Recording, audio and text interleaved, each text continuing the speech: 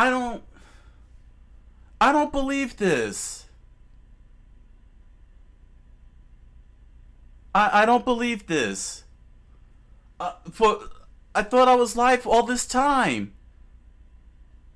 You mean to tell me that even though I hit even though I hit the OBS button to start the live stream, there was still one more button I was supposed to hit? On YouTube? I don't believe this. Great. Oh man. To start the live stream, there was still one more button I was supposed to hit? On YouTube?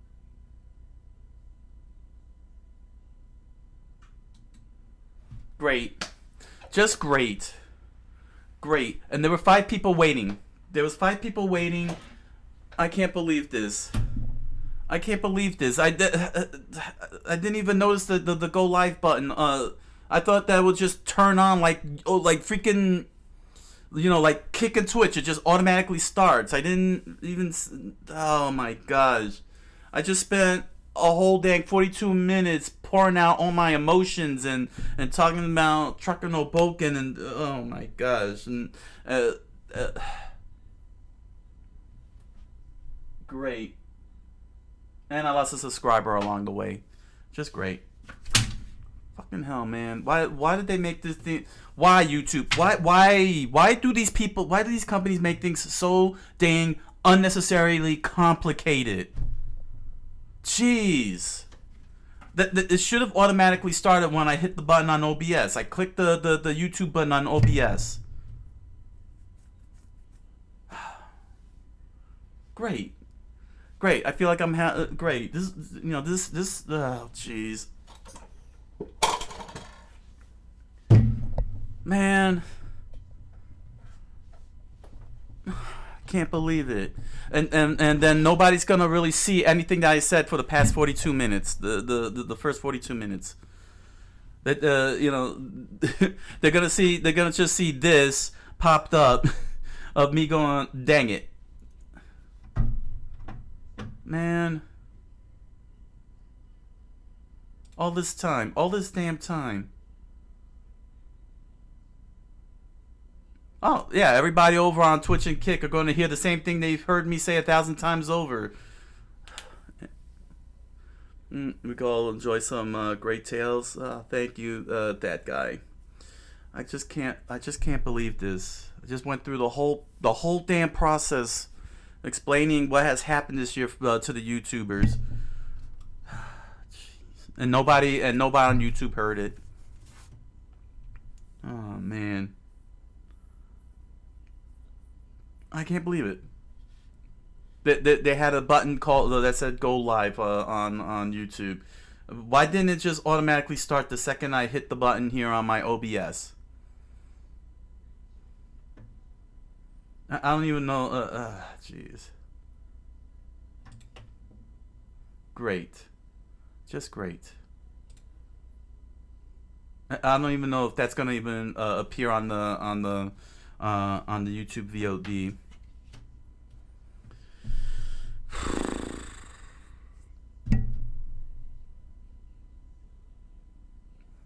You know, jeez. Let me see something here. No, because it says it right there. Does it go back?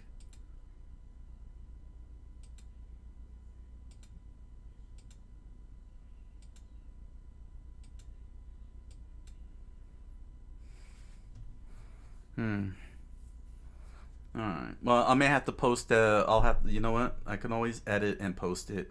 I do have it recording, so I'll edit and post it up. Not something I wanted to do, but I'll have to do it. I'm not sure if I want to. I can't believe it. I can't believe this. I can't believe it. I never had this problem before. Let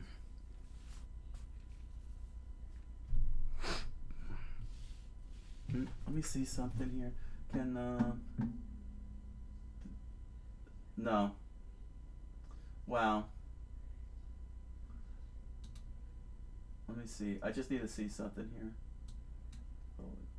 No. Great. Great. Just great. Just freaking great. Just great.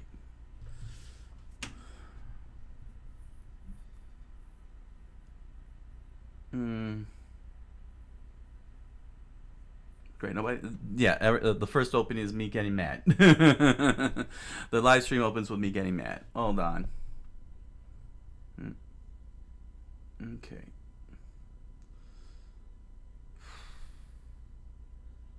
All right. Let me get my. Let me. Damn. I don't know what I don't know what to do, where to go now. What to go with this.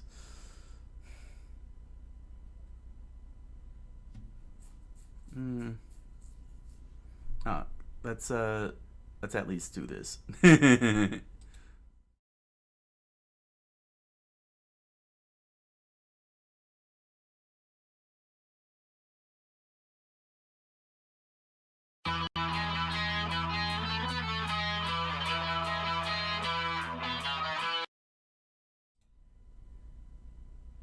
Hola, minasan. Welcome back for another round of Try Stream.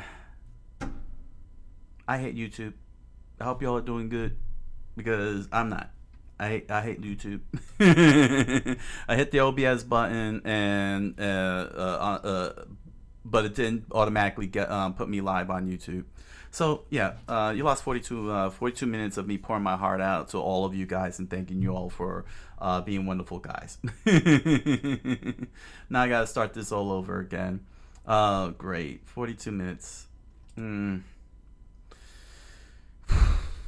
tonight's show, I got the YouTube comments. I got 4 videos. I got a special bonus video as well.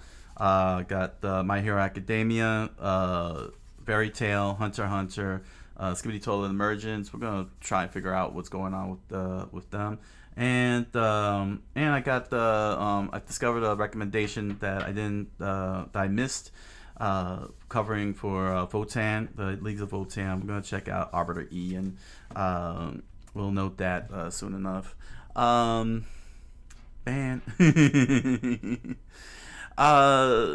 Jeez. So, those of you, man, that was a 42-minute thing here. So we're gonna have to do this all over again, guys. So I was talking before this whole mess happened. This whole entire mess happened. I was talking about what happening the past year, because I got a lot of subscribers. I was trying to warn you all about the shadow banning. I think that might be happening because of these false claims. Damn, man. You know, when you get in that momentum, when you get into that momentum and you discover everything is wrong, now all of a sudden you're all, it messes you up completely. Yeah. Yeah. That sucks. So,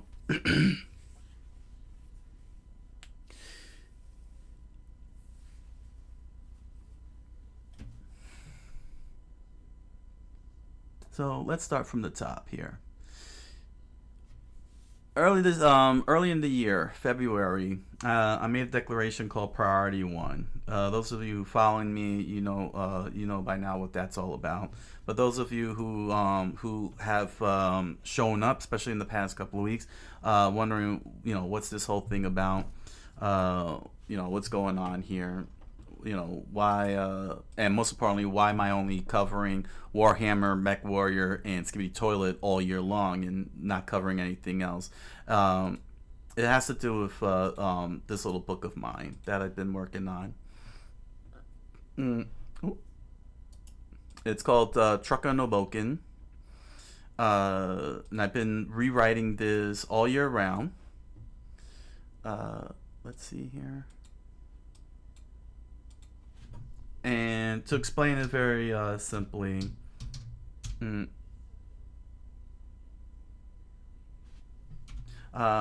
it's a website for basically light novels in Japanese. Mm. Mm. Here we go. Let me find.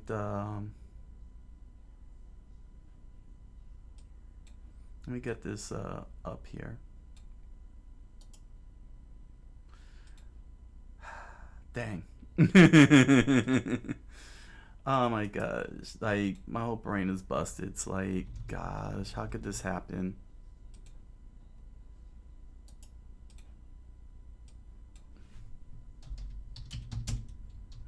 Now I have to get the stuff here. Hello, multi-board over on the Twitch. How you doing today? I hope you're doing good. I'm trying to figure out how to get get this now derailed live stream back on track. You know, because hey, you know, why don't we not automatically start things up? What do I do on this channel? What sort of stuff I do on this channel? I do reactions. I do Japanese cultural studies. Play video games. Talk stuff. Talk stuff and so on. I'm on a mission. I'm a man on a mission. Basically, which I'm about to once again explain, because YouTube decided not to automatically start the stream when I hit the OBS, so you'll have to bear with me for a second. You know, my whole entire thought process for the past 45 minutes was so on point, and now I have to redo everything again. Because I needed to get my YouTube audience up to date. Right now I'm multi-streaming with Kick and YouTube tonight, which is the last tri-stream of the year. I usually do this once a month on the last Friday of the month, so that way I could get my YouTube viewers on top. I do content for my YouTube channel. Well, many of my YouTube channels, but right now I've been very, very focused on the writing channel, because that's the big one right now. That's the one that's getting the viewers. You know, that's the one that's getting the viewers at the moment. As for gaming, I game at the end of the night, but not on these tri streams. Well, with tri streams, it's kind of random. You know, sometimes I'll do it, sometimes I don't. Sometimes I do it, sometimes I don't, but not tonight, because I gotta end a little earlier tonight, because I have a very, very busy weekend and I gotta get to sleep. And I'm gonna be going into a holiday schedule starting next week, which means I'm gonna be operating twice a week, Monday and Tuesdays. Monday nights on a regular schedule, which will be back next in January. I do four days a week, 4 streams: Monday, Tuesday, Wednesday, and Thursday. Monday and Tuesdays is Japanese cultural studies. It's study night if you're interested into Japanese stuff, Japanese, anything Japanese, or you're learning, looking to learn Japanese. Those are the nights to join me. I watch Nico videos, you know, practicing Japanese with that, and other videos on YouTube, NHK. What kind of games do I play? I play both. I play English and Japanese. Japanese is done on Mondays and Tuesdays. English on Wednesdays and Thursdays. Oh, you're in the UK time zone. It's all right. You're in good company. I have a lot of European viewers who struggle to catch the streams live, but yeah. Most of my my primary English gaming is retro. I have a lot of retro consoles, and I play those live. The only current gen gaming that I do is Steam. I'm looking to play Control for the holiday, you know, starting next month for the holidays. because I never played that before, and I've heard good reviews on that. So that's going to be on Tuesdays for the holiday schedule. The holiday schedule, I'm going to do study night on Mondays, and Tuesdays is basically regular nights, English, good old English nights. So that's the gist of it for the channels here. That's the gist of it for the channels. When I do try streaming with YouTube, because it's my writing channel and it's all about writing, the games I would normally play would be visual novels like Famicom Detective Club. I did Doki Doki Literature Club for Halloween because Halloween fell on a try stream night. So whenever I do YouTube try streaming, it's primarily the focus on writing, lore research, world building, like reacting to videos that cover those type of topics, and of course reading comments from YouTubers, from my YouTube subscribers. So yeah, you kind of jumped in at a very bad time, because normally when I do these try streams, YouTube would start up automatically, but this time it didn't start up, and I had to hit the start live thing. So my first 42 minutes that I poured my heart out to all my YouTube viewers and subscribers, thanking them for the year that they gave me, the wonderful year that they gave me from what had happened to me, is now kiboshed.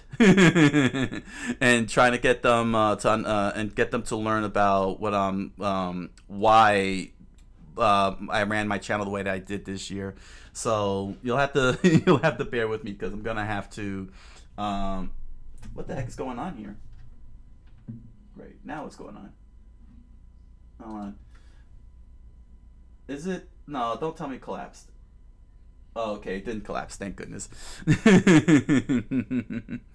So yeah, I mean, I operate at 10 o'clock p.m. Those are my hours, because I operate on Japan time. Japan time right now is Japan time. Where are we at? It's 8 o'clock, right? So it's 9 o'clock. So it's 11 a.m. right now in Japan. So I'm operating on Japan time primarily. So that's why I always do my live streams at 10 o'clock p.m. Eastern Standard Time. This is not my normal hours. This is for the try stream hours, 8 o'clock, to get that early bird crowd. Also try and end early too. So I think I get back. I get back on rails now. So for everybody tuning in, if you're wondering why I was 42 minutes late, it was because the OBS and YouTube did not automatically activate my live stream when I clicked on the OBS. I had to hit the go live button on the top right to start it up. So for 42 minutes, I'm thinking, and the thing is, and here's the thing, I'm looking at my previewer on YouTube, the YouTube previewer, and it's telling me that I'm live, and it's running, the whole thing for 42 minutes. And so I'm thinking I'm live, and it turns out that it didn't turn on, on YouTube's end. So 42 minutes of pouring my heart out and trying to get you all up to speed here, especially all the new subscribers who are wondering, who probably wondering why my channel is running I'm running the channel the way I'm running it. Yeah. I don't know, I don't know if I want to repeat it again, because I'm going to be repeating it to Twitch and Kick viewers, what they've already seen and heard, numerous times, but the thing is that I want to get you guys up to speed here very, very quickly, because of the fact that that I caught up with Skibidi Toilet. I did season 17 of Skibidi Toilet Zombie Universe. I know that Dome Studios released a new one, a new episode, and it's over an hour and 20 minutes long. So I'm trying to figure that out. And I had a viewer recommendation for Skibidium, but I don't know if the Skibidium is called Flames of Skibidium or not. So, I was trying to warn you guys not to shorthand any of your recommendations for videos or use acronyms, because I don't know what you're talking about. And when I look it up, I don't know if I'm looking at the right video, because when I did the first when I did the first reaction for Skibidi Zombie, it wasn't Monster Up. It was a different channel, and I caught flack with that with some of the commenters. You know, they're like, "Why are you reacting to this? This thing sucks." You know, you should be reacting to Monster Up. It's like, oh, so there's another one called Skibidi Zombie, Skibidi Toilet Zombie. Like, how am I supposed to know? You know what I'm saying? I'm just, you know, I'm just a guy researching and learning, you know, how to improve myself as a writer and such. So that was what I was trying to, you know, that's what I was trying to work through this whole entire process. You know, so. Because I'm going to be fully caught up with Skibidi Toilet, you know, saying that means that I gotta wait until more videos come out, which means I'm going to have a time slot. And on top of that, the other thing is that Priority 1 is almost done. I'm almost done with Priority 1. For those who have been following me, you know what Priority 1 is, and that's Trucker no Bouken. That's Trucker no Bouken. For those of you who are new subscribers, Trucker no Bouken is a novel that I had been writing since 2023. And I had been posting it up here on SYOSETSU ni Naro. SYOSETSU ni Naro. So let me pull up the view screen. So this is Trucker no Bouken. This is the English language version, and I translated it into Japanese. This is the very first draft of Trucker no Bouken. Trucker no Bouken is an isekai adventure. Follows Kenichi Yamamura. He and his his new truck that he won got isekai'd into the world of Teora, and with Detective Colt Maddox and friends, they're helping him find out who teleported him and his truck into this world and cause a big disaster, and cause a very, very big disaster. So. If you're wondering why it is I'm going through SYOSETSU ni Naro rather than, say, going through a publisher, it's primarily because, one, the primary language of the book is Japanese. English is more secondary in this instance. And the other reason why is because, and I'll give you 3 examples why SYOSETSU ni Naro is very big and very important for me to go through if I want to get to where I want to get to. And it's these ones. This is Mushoku Tensei. This one is ReZero, and this one is Log Horizon. Well, this one is titled New Log Horizon, but it's Log Horizon. You know, it's a whole new series. If those 3 sound familiar to you, that's because you probably saw them as anime. You probably heard their soundtracks. You probably even played their video games, But they all started here in SYOSETSU ni Naro. SYOSETSU ni Naro is a very big Japanese light novel publishing website. So basically, I got my foot in the door, and I say my foot in the door because this is, again, a very rough draft of Trucker no Bouken. So that's why I had to rewrite. Did the rewrite. This is the official website. You know, this is what the official website looks like. I still haven't even done my self-introduction yet because I'm still learning Japanese. Kanji has been such a killer to me for quite a long time. Very, very long time when it comes to translations. Basically, that's the goal.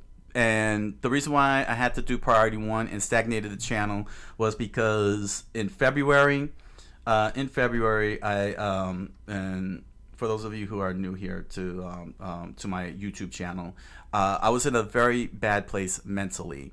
And the things that I said on my live stream in February, I cannot repeat because of terms of services. But thanks to viewers that were on at that time during my live stream on Twitch and Kick, I was able to get my mind out of the funk, got myself into a much more appropriate place, and pulled the brakes on everything. I pulled the brakes on everything and declared Priority 1 and deliberately stagnated the channel. Because at that time I was doing anime reactions, and I was doing other types of reactions. It wasn't just Skibidi Toilet, Mech Warrior Battletech franchise, and Warhammer. Those were the only 3 that I chose to focus on because it was easy to edit and throw up and everything. barf it up like law. Just put a little humor into it. But they were the easiest to edit. Anime was not easy to edit. It takes me 2 hours, and a whole combination of events, within that stretch, messed me up mentally, and I had to get my brain in order. So I had to focus on what was the primary goal, and that is Trucker no Bouken. Japanese and English language, and to get this series back back on track and everything. So I needed time to write, because writing is not easy. It's not easy. It takes a long time, and translating takes a long time too. It takes a long time too. But I had to first deal with writing in English and getting everything that is the story, the plot, the world build, everything together. And all these videos that you guys have been watching and posting comments on, the comments that I read here, I put them to practice. Don't think for 1 minute that you're just doing this for nothing. All of this helped me do this rewrite, and worked on the world build. I did a history build, so I got like a whole timeline, fictional timeline. I was able to get focused, make the story a lot more focused.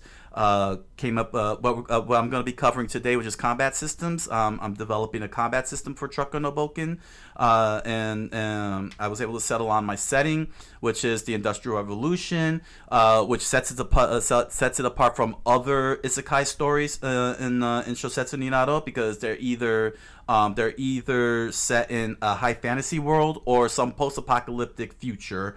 Nobody so far, as I'm aware of, has done an Industrial Revolution setting, and I figure maybe that'll help me set myself apart from the others in a very crowded field of isekai stories in SYOSETSU ni Naro. But this is what I got you all on the journey. For those of you who've been following me on the journey, this is what it's all about.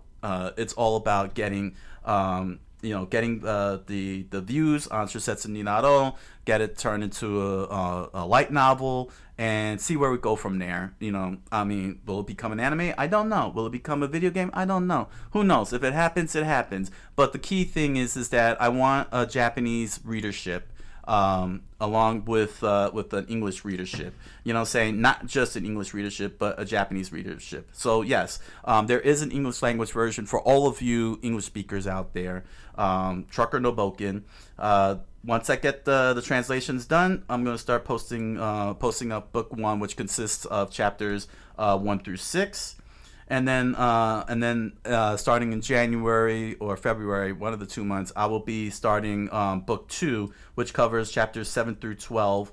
And then I could finally get back to where I stopped at, which was book 3, which I was 3 chapters in, and I could start going along. But I had to get the whole first book 1 done, because I needed to get all of the how you say.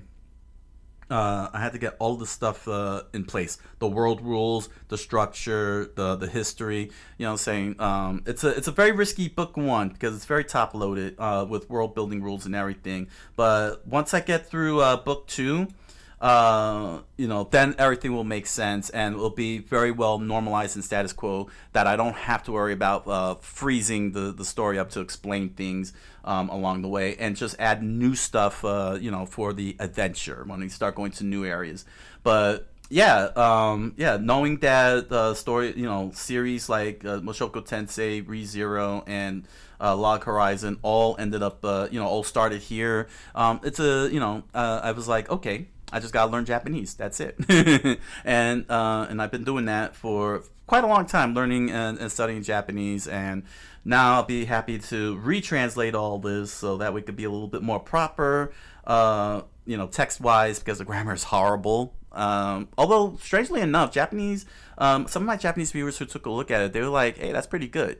The writing was pretty good in Japanese. So, I'm in the right track and everything. So it's pretty exciting.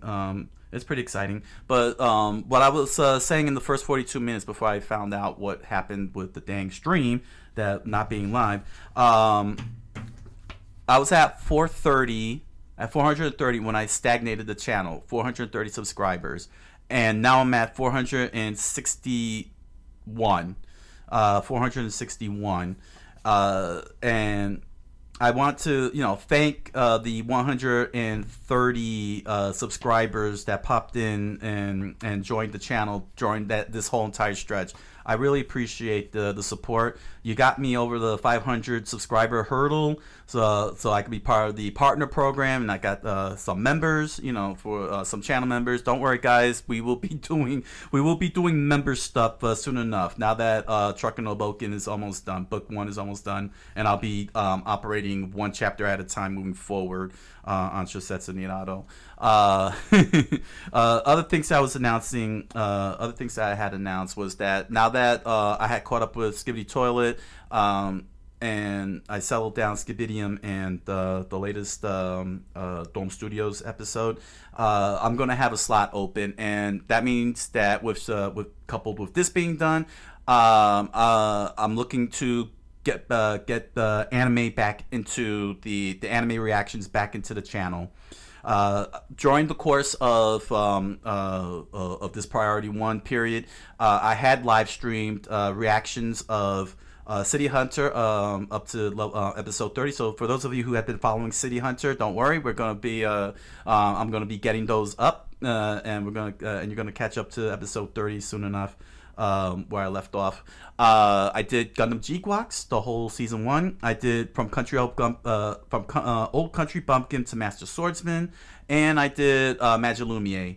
So those are the 4 anime that I got done. They're sitting in the archives. I just have to pull them out of the archives and make them. Again, they take 2 hours, and so that took up too much of my time that I should be using, to take care of this book, which I did and accomplished. And I want to really thank the 131 subscribers, who came in during this period. I really appreciate your patience, your understanding, and your support in all of this, because I'm sure you along with the other 400 subscribers wanted to see a little bit more than Skibidi Toilet, Warhammer, and Mech Warrior. Just those 3. But I'm glad I'm glad that I could be able to finally reward your patience and start putting in more stuff. Also keep in mind that Homestuck, my Homestuck reaction is up. Please enjoy the video. I know nothing of Homestuck. I know of Homestuck reputation wise, but I never experienced Homestuck at all. And that's something I might want to, look into, any type of lore, maybe the game itself. I don't know if is it a game? Well, I want to see the game, if I could play the game or something. Yeah, things like that. What else? What else did? Oh yes, and the other thing that I addressed during that first 42 minutes, is that there had been lots and lots of what I assume to be fake accounts or either fake accounts or what you call that, bad actors, bad faith actors, copyright claiming or copyright blocking my videos, my reaction videos. I had to do a lot of investigation into who they are, where they came from. Are they associated with the original creators that I did reaction and research on? And the answer is that they weren't. None of them were. So I had been sending lots of counterclaims. Not counterclaims. What you call that? Well, I've been challenging the claims, and they've been dropping like flies left and right. And the reason why I'm bringing this up is because I had noticed that whenever a copyright claim happens, my viewership dropped. Like 1 week I would have 100 viewers, but then all of a sudden I only get 10 viewers when I make the first post, when I make the new post. And I'm assuming, and it may very well be possible, that I'm being shadow banned because of these copyright claims. And I'm very fearful that all 561 of you are not getting like any kind of notifications or recommendations or anything of the sort from the YouTube algorithms that I had made a post that I had posted up on my channel. When I was able to beat a claim, I ended up with an uptick in views and an uptick in subscribers, which means that I must that these fake claimers, these bad faith actors making these false claims, are hurting my my position in the algorithms, and it's not getting out to anybody that not only I exist, but also that I got videos posted up, especially to you who are subscribers. I'm very concerned about it, so I've been throwing up all these challenges, and they have been dropping like flies, and I'm hoping to get all of them wiped out, or as many as I can wiped out, so that way I can get back, I could get my place in the algorithms stabilized, and you guys will start knowing that I got posts coming up, and start bringing you all back into the fold, especially once I start doing anime. Anime has always been a nightmare, as y'all, I'm sure many of you know if you're well versed with anime reactions, because it's particularly the copyright blocks that do the kill, that really hurts the channels. Let me switch the scene out here. Let me switch the scenes here. Hold on. We're done with talking about Trucker no Bouken here. You'll expect to hear me. Once I get book one up, expect to hear me tell y'all. Say to y'all, not just only head on over to Amazon.com, but also to SYOSETSU ni Naro. You're gonna be hearing that. But yes, I think that I'm getting shadow banned because of these copyright claims, or some form of throttling that's that's messing up my spot on the algorithms. So hopefully, if I could get all these gone, and you guys start putting in the views when I start making the posts, as well as your comments, that I could start ramping up again. I could start ramping up, and everything will be back to normal. We could get everything back to normal, and I could be in a good, sound place of mind while I entertain you all. I think that's wow. I just summarized all that in such a short time, all 42 minutes. Okay. Happy Thanksgiving, also. All of you in the U.S., I hope you all had a good Thanksgiving. All right. And finally, before we go into this, I want to thank all of you who subscribed. Sincerely, thank you all for your subscriptions. The 131 subscribers. Thank you all very much. Thank you all for supporting the channel in whatever way you could. Thank you all for the comments and information and such. Thank you all very much. It's a remarkable feat for a channel that deliberately stagnated. Stagnating kills a channel, but the fact that 131 of you chose to join in, of your own accord, and were willing to be patient enough through all of this, I really appreciate all that level of support, and I thank you from the bottom of my heart. And hopefully 2026 will be a great year for Coqui-san writing, for the whole channel, and all endeavors and such, and for all of you guys, cheers.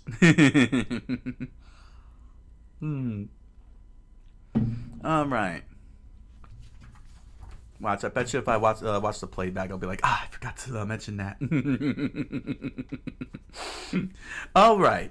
Let's get on with the first segment here. What many of you are probably waiting for, and that is reading your comments. This is all the notes here that I selected. Keep in mind, I know it may seem weird for a lot of you that I hit the like and heart. on so many comments, but there's two reasons that I do, and one is to acknowledge the viewer recommended, if the viewer recommendation is good, and the other is what I'm going to read here. What will be your comments read during these try streams. Sorry, y'all gonna miss out on December. It's the holiday. I'm on holiday schedule. That means I'm gonna be operating 2 days a week. There's not gonna be any live try stream because that's during the time of the holiday. Yes, because I'm also on holiday schedule, I'm gonna be having taking the week off after New Year's. 1 whole week. I gotta do it. I gotta rest. I gotta reset. I'll be back January 12th. I might be able to. I'll see what I can do. What to post up. Like I said, I got a lot of stuff archived. I can even grab stuff from the live streams, from the live try streams, like Cowboy Bebop, Sailor Moon that I did. Magic Knight Ray Up, those stuff. I can siphon those out and throw those up for the week while I'm on vacation. I got a lot of archived footage, lots and lots of archived footage. So I'm not without content. There's no reason for me to not keep posting it up even while I'm resting. It only takes me a few minutes anyway, unless I do the anime videos. Oof, that's 2 hours. All right. So all your comments here. Big thanks to all of you for providing these comments. Like I said, your comments coupled with these reaction videos that I research and study, all culminated in helping me write Trucker No Bouken and help elevate that story a little better. I'm just hoping it'll be. I just hope that it will meet. It'll be. Well, I just hope that it turns out good. It's hoping for the best. All right, so let's start off with from my Compelling Confederation Realm Tour research reaction. Vicgrill65 said. Wrote, Capellans are scrappy and can be inventive. Mage Leader made a case for the Vindicator as their signature mech. It's a solid 45-ton trooper mech, cheap with decent firepower for the tonnage and era. The Cataphracts, might be mispronouncing that, is heavy. Capellan contraption, cobbled together out of whatever parts for various mechs that their damaged factories could still produce. It's a factory Franken mech, built from parts for the 75-ton Marauder, 55-ton Shadowhawk, and 45-ton Phoenix Hawk, made for a decent heavy mech when they were done, almost like a Battletech version of Johnny Cash's One Piece at a Time song. Then next one. Think Tech's claimed it was their general's choice of battlefield infantry that keeps Capellan Confederation from disappearing.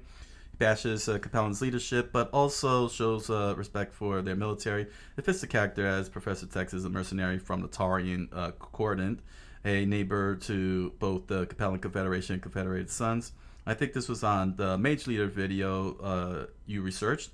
I left a list of video links by Mage Leader on Factions. Oh, okay. Thank you. I know they're 10 to 15 minutes longer than you prefer. Oh, thank you. Thank you. In the Liao Vindicator video, Mage Leader has this quick conversation. Davian, why are you such a backstabbing weasels? Liao, we learned it from you. Parents who do backstabbing have children who do backstabbing.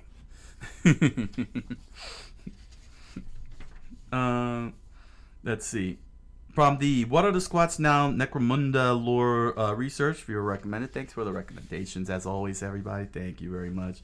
Vickrule65 wrote, Necromunda is either a hive planet or a really nasty hiver gang.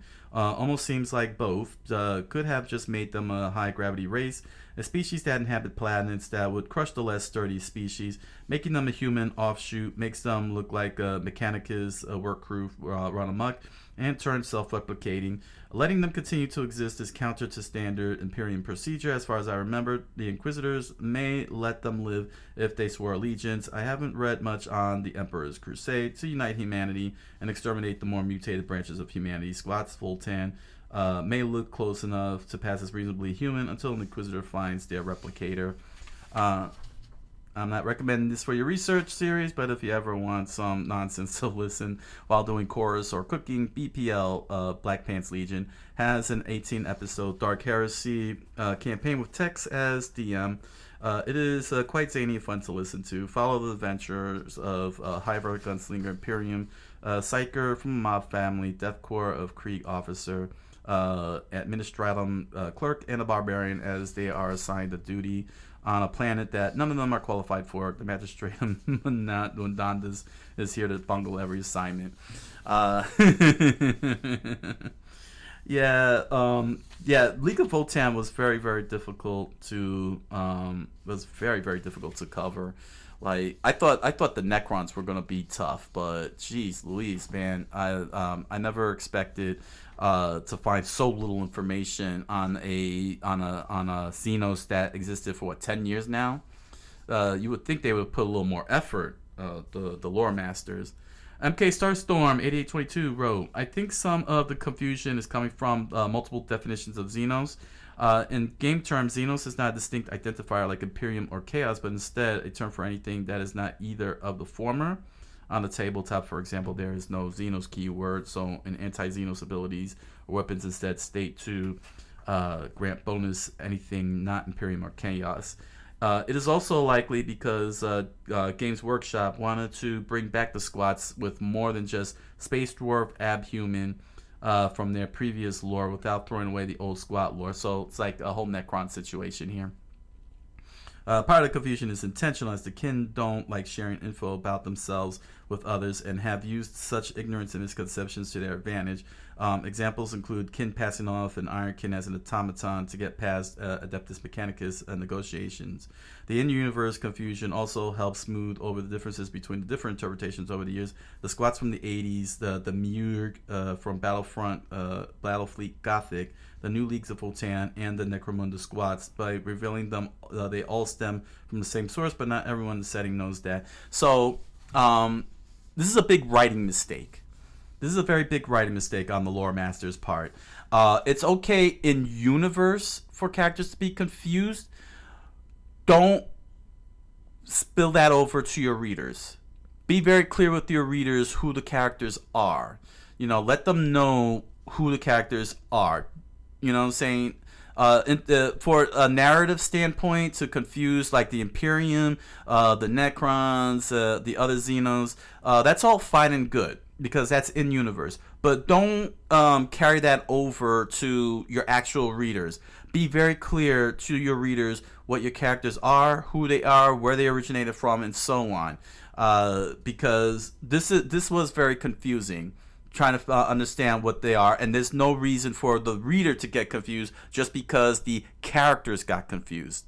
The characters could be confused all they want. Don't confuse your reader. Your reader is not the characters. Your readers are not the setting. They're not part of the setting. They're not part of the book. They're just there to read. They're there to get the lore. They're there to get flavor for their gameplay and so on. Don't block them out. Don't block them out. You know what I'm saying? Very, very bad writing. That's not good writing. That's a big writing. That's a big warning for all of you, for all you writers out there. Dominic36127 wrote, Arbiter Ian has another video you really should watch. Squats, whatever happened to Space Dwarves in Warhammer 40k. That's our bonus video tonight. I dug that out. Recommendation from Dominic36127. Thank you for the recommendation. Sorry I missed it. It's only 9 minutes long, so it's not bad. So we're going to be checking that out. Tonight on the live stream. So bonus video for all of you. I know it was unannounced, but I felt Dominique has been supporter of the channel, so recommendations have always been good. So yeah, we're gonna be doing that. If I now maybe as a coda for the Leagues of Votan until Games Workshop and their lore masters actually do some storytelling. It is an older one and it's very short, but he also mentions a forum post by one of the creators and links in the description. I think you should read it, maybe even live, as it gives a very good glimpse into what the writers were thinking, which we're going to be doing. Look for Jervis post on Wayback, link in the video description and in the forum that opens. Look for a post by Jervis. So we're going to try and make sure we find that later tonight. And find out what's going on with this whole design here. Hey, you're looking a little bit too much into this and trying to find deep complexity and purpose of thought where there is none. Oh, but we have to. Isn't that not how the internet works? We gotta find out if the Leagues of Votan is an allegorical metaphor of the social geopolitical climate of neo-fascism and neoconservatism and neo-communism alongside neoliberalism, all united with the Freemasons under the umbrella of the Freemasons. Remember, I don't think I'm gonna ever find that clip from The Simpsons, but I remember when Lisa went to this college. She's just visiting this college. This was one when she was a kid. While she's a kid, not one of those future what if Simpson episodes of what they'd be like in at Zados. She went in. And she went to this one class. The class was watching an itchy scratchy clip, and then the professor was like, "Could you please explain this clip?" And all of a sudden, she's like, "It's just it's a metaphor for the geopolitical structure of the capitalist form." I'm like, "What the? You got that from a cat getting blown up by a mouse?" It was such a dang good joke, man. Oh man. But I do try. I do try to be as careful as possible, not to delve into theories or metaphors and allegories. Try to maintain the whole. A cigar is just a cigar. You know what I'm saying? A character driving a car into a parking lot doesn't automatically mean it's about the capitalism of some some far off country. You know what I'm saying? The capitalism of Canada or something. You get what I'm saying? I try to be extra careful with that. It's something that once again, these books warn about when writing. Don't overanalyze. Don't try to be smarter than your readers. Don't lecture your readers and that kind of stuff. Originally, in the first edition of the game, squats were introduced as space dwarves, nothing more, nothing less. But very quickly, it turned out that what works with space orcs and space elves and so on does not work with dwarves. I don't know why. They came off as goofy and unserious. That's on them for doing that. That's on the writers, not helped by the name. Yeah, that's on the writers for doing that. Fans were making memes about compensations, cannons, and so on. The writers did not like it. Well, tough. You wrote it like that. Own it. Lean into it. And so the squats were removed from the game or squatted. You see, the players really liked them despite the jokes, or maybe because of them, and some invested heavily in the models, and so they were really angry. The term being squatted came to mean something being removed from the game, and Game Workshop was constantly bothered by the fans about the squats returning.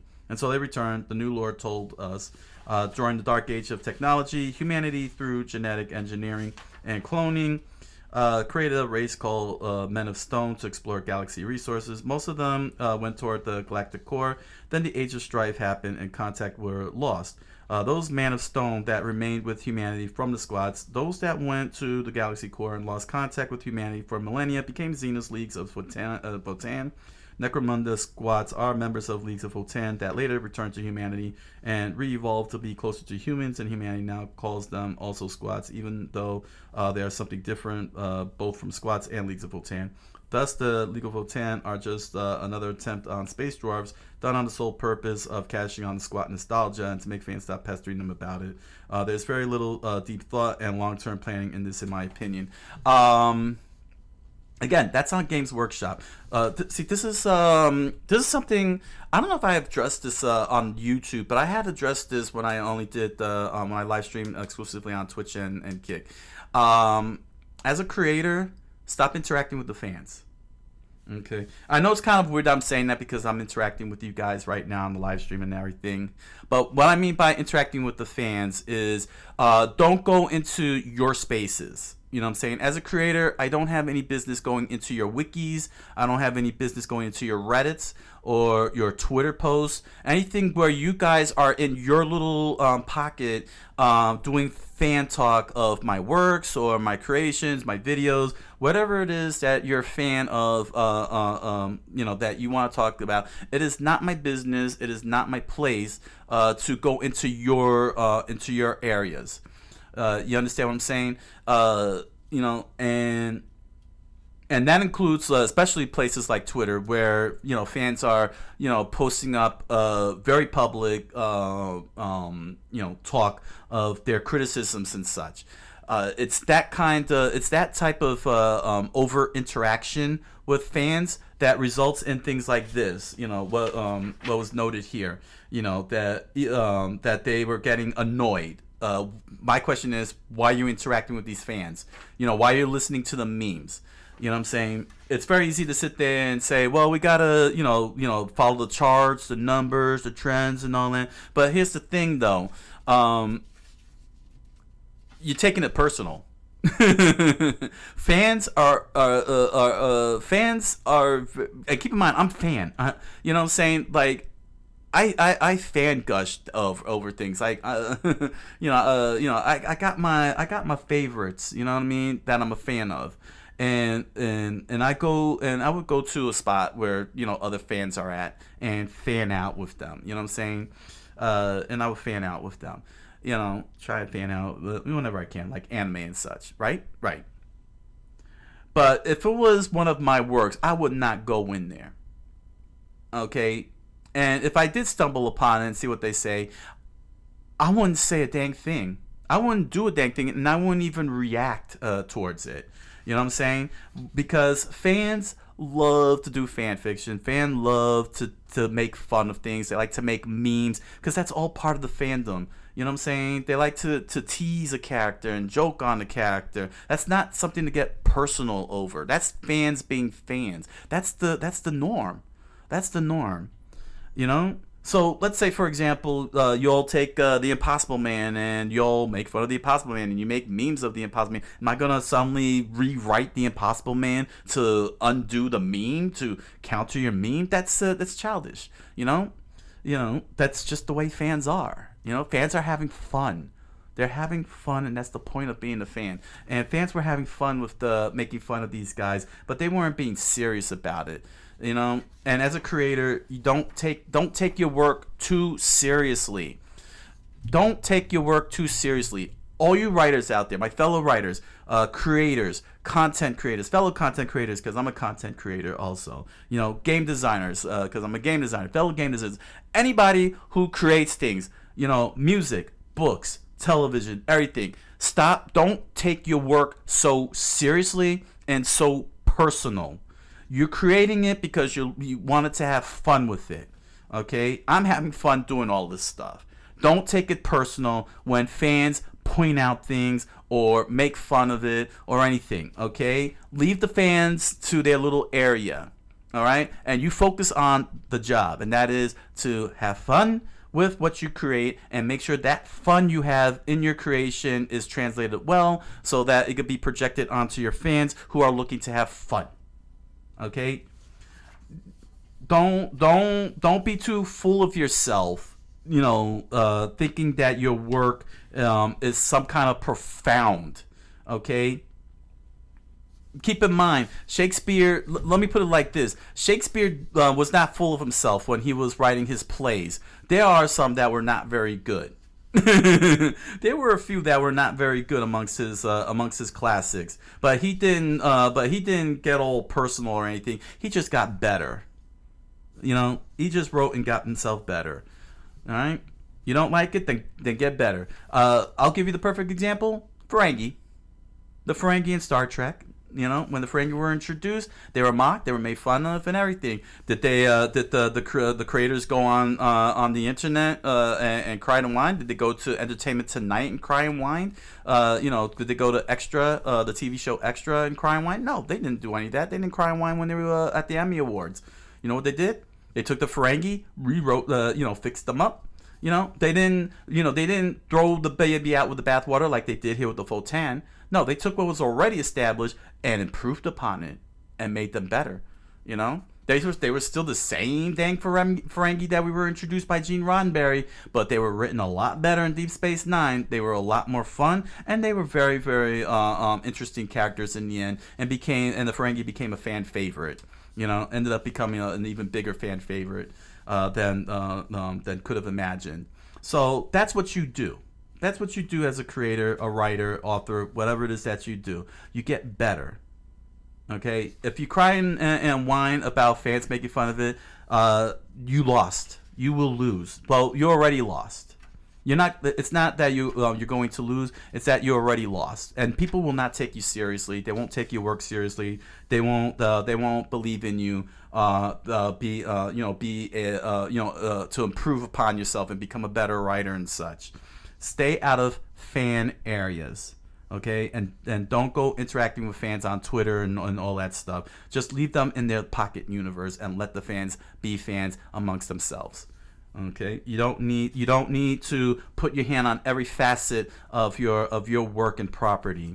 Okay, fans don't have more fun amongst themselves than they do with the creator.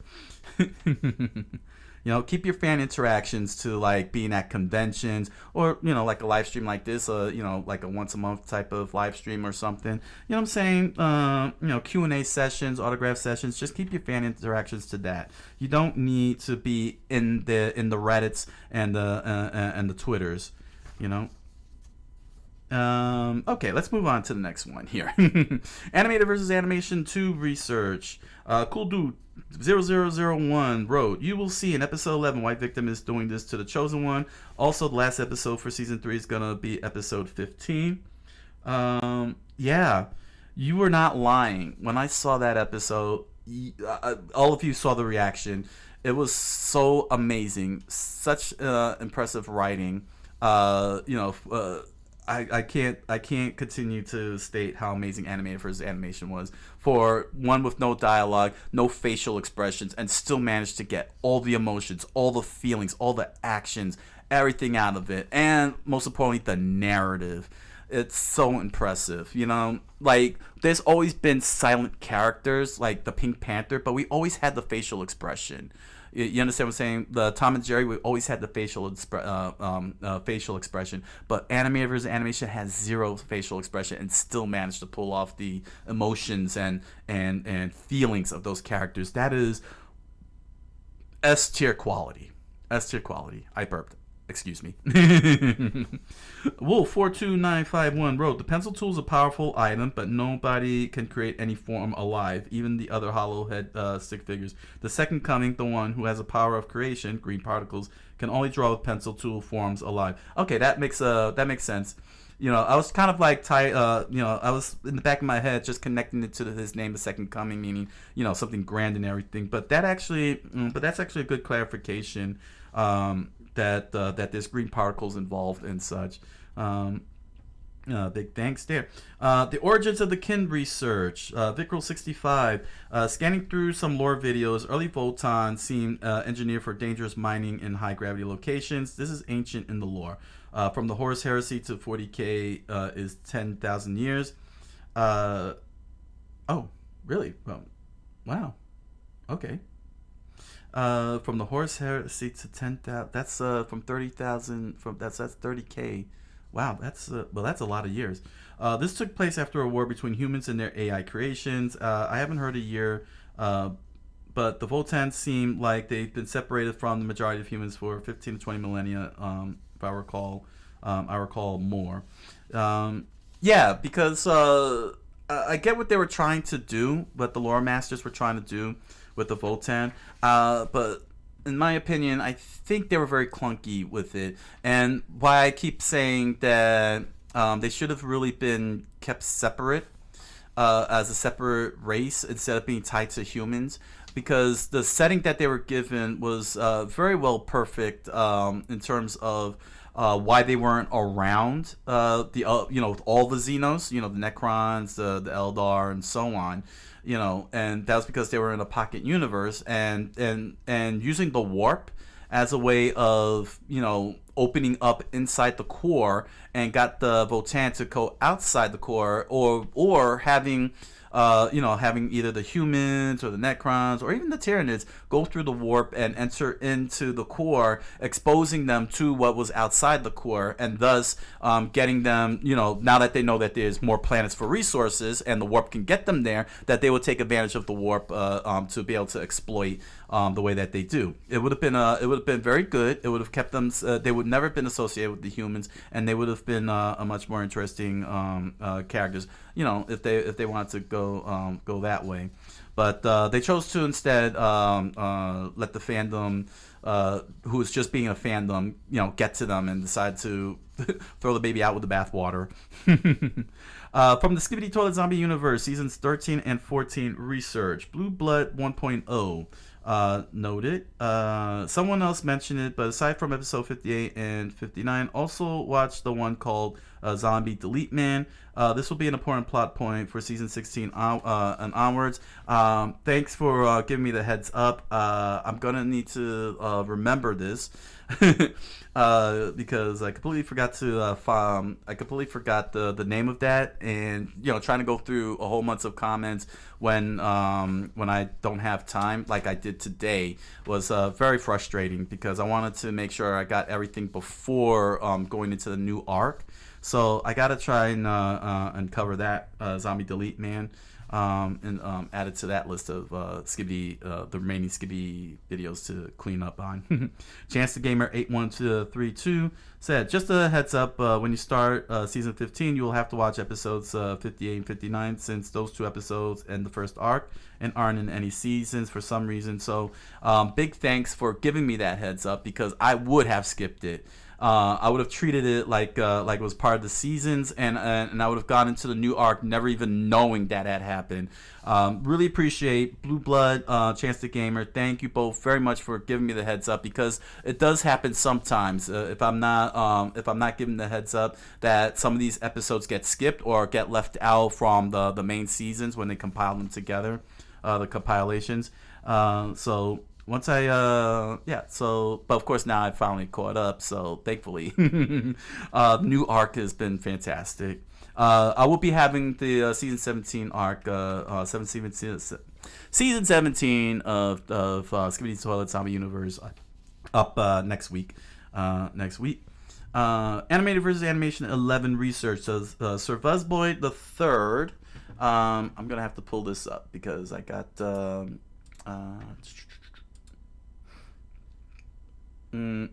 I say timestamp 1420. Let's take a listen to this.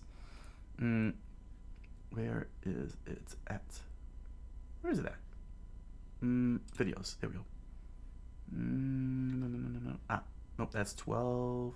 Where is 11? Here's 11. Okay. Normally I have these ready. All right, let's take a look at timestamp 1420. What did I say? If at all? Episode 1. Okay, here we go. All right, let's pull up the view screen. Now, what did I say here?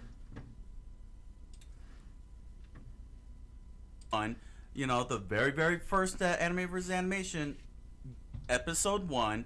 The very first Anime vs. Animation. Getting screwed around by Alan Becker, and it came back to really bite and haunt them. Very good. Bringing it all back and everything. You know what I'm saying? Bringing it all back. Yeah.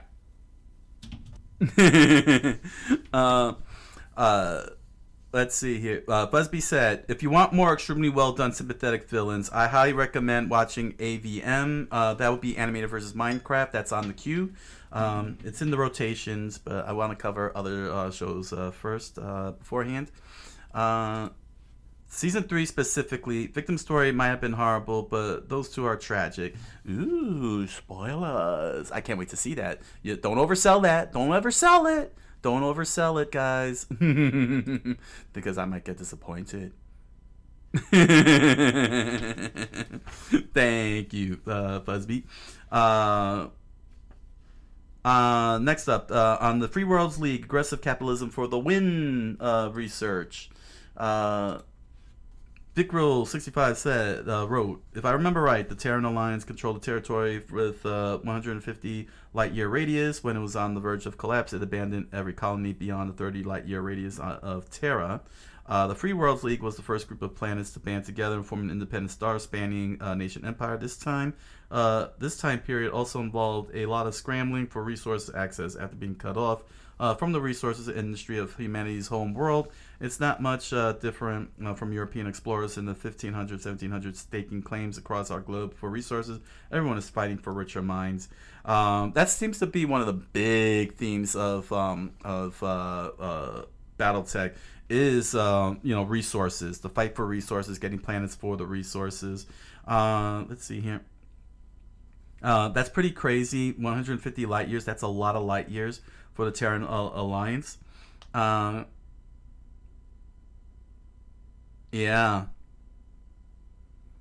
And the fact that the Free Worlds League was born from the Terran Alliance, that's something I'm gonna have to. There's so much to research, and there's a lot to research. Y'all have pointed out many times, but yeah, it makes a lot of sense that in the end, that's what it's all underlining. Colonization, siphoning of resources. You got to feed trillions of human beings after all, especially if they're within your territory. It's a big responsibility, but seeing how each of the inner houses goes about it is pretty insane. Especially Kurita. Jeez, man, they're nuts. But knowing that they started off like a little bit more on the free side before the whole Kerensky issue happened, the Kerensky exodus, it's pretty crazy. Next up, from the Uthar the Destined, viewer recommended research reaction, the Krill wrote, I'm not sure if this was on one of the links I shared. They retconned the name squats to be a slang term for the kin on the world of Necromunda, I guess in an attempt to tie them to Rogue Trader lore.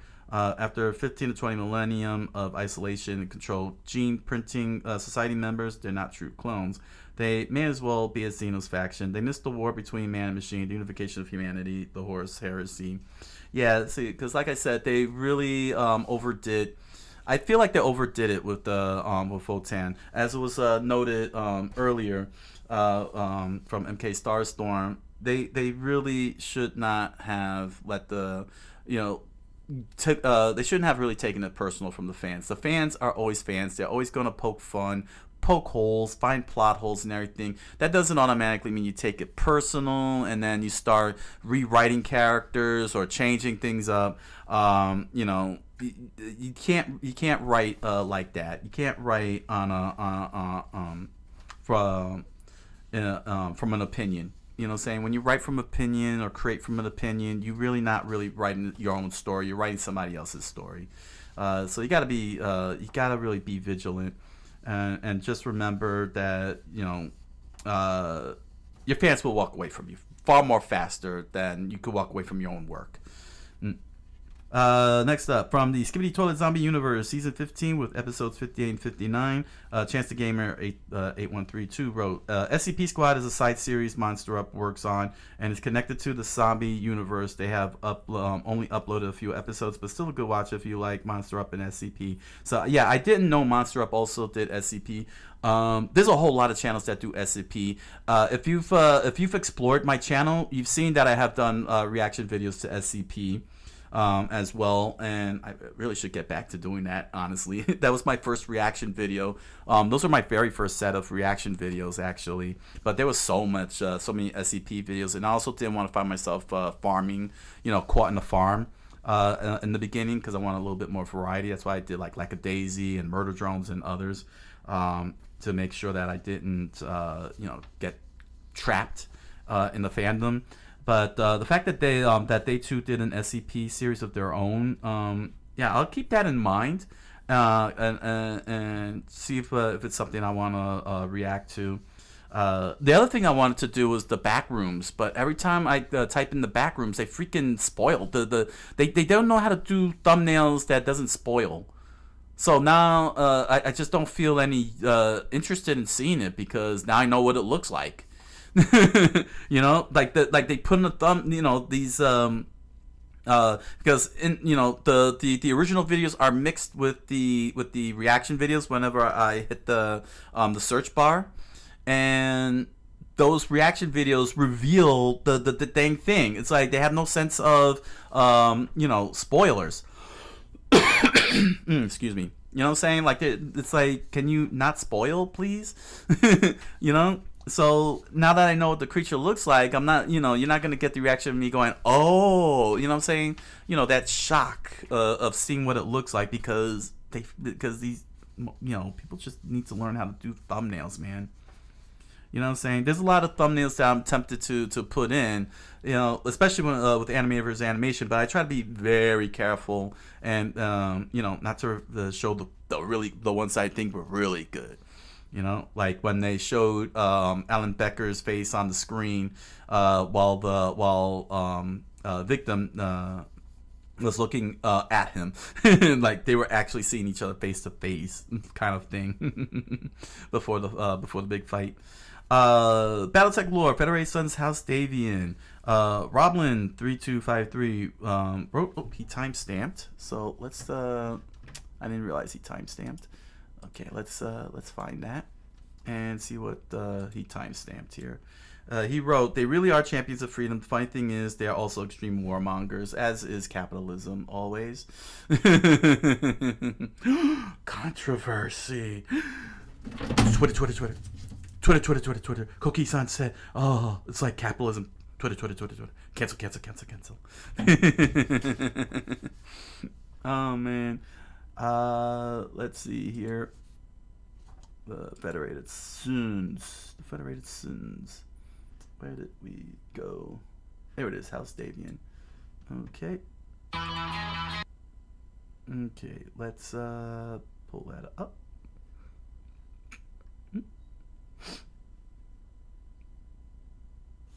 559. There we go. Okay. Let's see here. Let's go into the view screen and let's see what I had said.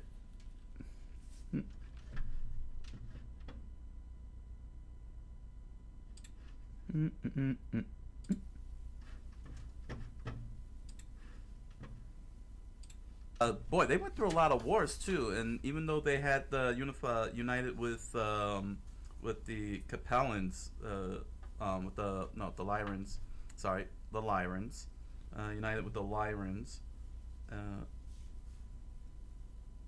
It didn't last very long. But that is definitely something straight out of history, our own history. When how you say, who was it that made the alliance in Europe? Like that, those are European alliances. But then, like Austria-Hungary, there we go, Austria-Hungary.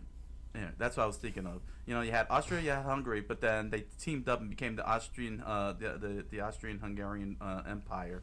See, there we go. You know, like that. Also, how did the French and the English actually team up? I thought they hated each other's guts. Including the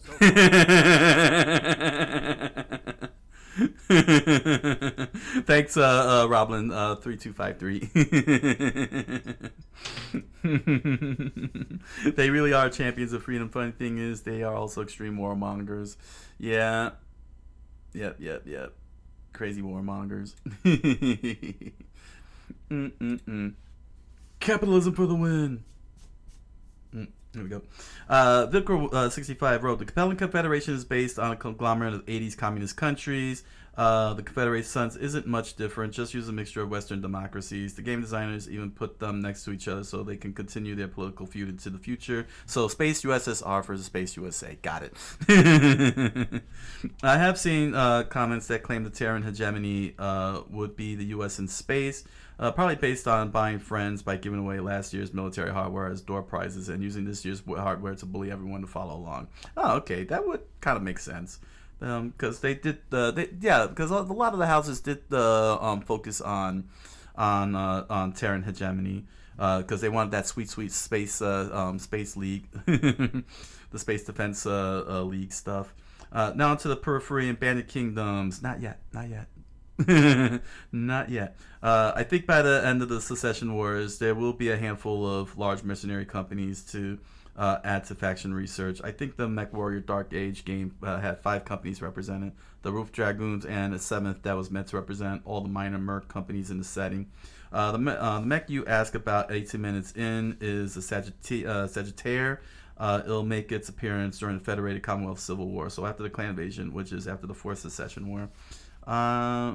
Critical Rocket on the Sagittaire. Thanks for recommending the video when I'm ready to cover the mechs. I think that I think what I probably will do, because I haven't done it in such a long time now, once I'm done with the Secession Wars, focus on the mechs themselves. So I'll probably start with Sagittaire and have some fun learning about the mechs themselves, what kind of weaponry they got, what they were used in, and so on. I think that'll be a fun set of topics to move into. Before I start covering like the periphery and any other political factions and such, you know, like this is a political war that I'm covering, and a nice little shift in tone and cover the mechs, which is really the big highlight of the whole thing, and will help with the scheduling rotation.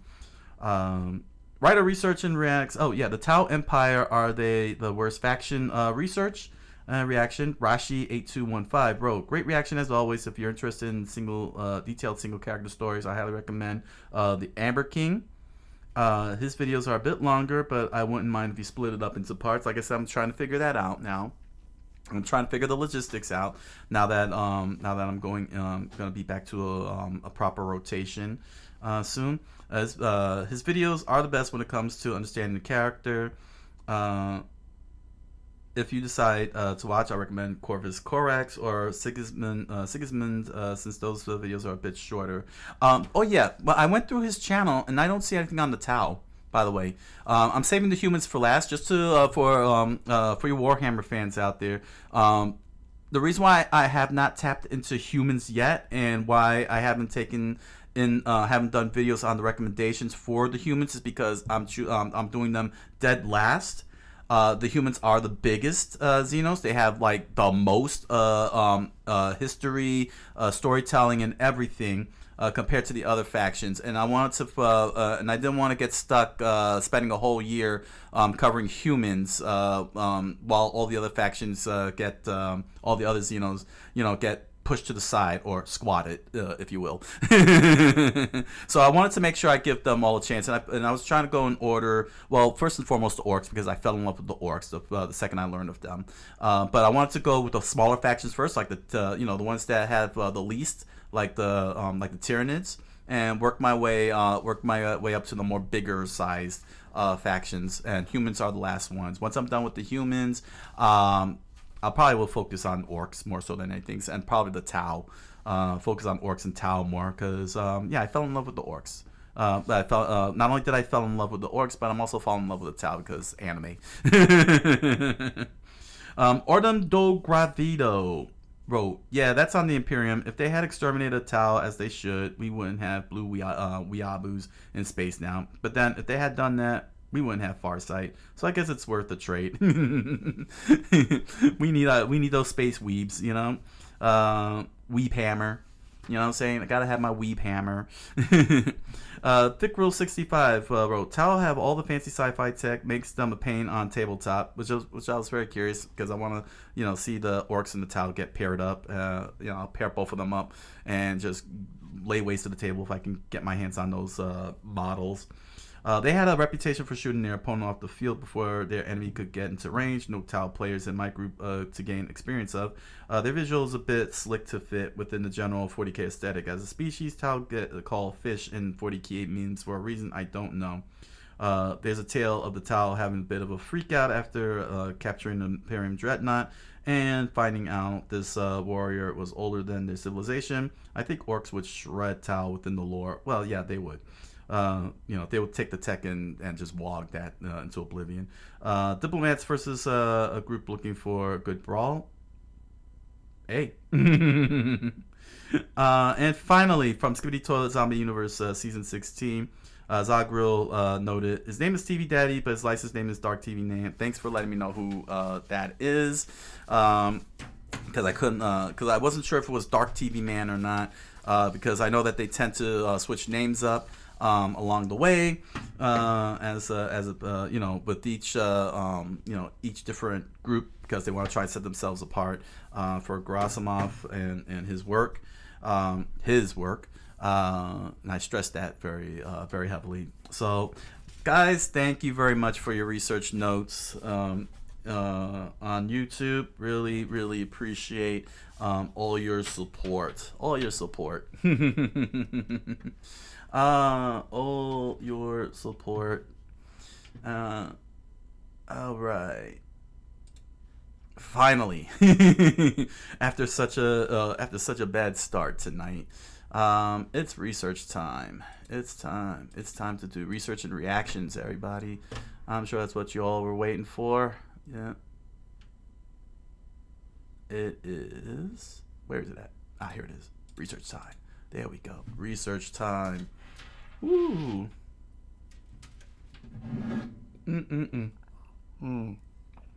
that turkey leftover dinner is just sitting so well in there. It's like all smiling in my stomach, like, I'm dissolving. Here's a bit for you, bro. All right, let's see here. Let's see what we got to start with. Yes. So tonight's we're going to be researching the origins of My Hero Academia, particularly Class 1A. We're going to be covering combat systems. This is very good knowledge to attain. How does anime, how anime does their combat systems and unique systems. We're going to be doing Fairy Tail with the Dragon Slayers and Hunter x Hunter with Nen. We're going to be covering that. We're going to take a look at Skibidi Toilet Emergence. I'm sure a lot of you Skibidi Toilet fans are probably curious if I have any thoughts on it. I have to first do a lot of investigation because we're probably going to be looking maybe at a few things. I'm not sure how many videos, but we're gonna be finding out what this whole bring back boom thing is. And I got a bonus video. Viewer recommended. We're gonna be doing Arbor Ian squats, whatever happened to them. Let me see here. Did I not write? Where is it? Viewer recommended. Where did I put that name in? Where is it at? Oh yes, Dominique 36127 recommended that, so we're gonna watch that as well, bonus, because that wasn't on the list for tonight. So I hope you all are excited for it, for that. I don't know why I'm plugging this in yet, because oh yeah, I'm gonna be plugging this in. Oh well, anyway. Oh, and one more thing. Make sure I have this ready for Skibidi Toilet Emergence. Okay, let me fix my chair up. We got what's gonna be a pretty long night, longer night than what I had planned. So hopefully we'll get this done. Oh yes, so recently I started doing this. I think it was 2 weeks ago. Either last week or 2 weeks. I'm trying to, for those of you, if you're familiar with reaction videos, and I've seen reaction videos myself. One of the things that tend to happen in reaction videos is hitting the pause button, which is understandable. A lot of people, I've seen videos where people are making fun of reactors doing that, because they think it's a joke or something. But the reason why they do pause it, and I do it myself, is because of the copyright. Remember, we got to do the fair use clause. We got to transform the videos. You know what I'm saying? Like, we got to make it as transformative as possible to get past those copyright claims, copyright blocks, copyright strikes. You understand what I'm saying? And I know it could be very annoying because some reactors tend to overdo the pausing. Like they really do too much pausing, and I understand that. And I'm trying the best I can not to do that. So I came up with a method, and I'll show you all. And you might have noticed recently the timing. Basically, I got a little clock timer, so I see how long the video is. I put on the timer, the countdown timer, and then I hit pause. You know what I'm saying? And then that's when I hit pause. So I'm trying to do like every 5, well, depending on how long the video is. You know what I'm saying? I set the increment and I pause at that increment, you know, share my thoughts and everything. So if it seems like if I'm stopping at an awkward time or something, it's probably because you know, I'm using the timer here to try and minimize. Like I'm trying to keep the pausing to a minimum 3. Minimum 3. I don't know what the maximum I could go with. Some videos where I have to do heavy edits like anime, pausing is kind of pointless, quite honestly, because I have to crazy edit the whole thing. So with the anime videos, I had been anime reactions. I've been pausing in the middle of the show where they do the eye catch. You know, the eye catch that will go into the commercial break, and you know, and I do my whole talk there. Usually, I try to do it at the halfway point. You know, with like Skibidi Toilet, try not to pause it until we get halfway, and then at the halfway point I pause it, and then give pour out all my thoughts and everything, then continue on and talk over the reaction. Of course, you get my reaction of oh my gosh, whoa, hey, isn't that supposed to be doing something like that? Or if I do a quick riff or something. But I'm just explaining you the methods that I'm trying to do here to try and minimize the pausing, because I know that reactors do overdo it with the pausing, and it could be very annoying, disruptive. I think it's also, too much pausing really is antithetical to a reaction and messes up what people expect from the reaction. That is what the reaction is in real time of seeing a scene happen. Not all reaction videos are like that. Like, I'll give you a good example of Vlogging Through History and Mr. Terry History. They watch history videos, so they're not really reacting to a moment of fiction. They're reacting to a moment of actual history, and if they see a person's point, they'll pause and counterpoint. That's something that's understandable in terms of those type of reactions. But when it comes to like fiction reaction, like watching Skibidi Toilet, or I try not to, I've been disciplining myself to pause at the halfway point, so that way you could get the actual reaction of when the action is happening for me to react to, because that's what you want to see. You want to see me react to the action.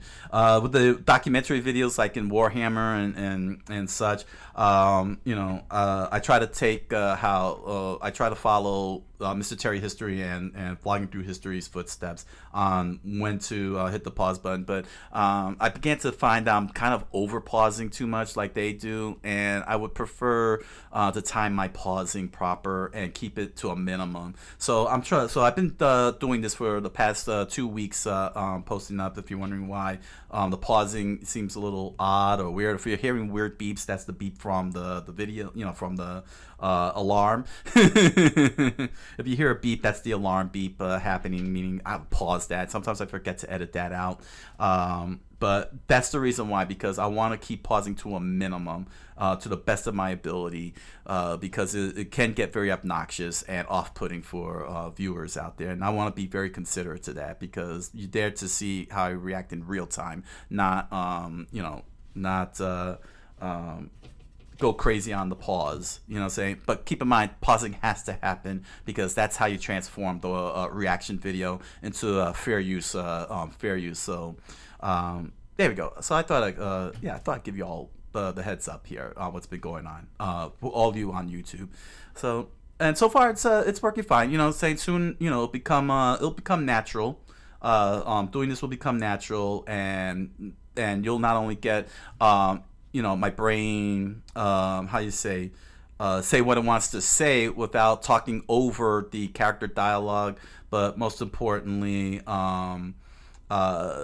I won't stunt, keep on slowing down the video, because too much, because that's the other thing, slowing down, but it's like a 17-minute reaction could turn into a 45-minute reaction because of a constant pausing. So, try to get nice and disciplined and focused for your convenience and entertainment, and allow me to be able to pour out my formulated thoughts and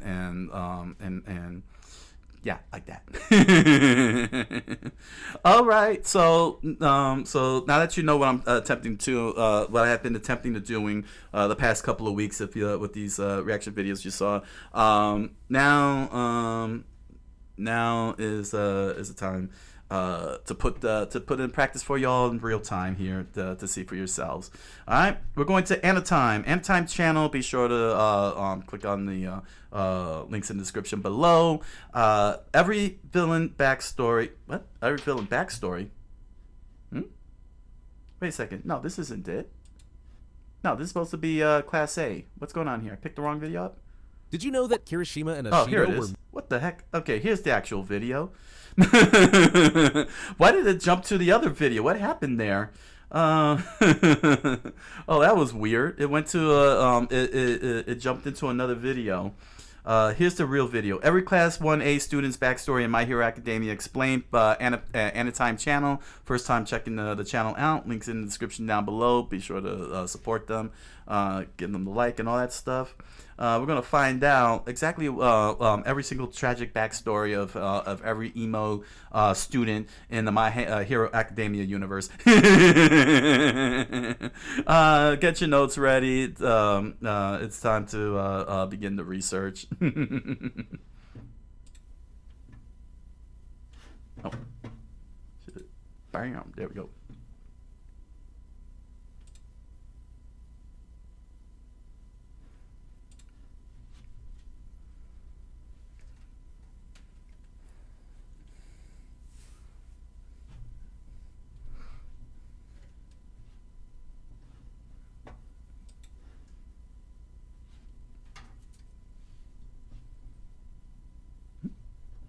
How long is it? Oh.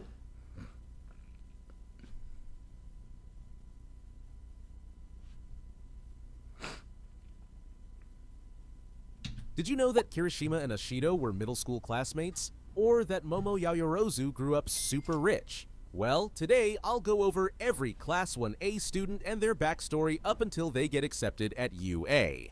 And we'll of course kick things off with Katsuki Bakugo. Growing up in the same neighborhood as Izuku Midoriya, his friends nicknamed him Kachan. He was super talented and confident, but also very cocky. He often bullied Izuku, calling him Deku, even though Izuku looked up to him. Already as a kid, Bakugo was a big fan of All Might, believing that the best heroes always win. Yep. And when Bakugo's explosive quirk manifested, it only made things worse. He blew up the whole praised him school for his strength, and he started looking down on others, especially quirkless Izuku. Their friendship hit a breaking point when Izuku tried to help Bakugo after he fell into a stream. He got angry, seeing the gesture as pity, and their relationship became even more strained. By the time they joined Aldera Junior High, he was fully convinced he was the best. He bragged that he was the only one worthy of UA and aced his tests. One day, he got captured by the sludge villain, and despite trying to escape, he can't. Izuku then rushed in to save him, and they're both rescued by All Might. But he doesn't thank Izuku, insisting he didn't need help and won't apologize for being cruel to him earlier. Months later, both Bakugo and Izuku took the UA entrance exam. Bakugo crushed the combat portion, racking up points with raw power, but showing zero interest in saving others. But still, he of course easily got accepted to UA. When he later found out Izuku also passed, he was furious. Now let's talk about Ochako Uraraka. Uraraka grew up in a family that had a tough time financially because her parents' quirks weren't really suited for their construction business. Even as a kid, she wanted to help by using her quirk to make their work easier and save money.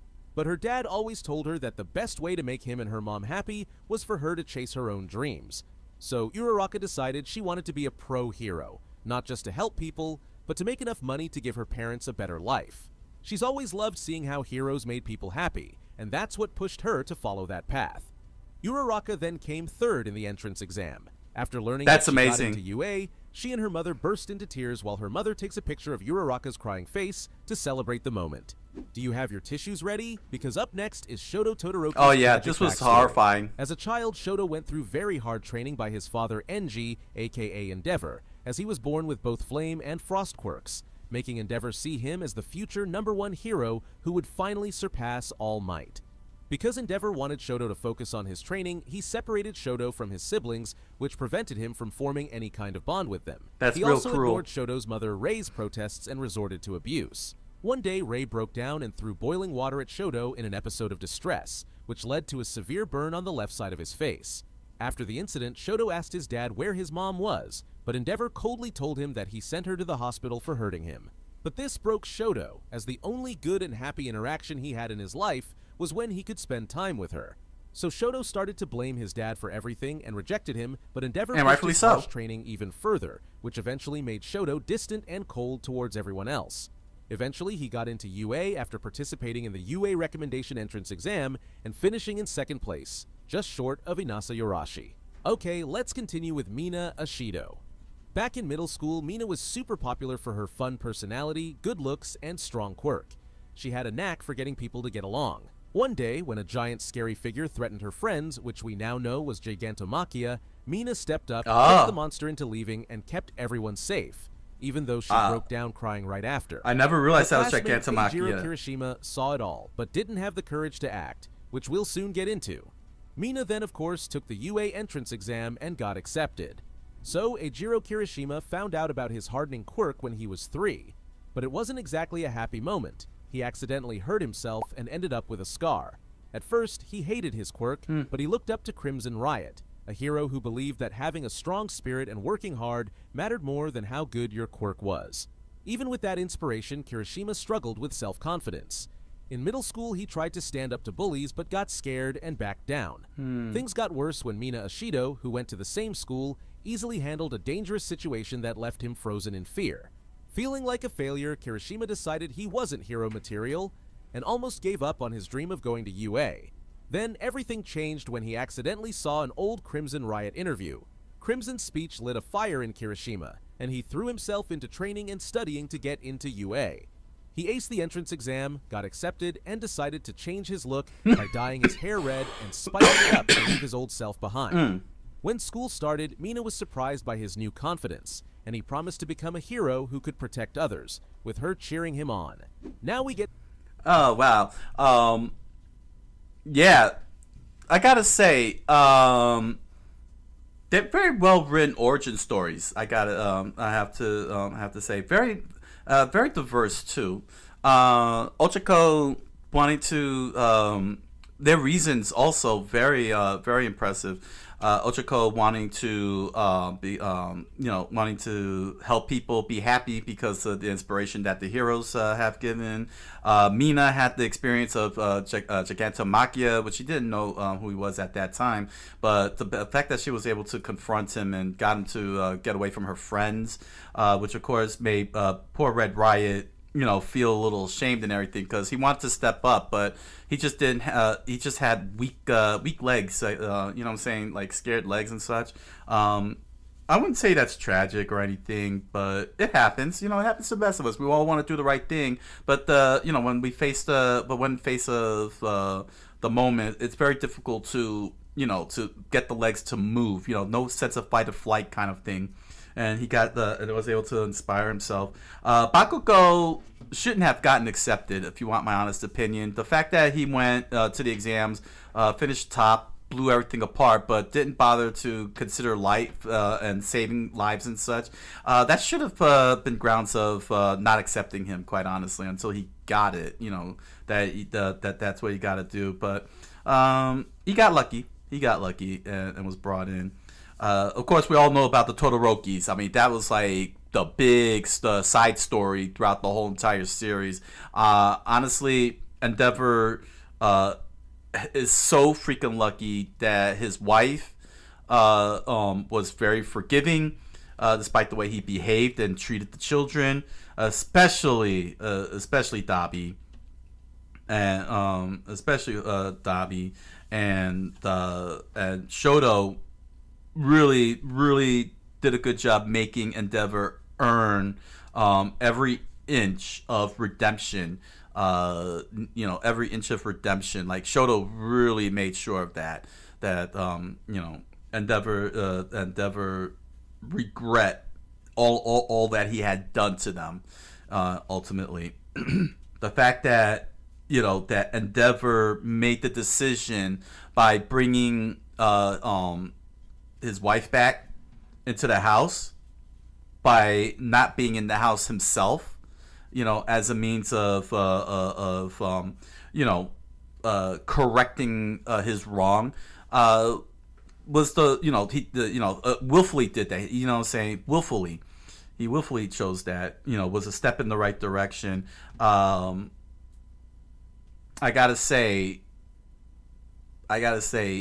he paid the price heavy with Dabi's death, official death, like you know, Dabi died for real in front of all of them, and no better consequence for a father who behaves the way he behaves, and treats his family the way he treats them, than to realize that, you know, the best part of you, you know, which is always your children, you know, is aside from your wife, your children are the best part of you. Because they are you. You know, they came from your genes, your very fabric of being when you create them with your wife. Losing them, losing one of them, any of them, all of them, when you acted the way Endeavor acts, is the ultimate price to pay, and the ultimate consequence. And it's very difficult to be able to sit there, and, you know,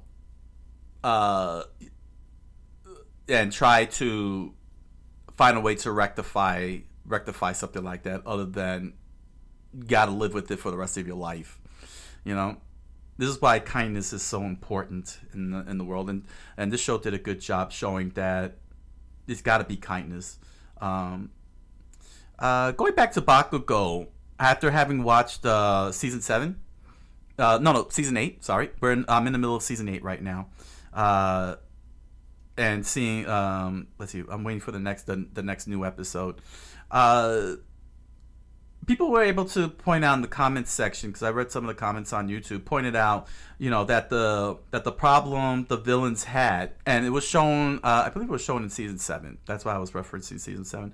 Was that the villains didn't like the system, and Stain was one that we saw noted that out, and it was from there that the system was flawed, the whole hero system, and I think Bakugo being accepted in, despite showing zero interest in helping people, just wanting to destroy things, exemplified the flaw in the system that Stained was talking about, and people who were rooting for Shigaraki decay, you know, to destroy everything, because they felt that that they've been slighted. And that thus he's a hero to them. You know, Spinner, you know, also pointed that out, how much of a hero Shigaraki is to him. We could see those. We could see that it wasn't noticeable on the outset, but those flaws that they were talking about was very noticeable when Bakugo was accepted, despite the fact that he should not have been, given the way he chose to take the exam. The way he administered, you know, he executed the exam and showed no care for the people who got hurt. Now, of course, over time, you know, it finally clicked in, and he finally started helping people in his own way. You know, that crazy attitude of his, but ultimately, at the very onset of the exams, it was very clear that the system was flawed.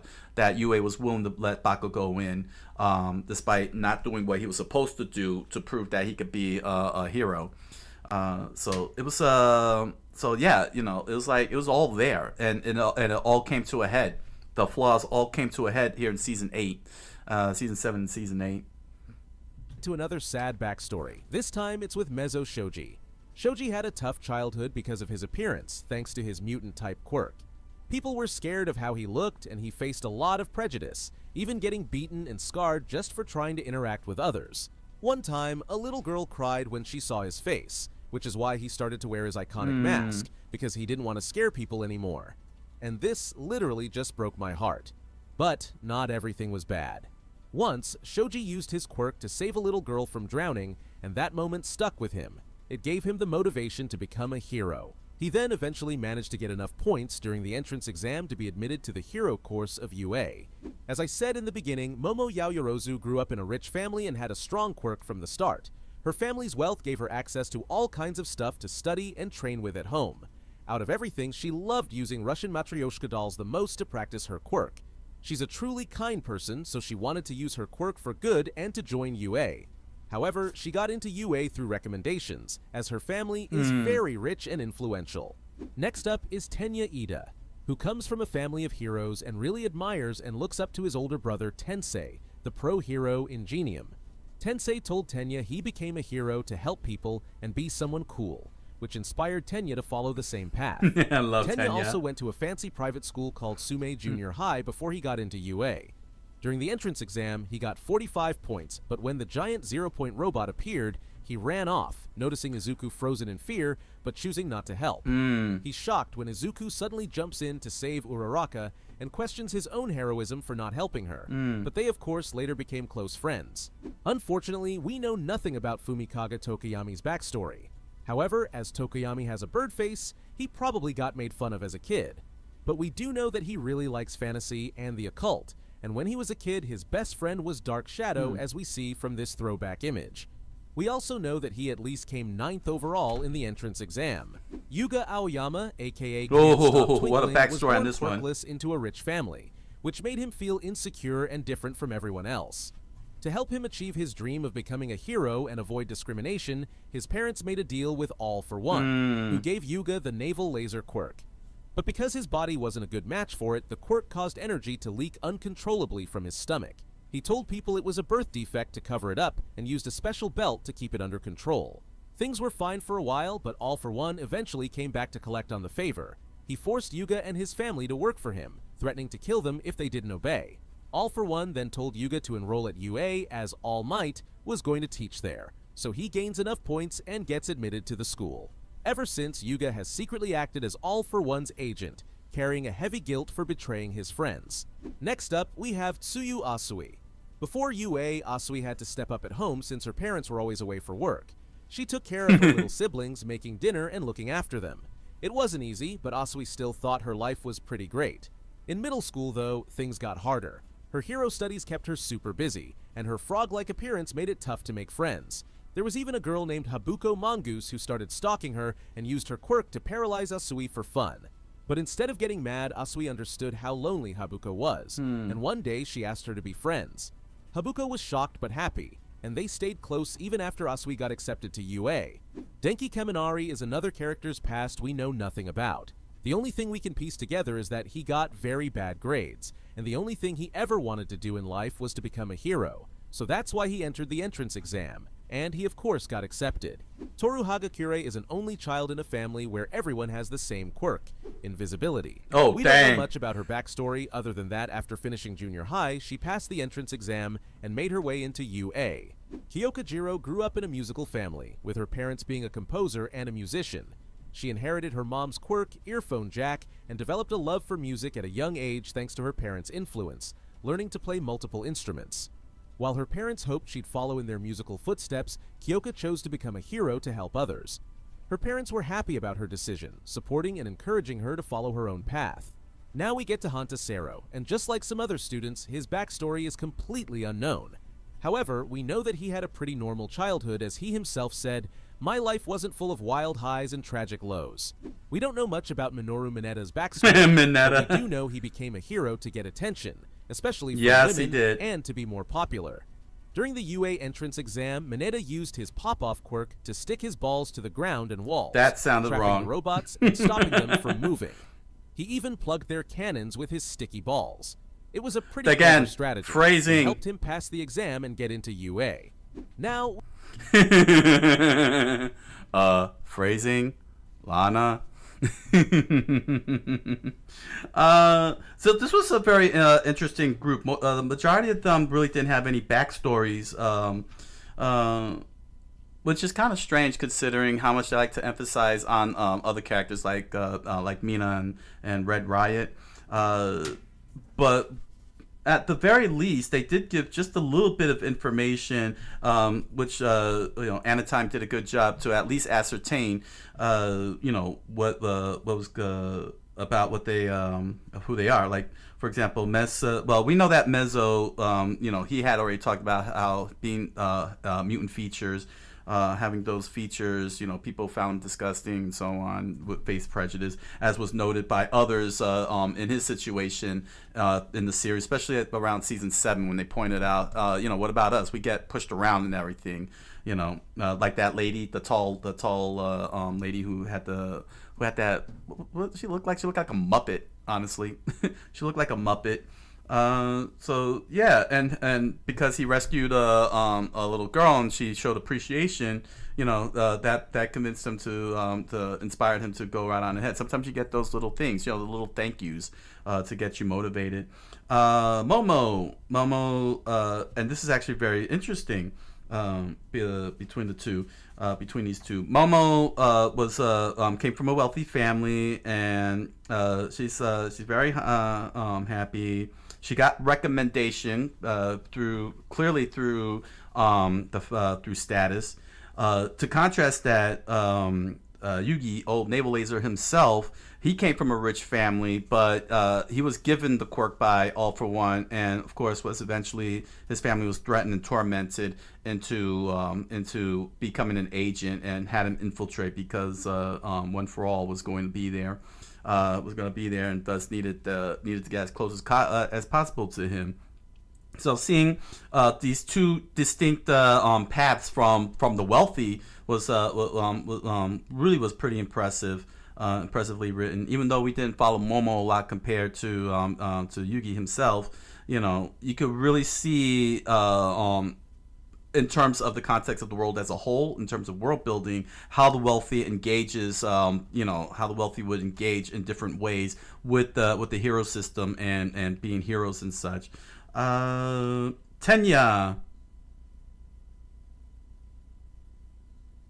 What the heck did I wrote here? Oh yes, Tenya. Sorry. Tenya himself, Mr. Engines for feet. Yeah, he attended a private school. He comes from a family of heroes. He wanted to follow his brother's footsteps. Pretty standard fare storyline, quite honestly. Very simple, straightforward. I consider that pretty good. That's pretty good. Saying for storytelling. But then we got to see more with regards to Stain beating up, nearly killing his brother Ingenium, and he decides to, take him down, which we all saw in the season with Shoto and Midoriya. Eventually, they found out the politics. From the three of them taking on Stain, we get to really see a little bit more of the hero system's seamy underbelly that Shigaraki and them were complaining about when they had to the vice principal, the chairman, had to cover it up, because finding out that student children were out there doing heroism when they were not supposed to would have damaged the reputation. So it was more like protecting the reputation, thus proving Stain's point. I probably got that all wrong, but let me know if I got that wrong. Characters with no backstory like Fumi, Denki, Sero, Mineta, they don't have any backstories.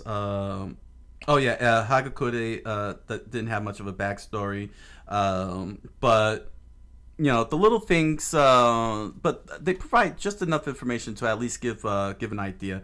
Mineta, of course, he just wants attention, so it's pretty clear that given the way he behaves, we could surmise that the only reason he joined was so that we could get close to the girls, since they're always wearing tight outfits. Since they have the tendency to wear very tight outfits like Mount Lady, wants to get close to the girls and the women. Let's see here. Sero, he had a normal childhood. That's fine.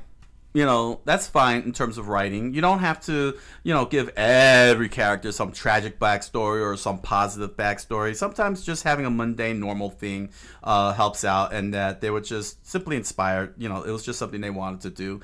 Good example of that is Winston Sedmore in Ghostbusters. Remember what he said? He says, if the pay is good, I'll believe anything. He's just a normal guy. He's not a scientist. He's not a pro anything, you know, compared to the other three. He's not a doctor. He just wanted the paycheck. You know, simple backstory. We didn't even have to get anything deep like we had to get the Venkman, Ray, and Egon. We just know that he was just a normal old guy who just wanted a good old paycheck. And he don't care if they told him to believe the Twinkie would turn into a giant monster. Very simple enough. So it works. You know what I'm saying? Keeping characters simple works a lot. Earphone Jack, very straightforward. She came from a family of musicians. She chose to be a hero. Her parents' support, just like Ochako. You know, the parents showed support, and you know, she came in through the clutch in season 8 and season 7 too. Big sacrifice she had, man. Yeah. Let's see. I think I got everybody. Oh, Asui. Ah, yes. Asui. Yeah, her family. Yeah, she had to take care. Her family were basically working class. They were always working night shifts, so she had to take care of the kids, her siblings, not the kids, her siblings whenever they can, and ultimately met a friend who, because again the appearance situation, the prejudice, met a young girl in a similar situation. They were able to connect and become best friends. Marky's of a hero, you know what I'm saying? Sometimes that helps out, and a very good juxtaposition with Shigaraki. You know, Shigaraki ended up, you know, he did get friends in the end. Yes, you know, I mean they were villain friends, but if he had a friend like Usui, you know, saying that would have been a more positive influence, you know, Shigaraki probably would never have become what he had become in the end. Let's see, I think I got everybody so far. Yeah, okay. Woo, that's a lot of students, man. Surprisingly enough, so far there was really a good chunk that really have no backstories, quite honestly. We have Rikido Sato. We know that Sato loves sugar because of his quirk and that he likes to bake. However, he's another character we know nothing about before joining UA. Koji Koda has always been a super shy guy, but he's loved animals ever since he was a kid, especially because of his Anavoice quirk that he got from his mom. She told him his horns would grow one day, letting him talk to even more animals, and encouraged him to stand up for others, especially since she had faced discrimination for how she looked being a heteromorph. Even though he's not the boldest, Koji wanted to be a hero and eventually got into UA, making his mom really happy and proud. Masahiro Ojiro was born in Tokyo and had a deep passion for martial arts, training tirelessly to master his skills. Despite this, he had a pretty normal upbringing and even described himself as plain, saying, "I'm fine with being plain, just like my quirk. Most of the world is pretty ordinary." And that's unfortunately all we know about Ojiro. Before we dive into Deku's story, let's talk about Hitoshi Shinso. But wait, he's not in Class 1A. You're right, but Shinso actually joined Class 2A, taking Yuga's spot after their first year. So Shinso had a tough time in junior high because people thought his brainwashing quirk made him more suited to being a villain. A lot of people were uneasy around him since his quirk could control others, and that made him self-conscious. Even with all the negativity, Shinso stayed focused on his dream of becoming a pro hero. When he applied to UA, he went for the hero course but knew it'd be tough since his quirk had some big limitations. He also applied to general studies as a backup. Shinso ended up failing the hero course entrance exam, probably because his quirk didn't work on the villain bots, and got into general studies instead. Even so, he didn't give up on his goal of making it into the hero course someday, which he of course did. Finally, let's talk about Izuku Midoriya. As a kid, Izuku looked up to heroes, especially his idol, All Might, and dreamed of becoming one. But when all the other kids started getting their quirks, Izuku still didn't have one. A doctor then confirmed his worst fear. He was quirkless. One night, after watching All Might's videos, Izuku asked his mom if he could still be a hero, but her pitying response made him feel even worse. Despite that, he still dreamed of going to UA, but his classmates bullied him for it. The bullying then got even worse when he tried to help Bakugo after he fell into a stream and Bakugo took it the wrong way. At Aldera Junior High, he kept being told that he was an worthless, idiot. and one time Bakugo burned his notebook and told him to just jump out the window, and you can probably guess what he meant by that. But Izuku never lost faith in himself. One day, while walking home, Izuku got attacked by a villain, but luckily All Might showed up just in time to save him. Izuku, starstruck, asks if he can still be a hero without a quirk, but All Might tells him no. Feeling discouraged, Izuku starts to doubt his dream. But then, the sludge villain attacks again, and Izuku rushes to save his bully. All Might steps in to defeat the villain and thanks Izuku for reminding him what it means to be a true hero. All Might then reveals he can transfer his quirk and decides to train Izuku to inherit One for All. After months of tough training to build up his body, Izuku finally finishes his last task just in time for the UA entrance exam. All Might gives him a small piece of his power to eat, and Izuku's journey to becoming a hero officially begins. At the entrance exam, he defeats a massive 0-point robot and saves Uraraka, and a week later he gets a letter from UA assuming he failed. But when he opens it, All Might appears and tells him he passed thanks to his heroic actions, earning him 60 rescue points. And Izuku is, of course, beyond happy, and I think he truly deserves this happiness. Comment down below your favorite from Class 1A. Thanks for watching, and watch this video. All right.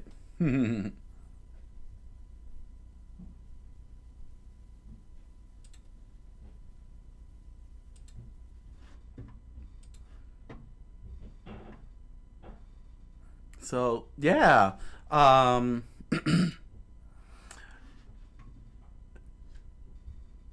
These were very good backstories.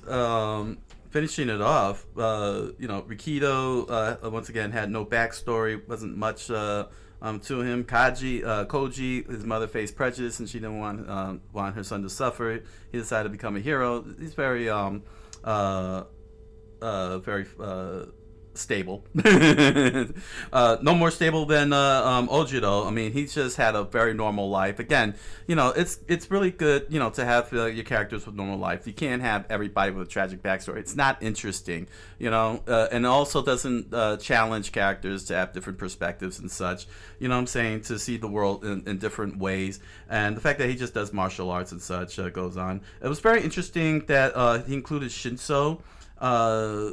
Because he was replacement for Yugi, but the fact that he was, you know, that he was seen as a villain, and I could see why. I could see why that was that was emphasized by the mangaka, because people thought that because he had the brainwashing ability, they automatically assumed that he would just, you know, be a villain, you know, because villains brainwash people, trick people, you know, they you know, they do bad things to people. You know what I'm saying? But that wasn't, you know, that wasn't really the case. He, you know, he was never like that. He was never looking to, you know, to be a villain. He wanted to be a hero, but his quirk was just very limiting. But he never gave up on it and was able to push it. Which, again, I get why that was chosen. And that was to show not just only the prejudice, but the assumptions, especially within the context of the hero system.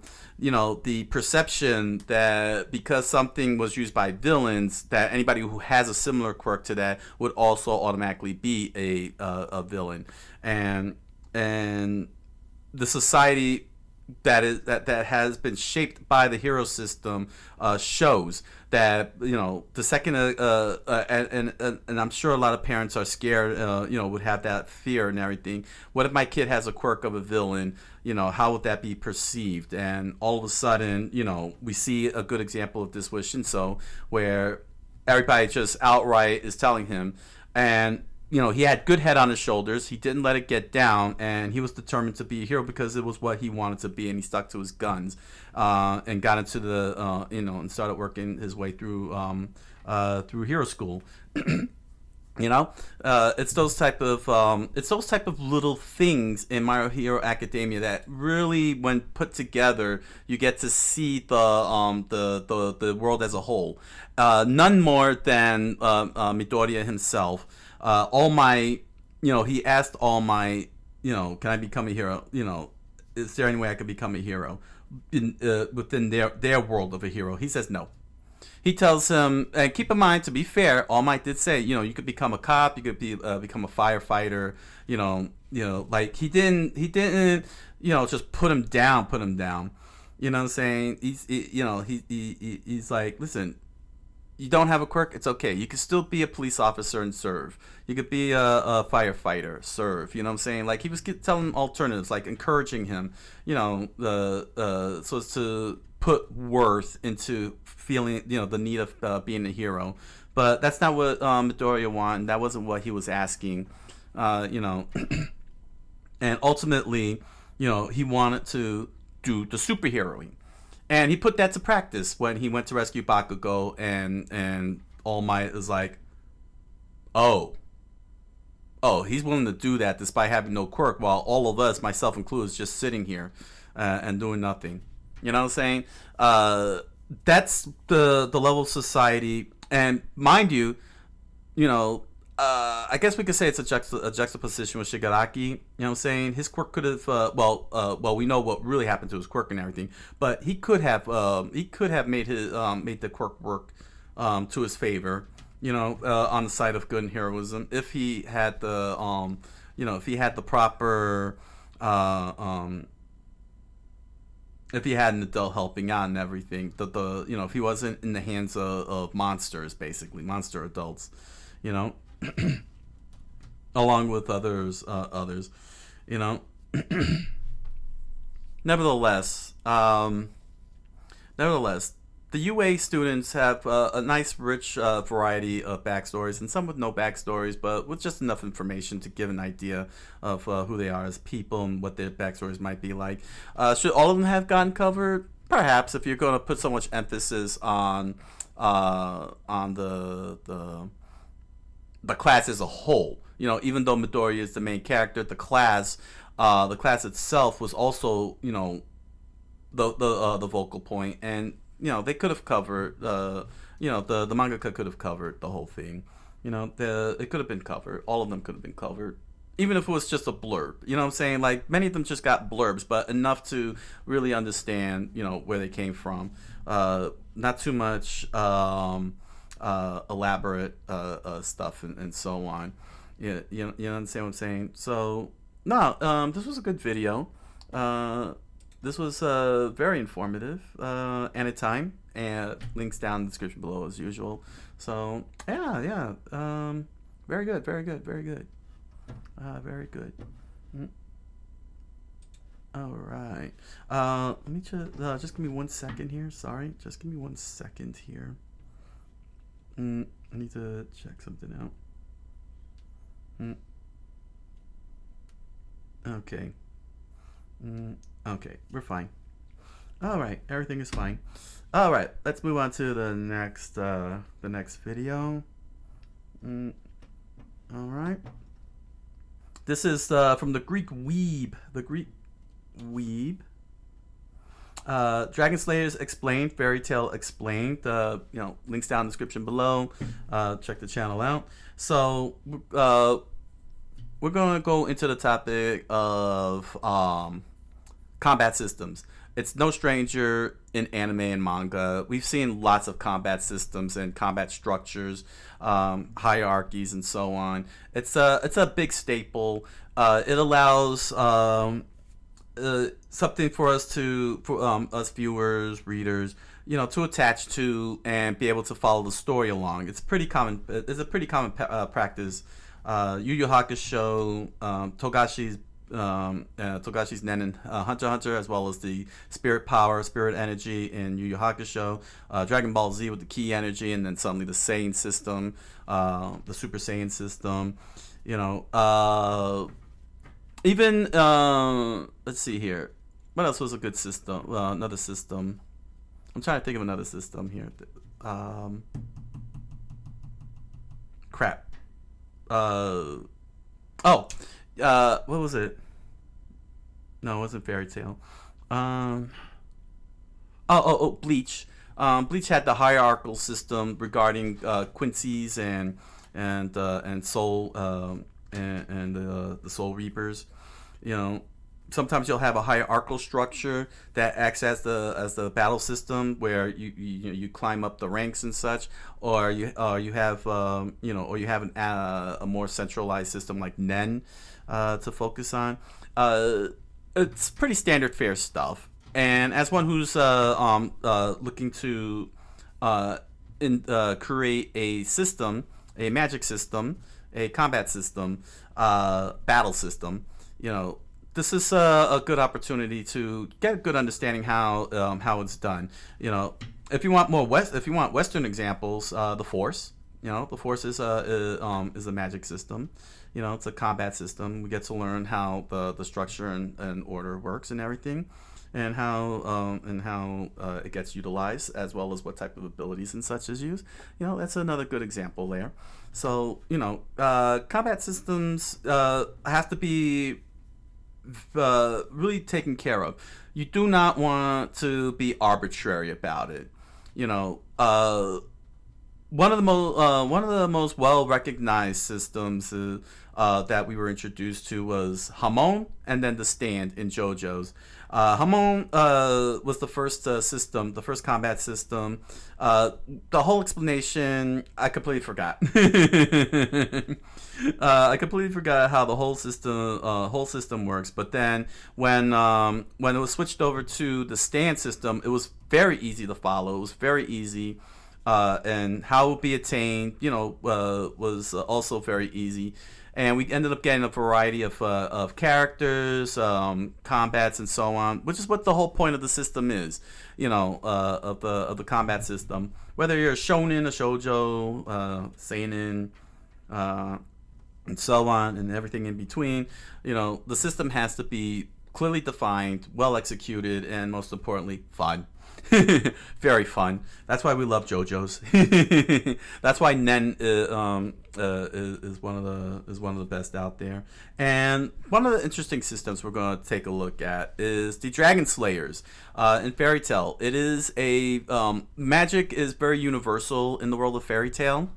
Dragon Slayers explained, Fairy Tail explained from the Greek Weeb. He's going to explain exactly how the Dragon Slayer system works, because here we're going to learn how you do a system within a system.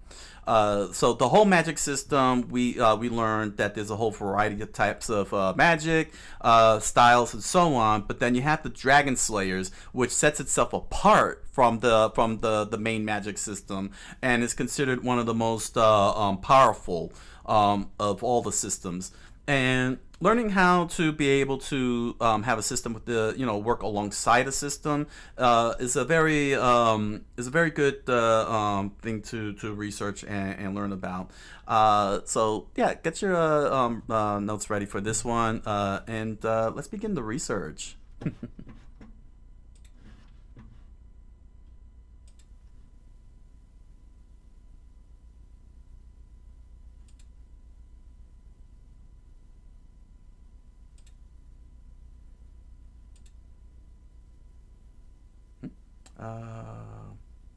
There we go. Dang. Sorry. I'm having a hard time here. There we go. All right.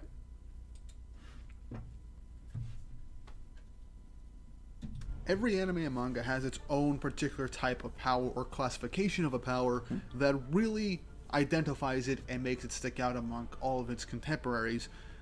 When you think of one particular series, you think, oh, I think that. Like with One Piece, you think Devil Fruits, Naruto is Chakra, Bleach is Zanpakuto, and all that.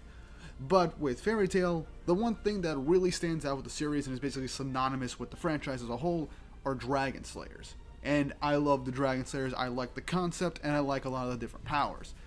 So I wanted to go over what exactly the Dragon Slayers are, the origins, and the different classifications of Dragon Slayers in this video. If there are some things about Dragon Slayers you don't already know, and just want a better explanation on.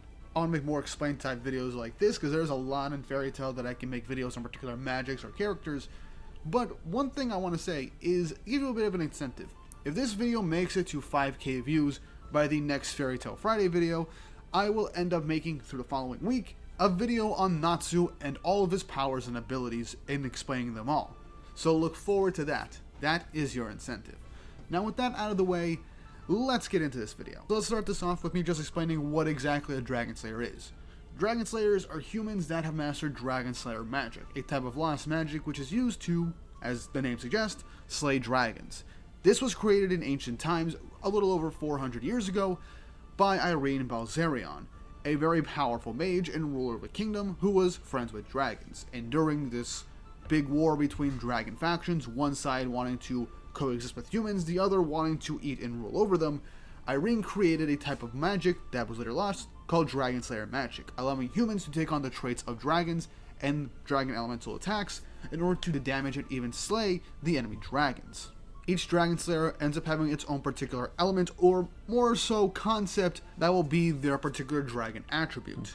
And whatever attribute they have, they're actually able to not only produce it for actual attacks, but they can consume it in order to revitalize their magical power and give them a bit of extra strength and stamina. This does not heal their wounds, but it will give them the additional strength they need if they need to continue that fighting adrenaline. or replenish their magical power. Get that crazy For someone adrenaline. like Natsu, who is a fire dragon slayer, if he consumes fire, he will gain additional magical power based on that fire to replenish himself, and it could even potentially make his flame stronger depending on the amount of fire he eats or the type of fire he devours. Dragon Slayers can also gain sometimes the attributes of a dragon, like sharper teeth and maybe dilated or sharper pupils. Being a Dragon Slayer also increases all of your senses, like sight, smell, taste, and hearing, with it being so sensitive that even the faintest of smells, scents, or sounds can be picked up by you. Now, Dragon Slayers can in fact become stronger through training, as stated with the main character. Hence why they get the alteration of a dragon. Another way to continuously grow stronger as a Dragon Slayer is actually to bathe in the blood of a dragon. You will in fact grow stronger. Archaic, but it is one of the faster ways to become stronger, as bathing in dragon's blood makes you a lot more powerful than just baseline training. But that is also a very prominent way to gain strength as a Dragon Slayer. However, using your Dragon Slayer magic comes with a few different costs. One is severe vertigo. If you're on a type of vehicle or moving object, you will end up getting dizzy and get motion sickness, essentially.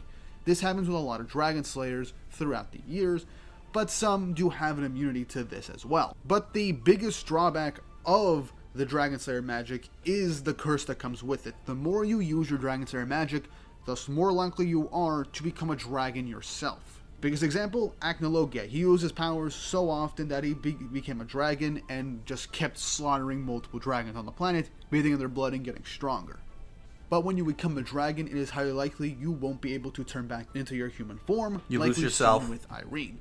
But some cases, like Acnologia and even Alexia in Hunter's Quest, manage to find a way to revert back to their human form, and you turn back into a dragon whenever they so choose. But this is extremely rare, and we have only seen 2 instances of this as well. But it is possible. Dragon Slayers can in fact be prevented from becoming full-fledged dragons if they have Dragon Slayer antibodies in their body. And the only real way to do that is if a dragon, primarily the dragon that helped them gain their powers, essentially goes inside their body and remains there, creating these antibodies to prevent them from becoming full-fledged dragons. That's a very, very good drawback, I gotta say. Some of the it's always important.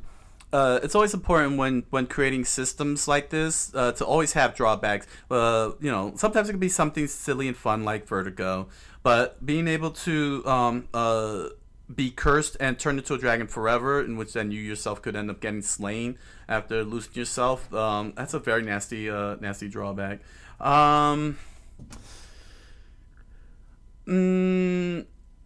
Usually, other drawbacks would include like using up so much energy, like spirit energy. You get beaten up too much, and the damage you take, kind of exhaust you out. I don't think there's no drawback in the sense with the stands. It's usually type matchups that tends to be the drawbacks in a sense. It doesn't have it doesn't like make anybody hurt or injured or anything. Combat taking recoil damage is a good way to put drawbacks into the thing, or if they or incapable of tapping into it through some way. It's very important to always have drawbacks so that most importantly, you don't have people sitting there and you don't have your audience making up, your viewers, your readers, you don't have them making up drawbacks to be able to justify any type of plot holes or fridge logic that goes on. That's the worst thing that could ever happen to you when you, as a writer, when you're writing up your story or whatever story you write up. Always make sure that whatever systems you have, you do have your drawbacks in place. Drawback mechanisms. And again, Fairy Tail did a good job. On one extreme, you could turn into a dragon forever, never come back to a human, and you could become the target of dragon slayers. While on the other extreme, it's the silly vertigo. You get seasickness, motion sickness, and you're suddenly ready to throw up and everything. You're ready to throw up. So two extremes with Fairy Tail in a fun and interesting way, but the whole entire setup is very simple and straightforward. Being able to eat magic to get more powerful, bathe in blood to build up antibodies and so on. And yes, it is the system says it is possible because of acnologia, but not very easy. But it is doable, and that's the key thing, is to make sure to be very clear that it's hard but doable, and it's up to that character to want it, which you, of course, the writer, can get to decide. That does stop the Dragonification. But another method to do is actually to use enchantment magic to separate the Dragon Slayer magic from the Dragon Slayer, and that will also prevent the Dragonification. Lastly, before we get into the full-on classifications of the generations of Dragon Slayers, all Dragon Slayers do have one keen ability that they could potentially access, and that is a transformation known as Dragon Force. Dragon Force is a form or state where a Dragon Slayer begins to take on more characteristics like a dragon, primarily more dragon-like eyes, claws, and primarily scales that appear all over their body. This enhances their speed, strength, durability, and power to an extreme degree, to the point where you can compare them to almost dragon-like. Kind of a pseudo way of being a dragon that isn't Dragonification.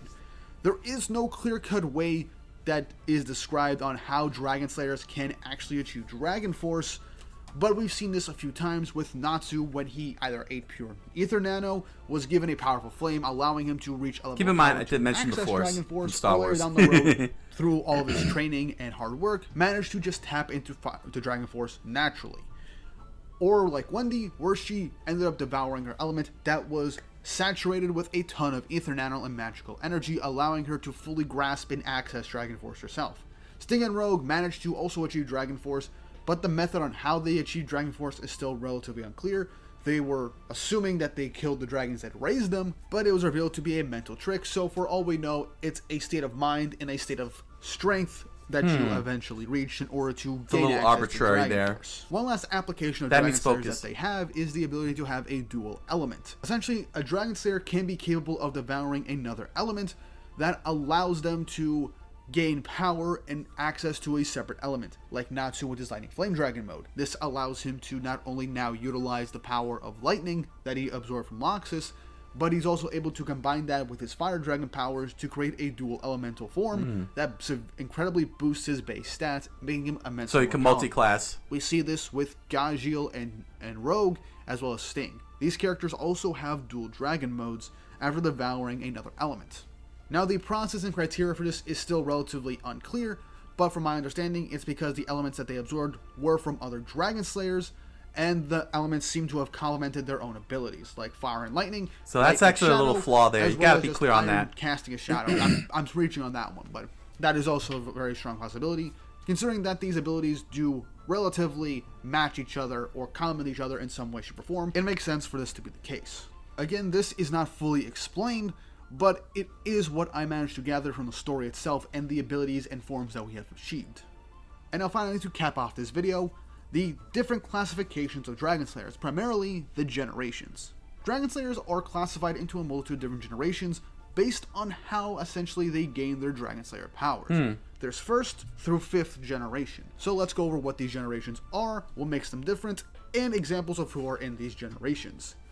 So first off, let's get with the 1st generation Dragon Slayers, which are essentially just Dragon Slayers who are people that were taught directly Dragon Slayer magic by actual dragons. These were their teachers, and for many, their foster parents. Examples being Natsu, Wendy, and Gajiel, as well as Irene, Acnologia, and Elefsir from 100 Years Quest.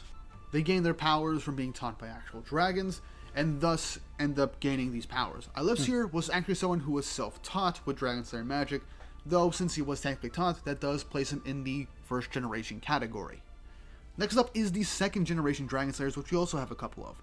The 2nd generation Dragon Slayers are more or less considered artificial Dragon Slayers, because how they came to be, essentially by having a Dragon Lacrima placed within their bodies. These Dragon Lacrima are actually purified and refined Dragon Hearts, meaning that every Dragon Slayer Lacrima that we have seen is actually created from an actual dragon's heart. Wow. This heart has that dragon's actual innate magic placed within it. Thus, whoever has that power implanted into them will gain access to Dragon Slayer magic with that particular element. Examples being Loxus, Cobra from Oration Seis, and God Serena. God Serena, though, is an exceptional case as he doesn't have one Dragon Slayer Lacrima. What's with that hair? He has 8. He's still considered a 2nd generation as he Gotta only love got them his anime power hair. from Dragon Slayer Lacrima, but that is a lot. And God Serena deserves a video all in of himself, going over all of his different Dragon Slayer abilities. But yeah, 2nd generation are people who have Dragon Slayer Lacrimas placed into their chest, and gives them the abilities of the dragons that those Lacrimas were created from the hearts of. And from the understanding from what we've gotten, 2nd generation Dragon Slayers are not really at risk of becoming dragons themselves, due to the method of them having their Dragon Slayer magic. So they're already dragons. As Loxus and Cobra and even Gatsuna have used their powers multiple times for many years, and have not shown any signs of dragonification, meaning that they are not at risk of becoming dragons. Next up. Yeah, that's because they got the actual dragon heart in them, so they're technically dragons. Yeah, in terms of the to circle back to that dragon system, if you're gonna do like dual like give them dual multi-classing, if you're gonna have the multi-classing like that, then you got to be more clear about it, because he had a strong hard time trying to explain, exactly how the multi-classing works, and that's not very good as a writer. If you're gonna have an element like that, make sure that it's very defined and very clear and understandable, so that the reader and the viewer can follow along nicely and understand where it is all coming from. It's not very good. That it hurts the system a lot, quite honestly, and you want to make sure you don't hurt the system so much doing so. Yeah, so far 1st gen, the first 2 generations are very simple and straightforward. 1st gen, you get taught. 2nd gen, you get the Lacrima, which is an actual dragon's heart, put into your body. Very simple. But I'm kind of curious as to how complex it's gonna get, because as you create tiers of a system, you gotta be more and more complex, but you gotta also make sure your complexity doesn't overdo it. So we're gonna get to see the last 3 generations here and see exactly how they were done. Is the 3rd generation Dragon Slayers, and this actually only has 2 characters, and prominent characters at that, in the main series, that being Sting and Rogue. What makes 3rd generation Dragon Slayers different is that they were taught by actual dragons to use Dragon Slayer magic, but were also having Dragon Slayer Lacrima implanted within them, giving them both previous generations ways of gaining Dragon Slayer powers within them, seemingly making them relatively stronger than the previous generations. Not really much based off how training does come into mind, but yeah, they have the Dragon Slayer Lacrimas implanted into their chest, and they were also taught by actual dragons. But since they were taught by actual dragons and given their powers through that way as well, they are also prone to becoming dragons through dragonification for overusing their dragon powers, which is why Sting and Rogue's dragon teachers and barons inhabited within their bodies to prevent the dragonification. Not really too much to go into with 3rd generation Dragon Slayers, it's really just the other 2 sections basically merged into one. And Yeah. there's only 2 known third generations out there, so there isn't too much information to really dive into it. I'm not sure how I feel about that. We have 4th generation Dragon Slayers. Now these comes are off interesting lazy. because these Dragon Slayers were only really introduced in the Dragon's Cry movie, which is canon-ish, primarily because the placement of that movie is supposed to be between the Avatar arc and the final arc of Fairy Tail, which is the Alvarez arc. And the weird placement of that is that there doesn't seem to be too much time for there to be a side quest before an oncoming war. But that's something else I could talk about in another video. What you know is that 4th generation Dragon Slayers are basically just artificial beings that were created from Dragon Lacrima, or just pure magical power from a dragon. The main antagonist of Dragon's Cry is a actual living dragon that survived all 400 years, and that's how these things were created. But these artificial soldiers, given this Dragon Slayer Lacrima and power, have immense durability, speed, and power, like any other Dragon Slayer. But sounds made up. Even more. They're entirely It is made autonomous, and they're capable of fighting indefinitely until their source of magic is destroyed. You're basically using an army of Dragon Slayer fodder, essentially. They don't have the strategy to utilize different powers. They literally just have the capability of using Dragon Slayer type magic. That's really all they are, and they're just a mindless army from the enemy kingdom of Dragon's Cry. Not too much to dive into that. So yeah, those are the 4th generation Dragon Slayers. Now we get on to the 5th and final generation of Dragon Slayers that have been introduced in 100 Years Quest, that are the 5th generation, also known as the Dragon Eaters. Because what makes these Dragon Slayers different is that they actually gain their Dragon Slayer abilities from devouring the flesh of dragons, or the cannibalism of other Dragon Slayers. So what they do is that if they manage to defeat a dragon or find dragon flesh, eat it, or even eat another Dragon Slayer through, obviously, cannibalism, and gain that dragon's abilities.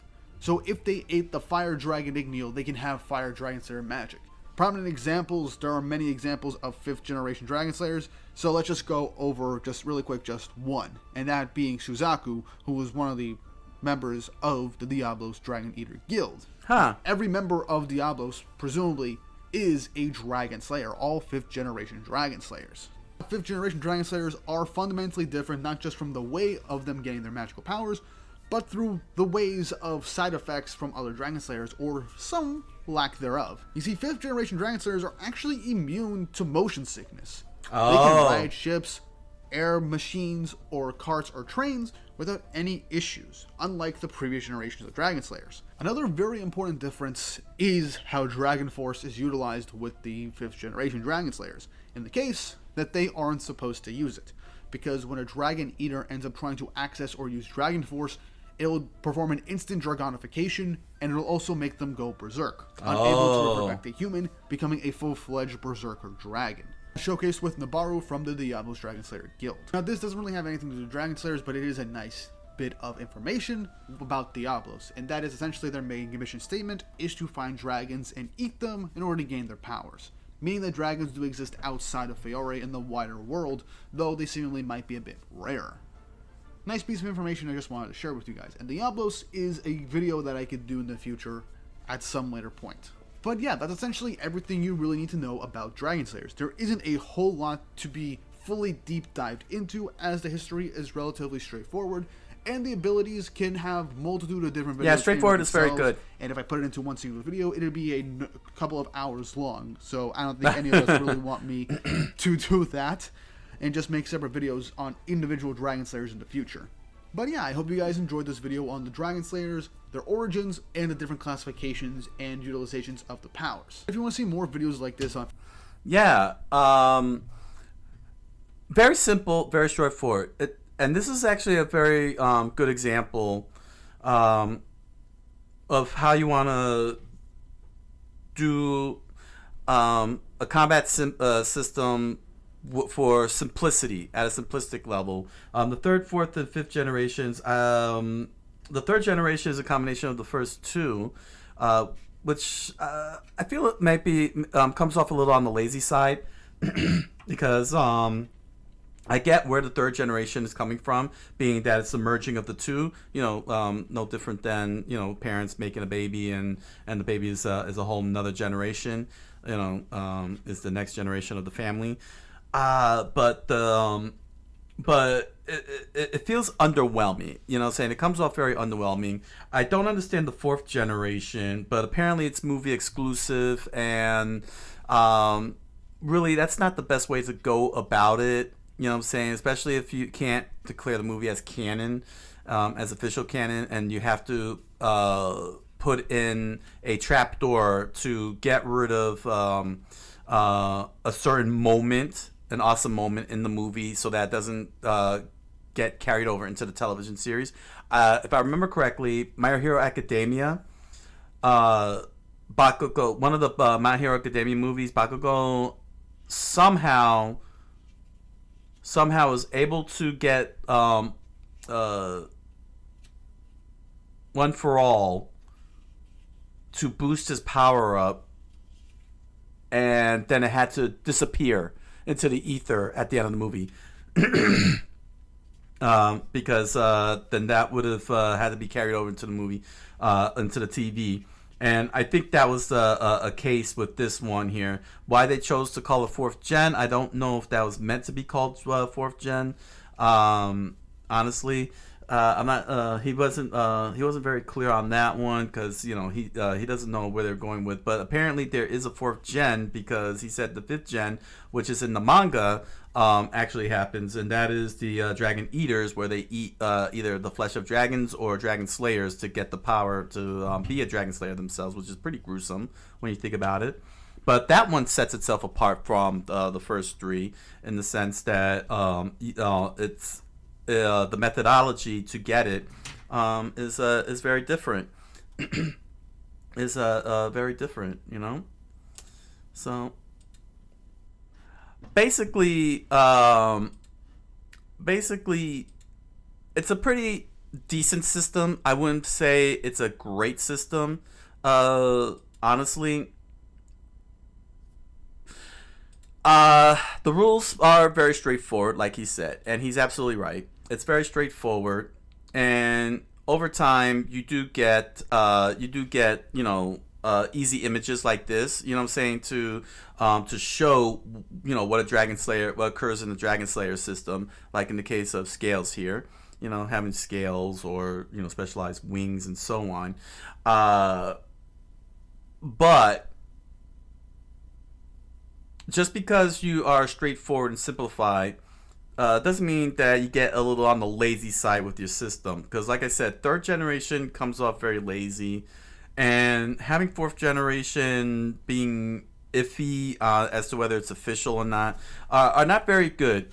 It's not very good system building, honestly. And I do understand where the 3rd generation is coming from.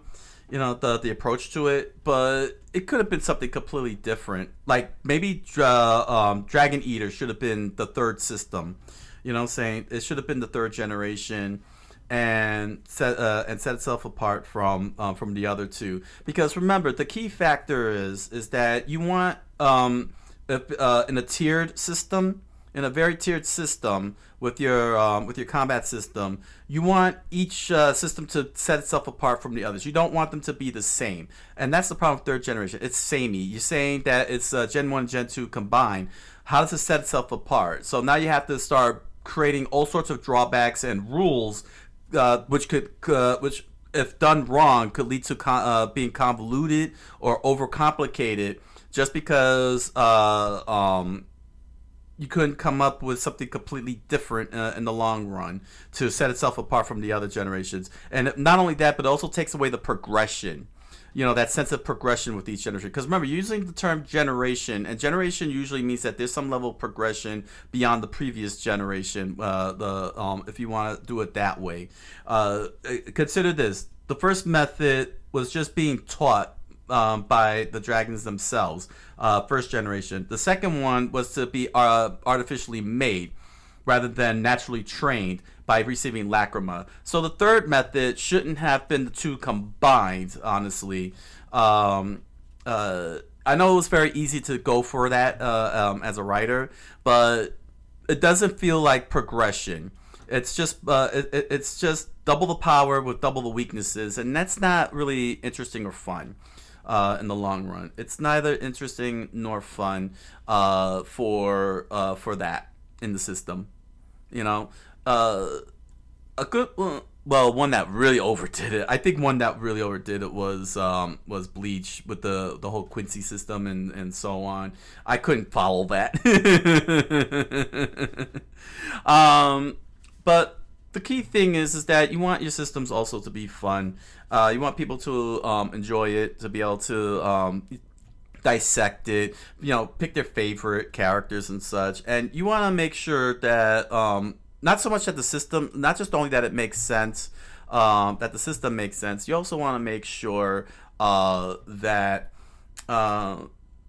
it's something they can engage in. You want your system to be engaging, because that's the whole point of a battle and combat system, is to heighten engagement with your readers and your viewers. You want them to enjoy it and to be able to follow the character. This is something that I'm hoping to strive for with Trucker no Bouken, with this combat system that I'm conjuring up right now, that I conjured up in book 1, and hopefully, I could be able to pull that off. So we already looked at the tiers of a battle structure. Now we're going to next we're going to check out how the system itself would work. Not like the tier, but the workings of a magic system. Yeah. So once again, that was the Greek Weeb. Be sure to check them out in the comments and the descriptions down below. Links are provided. Give them likes and everything. All right. Next up is NC Hammer. Hammer time.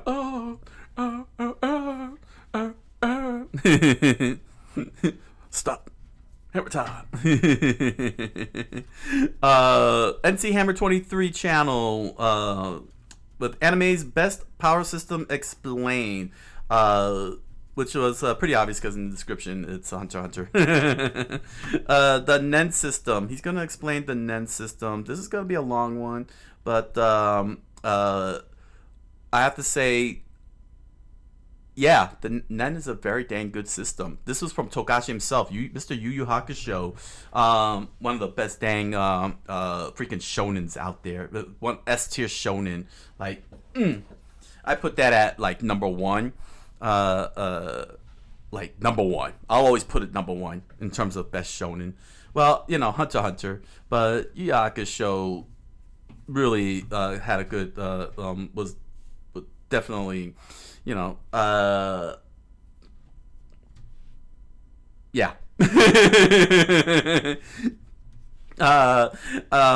It's hard to explain Yu Yu Hakusho, but the fact that Togashi was able to do Nen, he really cultivated it. Like, this is one of the best cultivated systems ever. And where we saw on one end a simple system, we're going to now take a look at a complex system and how to make that work and formulate it into a consistent system that makes sense within the context of the world. Interesting and engaging, because it is a very engaging system, quite honestly. Seeing how it works, and it is very complicated, honestly. I mean, I still have a hard time understanding Nen, but I appreciate and really like the Nen system because it's such a well structured and well thought out system. Like, it really it like, not just only did Togashi know what he was doing, but even the story itself knows what it's talking about. That's the key factor there. Hunter x Hunter as a story knows what it's talking about when it talks about Nen. The characters know what they're talking about, and thus gives us that level of engagement that we've never seen before in terms of an anime. And we're gonna find out exactly how this system works, and maybe help all of us out as writers who want to do combat systems to prove upon ourselves or conjure up our own systems like in my case in particular, in Trucker No Bouken.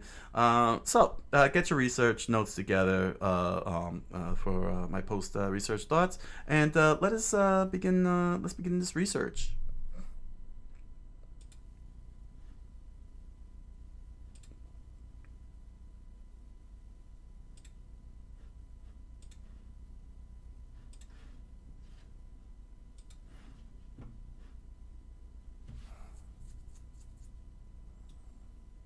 Oh God, okay. Today we have one of the most ambitious videos I've ever created. Actually, no, not one of, the most ambitious video I've ever created. This will most likely be the longest video I've ever posted. So if you need something to either put you to sleep or blow your mind, strap in. Today, I'm going to be explaining Nen. And I wish for even 1 second that was as easy as it sounds. For anybody who knows me even a little bit, you'll know Hunter x Hunter is my favorite anime of all time. My arm tells the story. Damn. I'm kidding. I have like 7 Hunter x Hunter characters tattooed on my arm. See if you can count them all. The unfortunate reality of this video, though, is it's not about Naruto. So it will be the most work I ever put into a video, but it will most likely not do as many views as me talking about even Granny Chiu. So if you're a Hunter x Hunter fan out there, please, for me, like this video, subscribe to the page, and hit that noti bell, and maybe send this to another Hunter x Hunter fan. I'm not kidding. This video is gonna take me a full day to make. It is 2:45 right now. You will probably see the sun set on my face. And if you really appreciate the effort I'm putting in here, go ahead and hit that join button. Become a member of the Weeb Alliance over here on YouTube. You'll be getting 3 additional videos from me a month, cool badges, emotes, and member shoutouts at the end of every video. With no further ado, let's get to Nen. So today we're gonna venture out to answer a couple of questions. What is Nen? How do you achieve Nen? What are the specific types of affinity for Nen, and what are its special abilities? Every one of these questions has a part A through J under it, like those times when your teacher said, it's only a 3-question test. But for now, let's start with something simple. What is Nen? Well, in its most basal sense, Nen is aura. Think of it a bit like chakra or spiritual pressure. But it's different from both of those things because while every human does technically have aura, Nen is the use of manipulating your aura. Most humans' aura just eventually fades away from them as they get older and weaker. But Nen users can make this aura into a weapon or a defensive shield. And those who can use Nen are known as Nen users, and those who can't are used as non-users. Okay, that was Aura pretty pending. easy. So let's get into the specifics of aura. See, aura usually flows without an individual's awareness, amassing at the head because all aura flows in a singular direction. But this leads to a slow leak of aura out the top of non-users' heads. Specifically, aura leaves from the aura node on top of the human head. Aura See, a bit node. like Shino's holes where bugs climb out, there is aura nodes all throughout the body where aura escapes from. Usually losing a little bit of aura is completely natural, it won't hurt you. But if your aura nodes get blasted wide open and you start to lose aura rapidly, you will quickly get fatigued and no longer be able to move. On the opposite end of this, if you close your aura nodes when you're fatally injured, you can stop that injury from being fatal. Look at how Netero was able to basically close his leg wound with Yeah, a snare web. what a Controlling fight. these aura nodes is the first step in becoming a Nen user. You can't use Nen if you're always losing aura. I mean, I guess you can, but you won't be good at it. Aura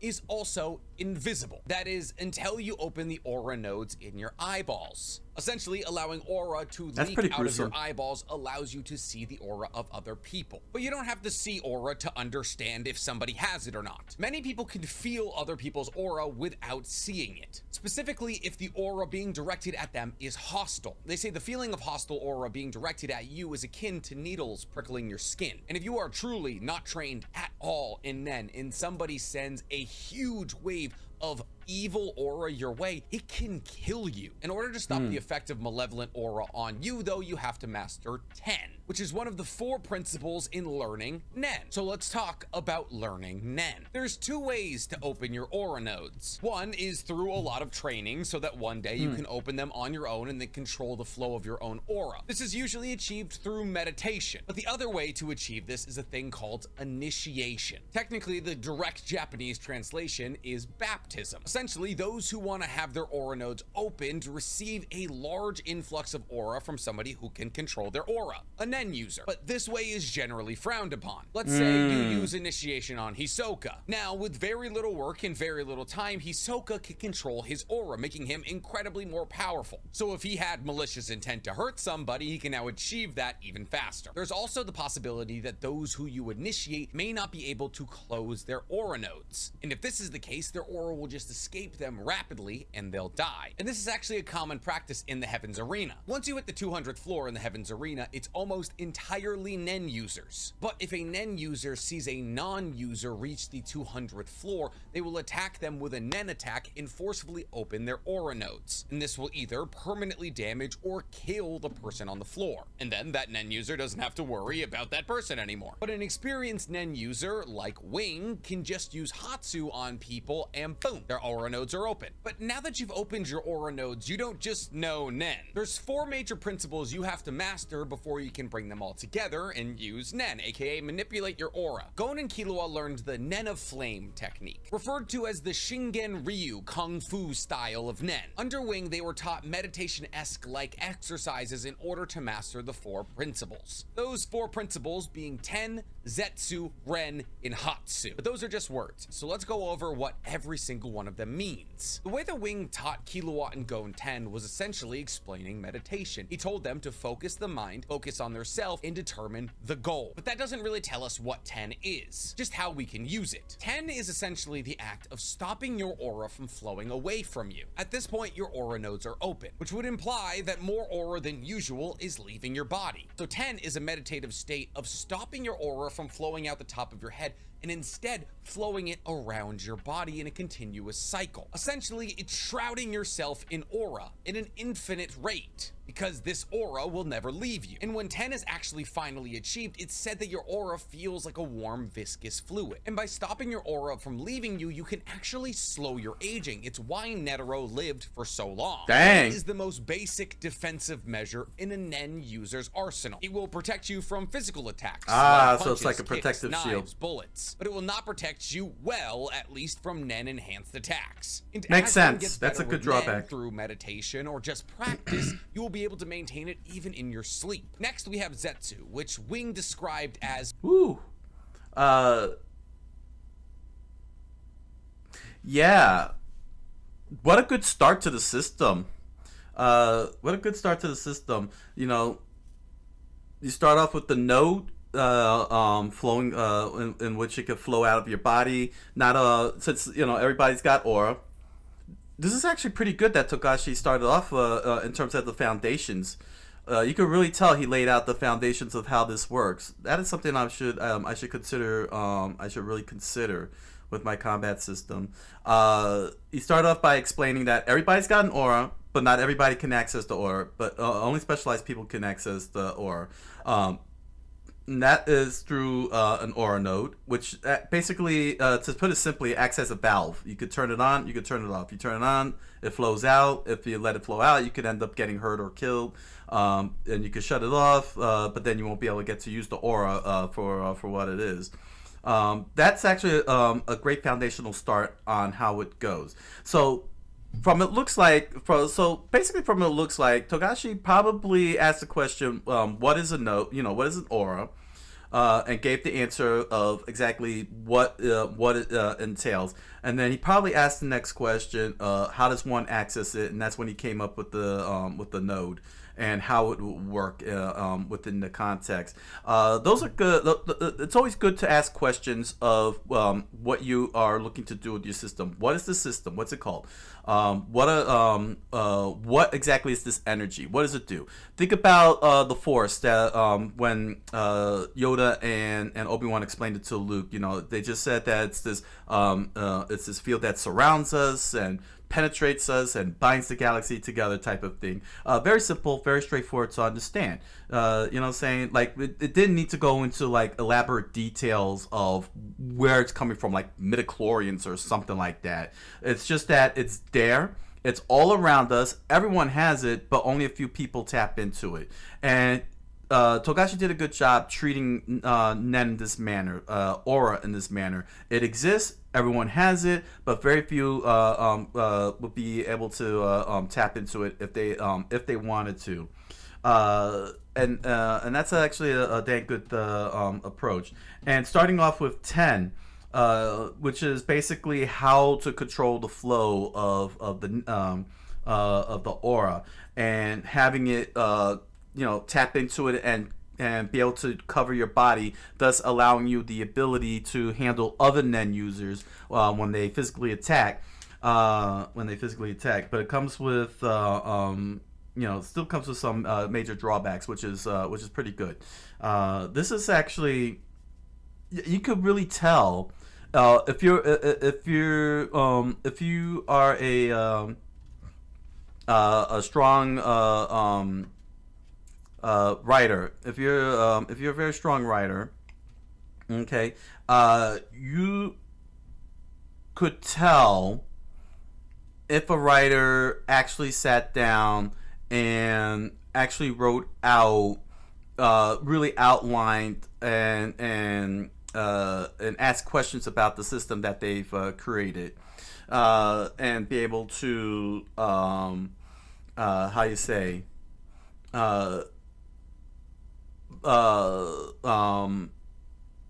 formulate what they want to convey. It doesn't come off sounding arbitrary or anything, like they just slapped it together and it's like, yeah, this is it.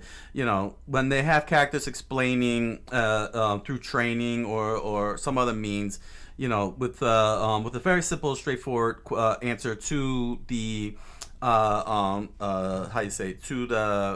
to the reader. Because remember, the reader's asking the same question the hero's asking.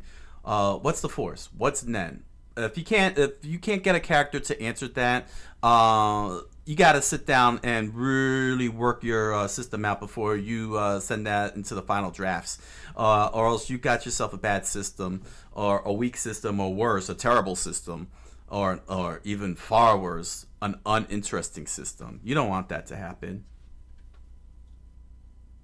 Put your thoughts into words. He says you can do this either mentally or verbally, but that doesn't explain at all what Zetsu does, because Zetsu is actually the exact opposite of 10. While 10 is controlling the aura leaving your body and shrouding your entire body with it, Zetsu is closing your aura nodes. Zetsu ceases your aura function, which makes you incredibly hard to detect. And I know what you're saying, well, wouldn't that leave you susceptible to Nen attacks? Absolutely, especially considering that if you use Zetsu, you have to shut off the aura nodes in your eyes, meaning you can no longer see aura, but since you are no longer enveloped in your own aura, because you can't use 10 in Zetsu simultaneously, you are more susceptible to others people's aura, so you can sense other people's aura close by. It's really good for assassins or hunters, because everything on Earth can sense aura to a small degree. But Zetsu is useful in situations that aren't stalking. Since you're ceasing the outflow of aura, Zetsu is actually very good for healing. With all of your aura trapped inside of your body and not around it or leaving it, you're able to heal faster. That brings us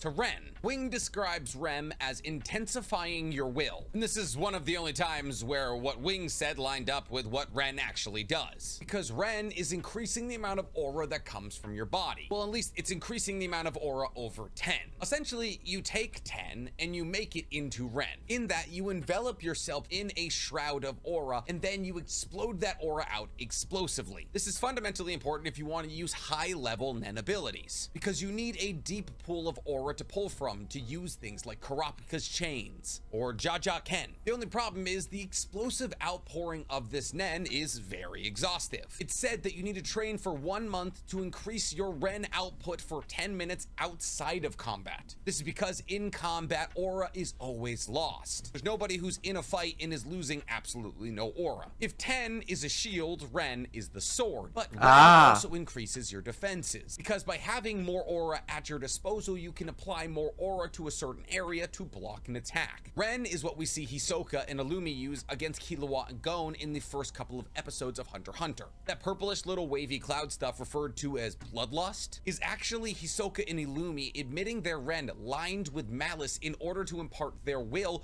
upon Killua, and Gon. And this bloodlust makes you incredibly easy to track. But ironically, Ren that isn't lined with malice is very hard to track or even sense. And lastly, we have Hatsu. Wing describes Hatsu as putting your thoughts into action. And that's actually almost exactly what it is. Hatsu is your personal expression of Nen, which is usually influenced by your Nen category, but is not essential. Using Hatsu allows you to, if you're an enhancer, enhance your strength. If you're a conjurer, use Nen bullets like Franklin. Essentially, Hatsu allows you to use Nen. And once you've truly mastered Hatsu, you can begin to impart your own will in Nen. Basically, make your own Nen techniques that are reflective of your personality and your skills. See, that's the difference between Nen and Chakra. Chakra you build up in order to learn previous jutsus. And sure, new jutsus get made every once in a while, but every Nen user has separate abilities. Because Hatsu, and therefore Ren, are largely dependent on A, your Nen affinity, and B, your personality. Hisoka has bungee gum, Franklin has Nen bullets, Gon has Jaja-ken. But we're talking a lot about Nen affinity here, so let's talk about Nen affinity. Much in the same way that there's chakra natures in Naruto, and each individual ninja has a chakra nature that they're predisposed to. Kakashi has lightning, Sasuke has lightning, Naruto has wind. In Hunter x Hunter, there is Nen affinities. These aren't based off earth, wind, and fire. No, they're based off a couple of different semi-abstract concepts. And in order to find out your Nen ability, you do a water divination test. Essentially, you get a glass of water and you put a leaf on top of it. Does that sound familiar to how they test it in Naruto? Just a quick by the by, guys. Naruto takes a lot from Hunter x Hunter. But let's talk about water Oh, that's divination messed up. results. If the volume of the water changes, then you're an enhancer.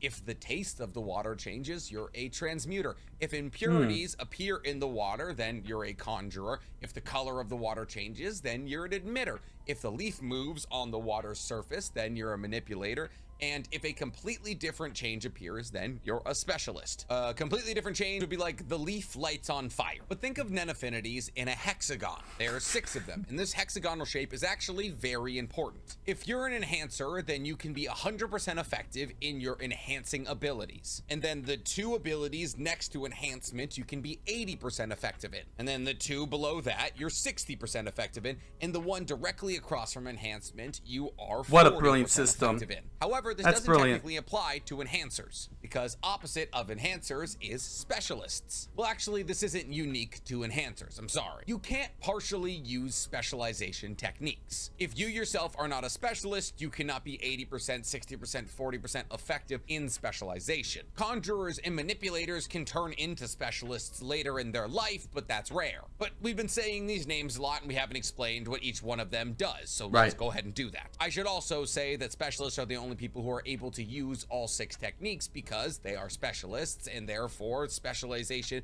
isn't something they can half use, but they're only 40% effective at enhancement. Usually training in one's 100% Nen affinity is what's recommended, because while Nen users can make Nen abilities out of their 100% category, it will A, be less effective, and B, might cause something that Hisoka called memory overload, meaning that by training in things that aren't their Nen affinity, they can wear themselves out on the use of Ren and stagnate their growth. The only 2 real exceptions to this rule are Netero and Bisky. Bisky goes so far as to say that training outside of your Nen affinity actually helps you train in your own Nen affinity. But the further you get from your 100% Nen affinity, the less time you should spend on that Nen affinity. So for Gon, who's an enhancer, conjuration and manipulation should be the ones he spends the least on. And your Nen affinity is largely based upon your personality. Let's get into what the Nen affinities do and the personality that usually is tied to them. All right. So, first of all, seeing that chart, and how it was designed, reminded me of the pie wheel, the color wheel in Magic the Gathering, where you knew who the allied colors were and the opposing colors were. It's pretty impressive that Togashi did this for the 6 affinities that we're going to start to learn, and I have to say that's a lot of undertaking. It's not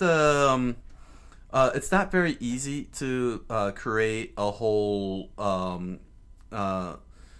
system, saying just like that from scratch, especially when you have Setsu, Ten, Ren, and Hatsu. Setsu, you get to close the valve up and such, but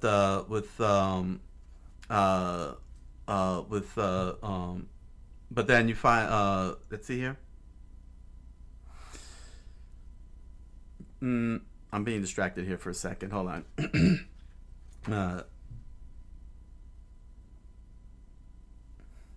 You have to excuse me. I'm getting distracted here for a second. Okay. All right. Where was I? Yeah. So Tensetsu basically is the opening and closing of the node valves to let the aura flow and the aura to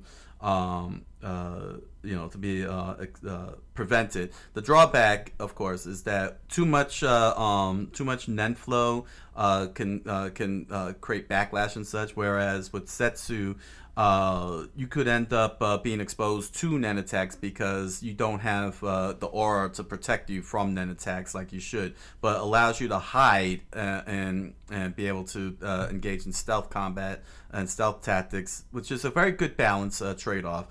He has a very good balance. Then you have Ren and Hatsu, where Ren intensifies the 10. Basically, he says it as being explosive, but basically, how you say, it's pretty much like channeling would be a better way to say that. Like, you channel the energy, to which then you do Hatsu, which is discharging the energy. So you build up the energy through Ren, and then you shoot the energy out. What I like about it is where, like, with regular old magic systems, where everybody learns the same spell, or in the case of Naruto with chakra, everybody, two people can learn the same ninjutsu techniques and such, depending on who has the better experience. Here Togashi chose to go with your own ability, your own power. Whatever it is that that is unique to you, sort of like the gum fruit. You know what I'm saying? Even though Togashi was the first to came before One Piece, a similar system I would say is the gum fruit. You eat the gum fruit and you get that specific ability. Even though it's a shared ability throughout One Piece, it's so far it has been unique to specific characters. We haven't seen, as far as I know, from what I've seen, what I've read so far in the manga, just Alabaster arc. I haven't seen anybody with the gum fruit yet.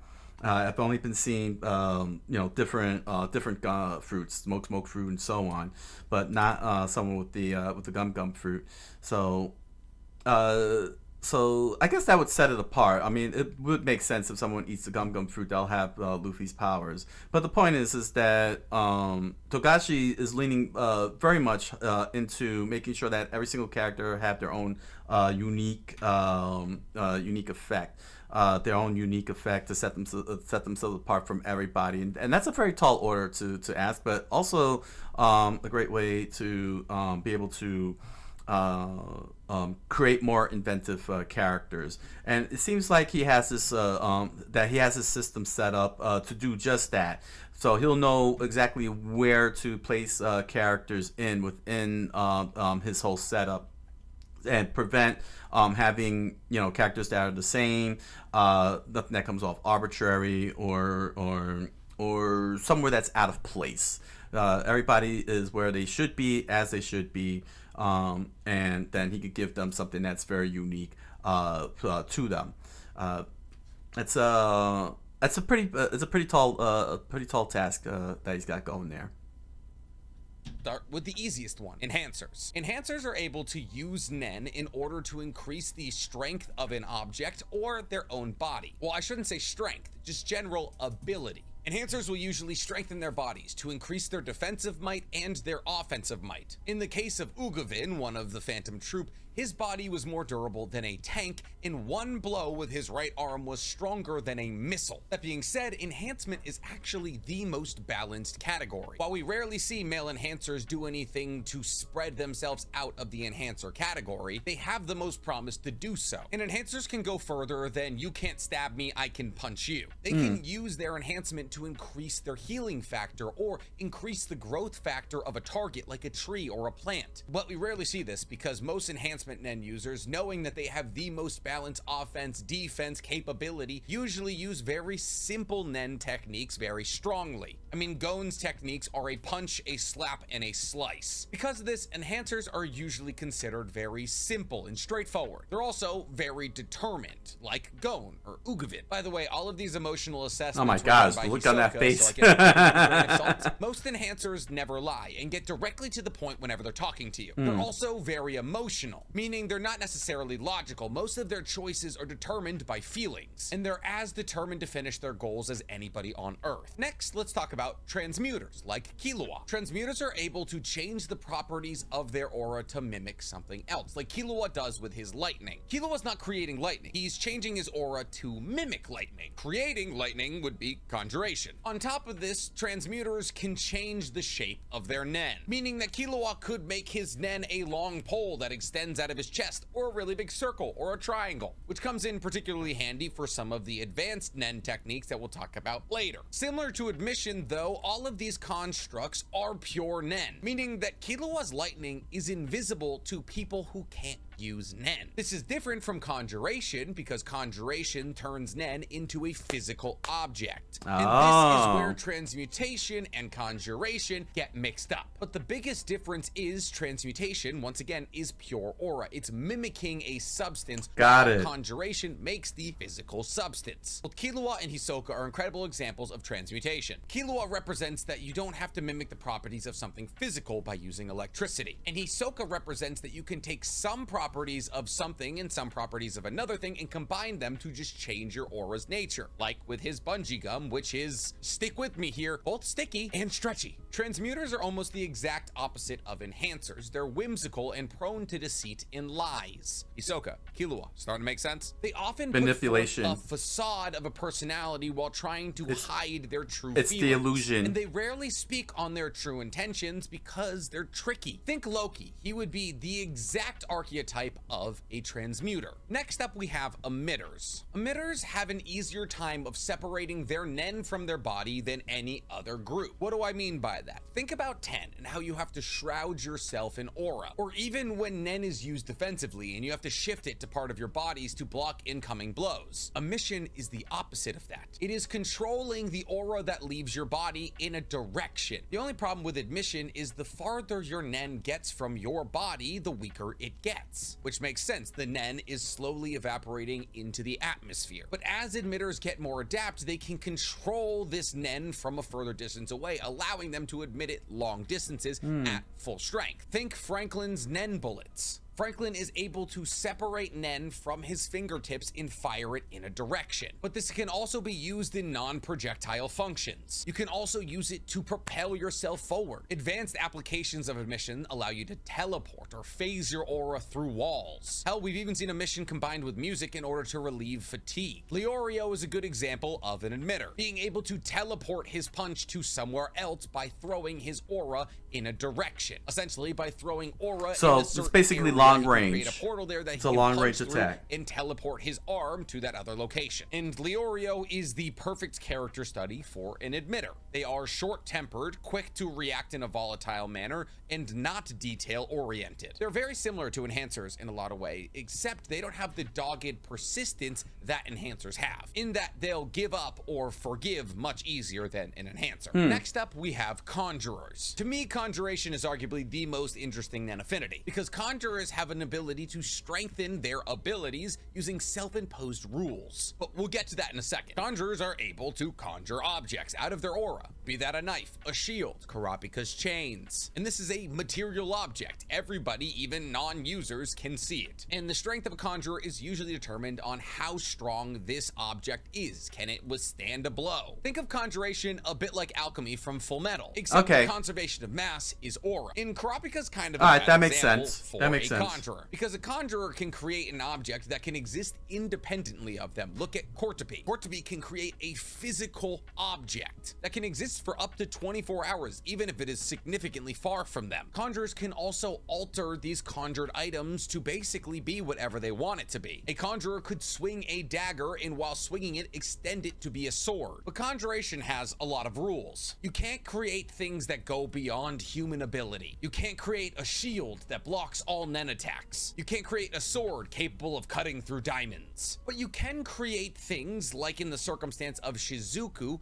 who creates a Nen vacuum that have special abilities. You see, Shizuku's vacuum is able to suck up anything infinitely, with the exception that it can't suck up living matter or things made of Nen, which is where we get into conditions. See, conjurers can make the items that they conjure stronger with self-imposed conditions. In Shizuku's case, it is this vacuum cannot suck up living things or things made from Nen, which allows her to suck up non-living things and non-Nen things infinitely. Coqui is able to perfectly copy anything they touch, but those copies disappear in 24 hours. The more strict the self-imposed condition, the stronger the conjured item. It's like how Kurapika says his chains will only ever be used against the Phantom Troop. Therefore, those chains are strong enough to hold Ugavin or take Krollo's Nen away. As for their personalities, conjurers are usually very high-strung or overly serious, looking at you, Kurapika. They're almost always on guard in order to be cautious and are incredibly logical and observant. Therefore, they rarely fall into traps or situations they can't get themselves out of. They are the polar opposite of enhancers. Analysis is the biggest strength of conjurers. Usually the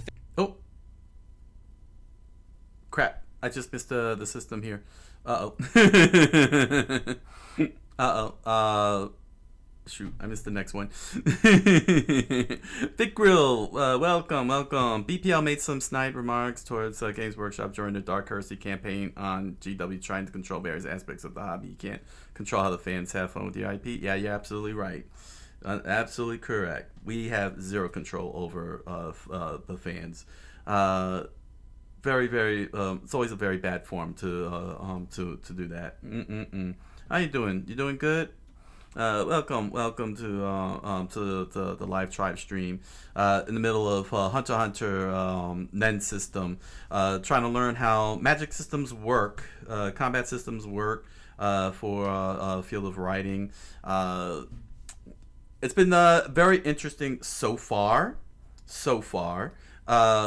With these different affinities. From strengthening where the enhancers strengthen objects and physical prowess. The transmuters are capable of basically using their aura to be able to mimic objects. Not really objects, but like say lightning. Like it could be you can manipulate your aura to mimic lightning to be able to hit opponent, even though it's not actual lightning. It's the illusion of lightning. The emitters is pretty interesting also, where you could do long distance, where you're able to use Nen at a long distance, though. You have to be very careful when doing so because again, it's leaving your body, and you could end up getting significantly hurt or worse, exposed to other Nen users because you're using up so much of the Nen. Let's see, conjurers, of course, those are the ones that can make lightning actually appear, literally, and be able to do lightning strikes in that sense. So I can understand where he's saying that there's a confusion between the two. Where one is the aura simulates what you're attacking with. Conjurer actually creates what you're looking to use. It's pretty how do you say? It's pretty good. It's pretty good, and you could really tell. Let's see here. Well, we already did 1, 2, 3, 4. We're going into fifth and sixth system. Another thing that's interesting that he's pointing out here is the personality of the Nen users. I pointed out before how the chart reminded me of the of the Magic the Gathering color pie. Him bringing out the personalities, explain the personalities related to the Nen users also reminds me of the meaning behind the colors in the color pie of Magic the Gathering. For example, white would be the color of law, discipline, justice. It would have it would be strict. Most characters involved would be angels and knights. There would be valor behind it, or if you were to go to the negative side, how do you say, doing doing the right thing for the wrong reasons type of thing. No, doing the wrong thing for the right reasons. That would be like that. Green. Green is the element of nature and life. It's game-wise, it's very aggressive. It builds up a lot of mana. It comes with heavy creatures. It's all about hard hitting and such. Whereas red is chaos. It's all about chaos. Many drawbacks when using red, like you could hurt your own self if you want to be able to hit somebody, or as its opposite blue, where blue rules says you could draw a card, search through your hand, and then discard a card from your hand. Red tells you discard a card first, then draw a card, and that is actually significantly different because you don't get to assess. You won't know what you're drawing up in red. That's the chaos nature of it because it's random, and so you won't have an informed decision on how you want to discard your card. Whereas blue gives you access to the card first, and then you could be able to create an informed decision. Which blue, of course, represents knowledge. And wisdom. And so you're always finding yourself looking at cards, searching for cards, most of the time drawing cards, and so on, as well as, of course, being all about wizardry and such. So for to hear him explain how the personalities of Nen is pretty in line with a very excellently crafted system. Definitely up there with the Magic Gathering system.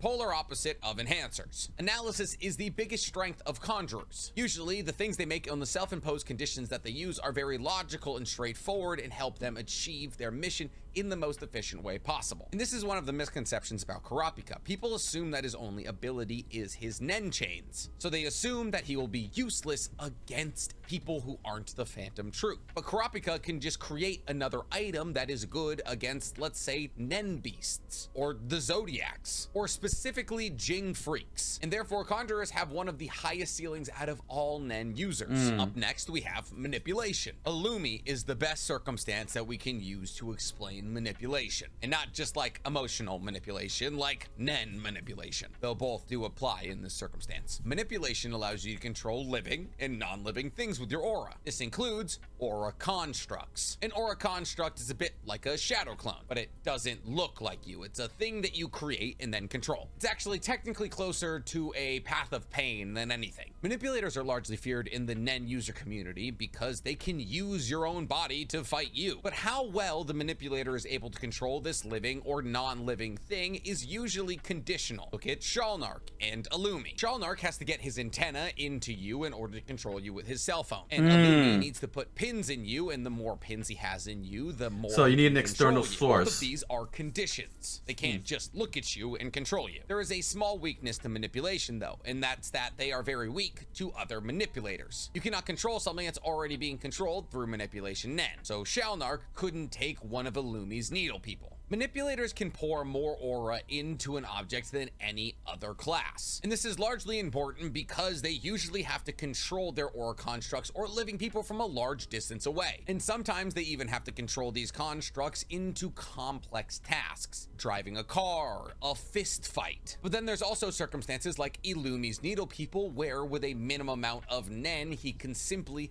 send people into a frenzy or give them a very simple task, like chase Killua. There's technically 4 different kinds of mind control that manipulators can use to vary how much control they have over their living or non-living constructs, but we don't need to get into that. Manipulators are, believe it or not, manipulative and controlling, like my ex-wife Sharon. They, like conjurers, are very detail-oriented, but tend to move at their own pace. They're also very protective of their loved ones and families, but that doesn't mean that they listen to them. When it comes to their own goals, they do not take anybody else's opinions into mind. And lastly, we have specialists. I am so tired. Second wave. Specialists are technically just any Nen ability that doesn't fall within the categorization of the other 5 types. It's incredibly vague. If you look at an ability Very and vague. you're like, I don't know what that is, it's probably a specialist ability. Like Chrollo's ability to essentially manipulate Hatsu itself is a specialist ability. Essentially, Chrollo is able to alter other people's Nen affinities and abilities and then create them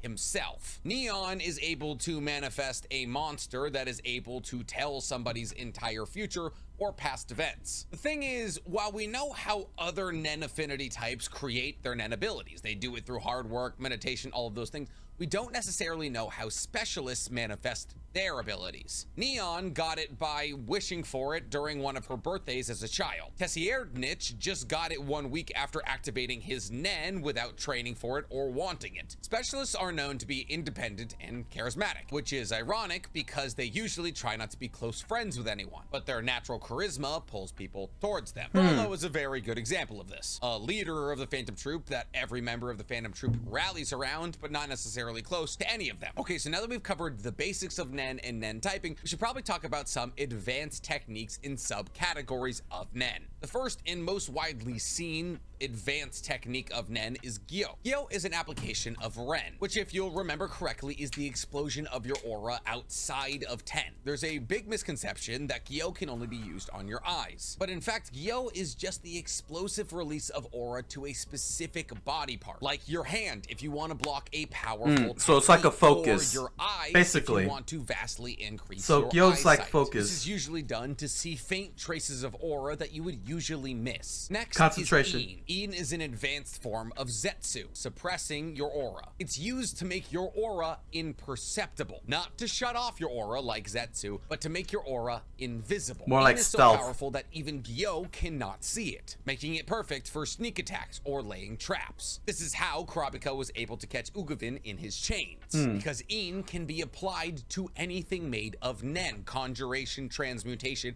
or even the user. If you apply Een to your shroud of Ten, you are invisible. Well, I lied. Experienced practitioners of Gyo can still see Een, but this takes a lot of experience. Next up is N, not Een.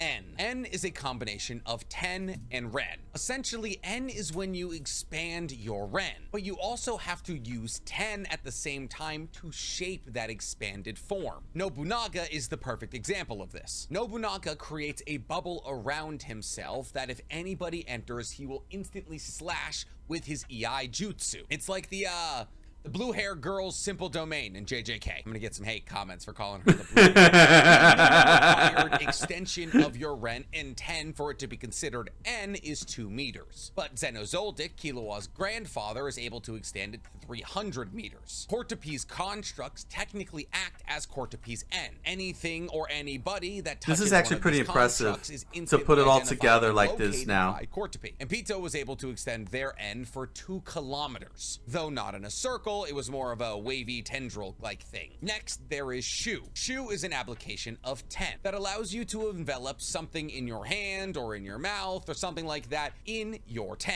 Let's say you're holding a sword, but you use Shu to envelop that sword with your 10. Now that sword is stronger. Next is Ko. Ko is a combination of all of the 4 primary disciplines: Ten, Zetsu, Ren, Hatsu. Ko is actually how Gon uses Jajanken. You use Gyo in order to transfer all of your aura into one body part. Ten is used in order to stop this aura from dispersing elsewhere. Zetsu is used in order to stop your aura on every other part of your body. And Ren is used to boost the amount of aura in this area. And this is how we get Jajanken, rock, or paper, or scissors. Next.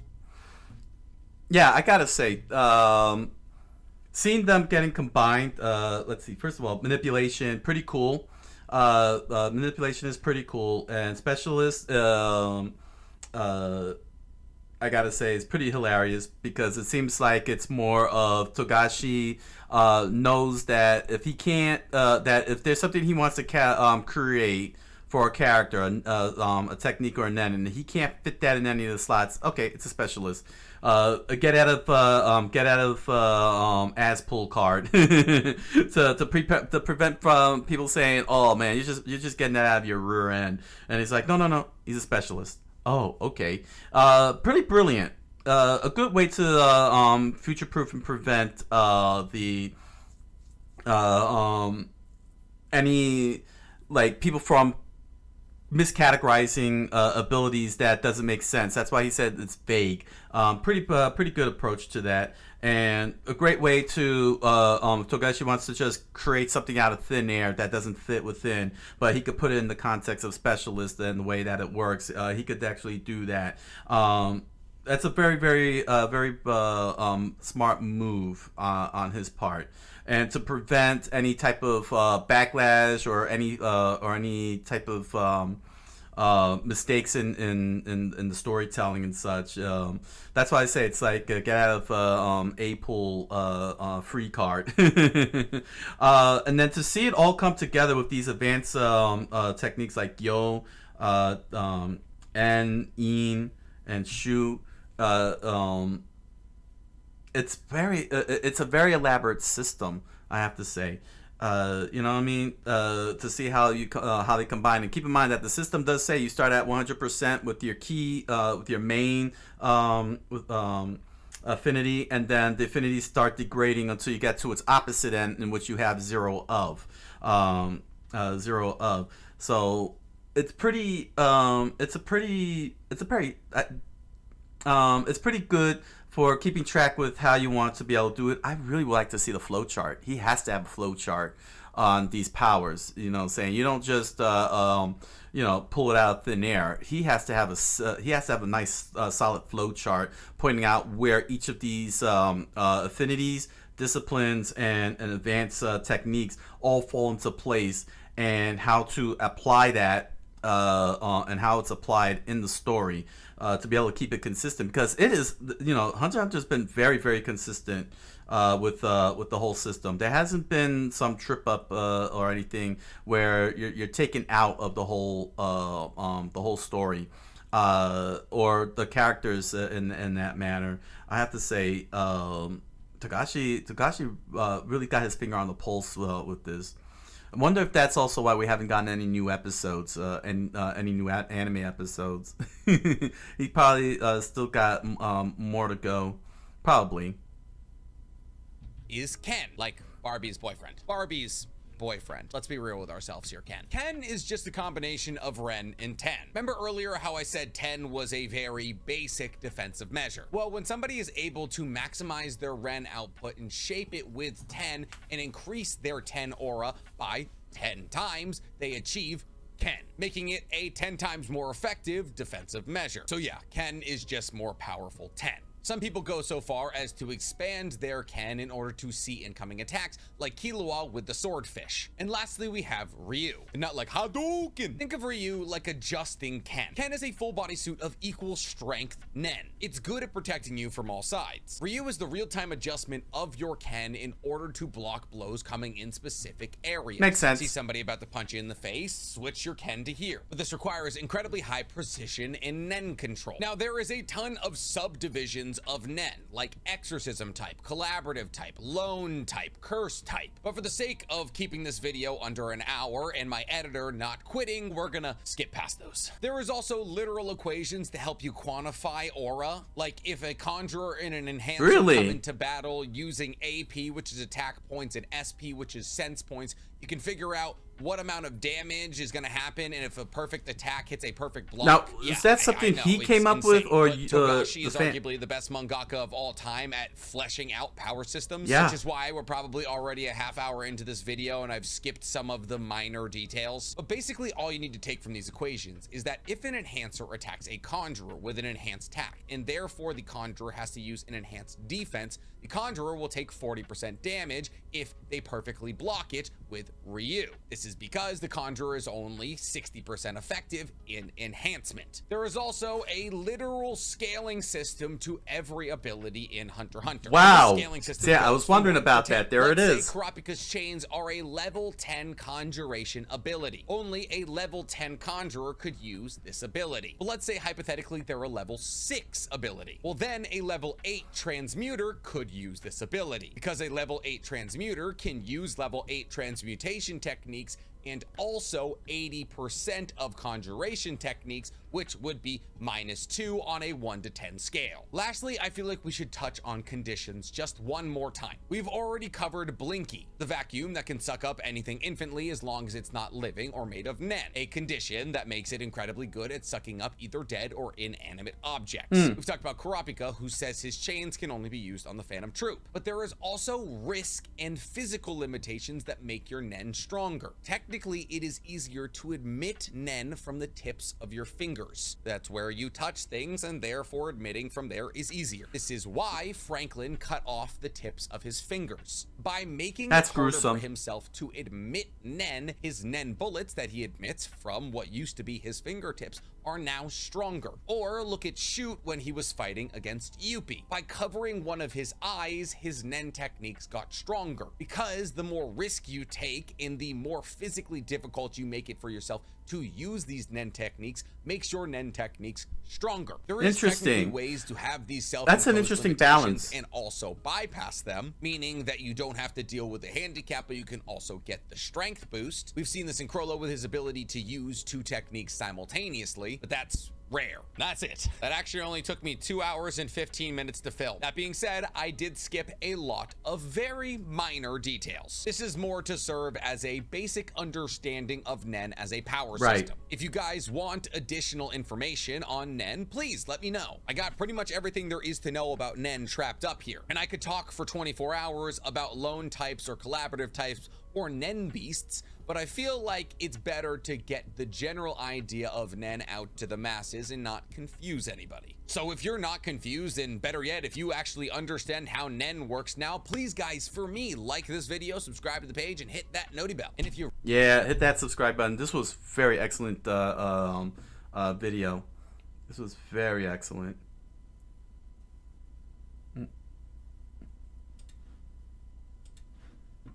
So yeah, I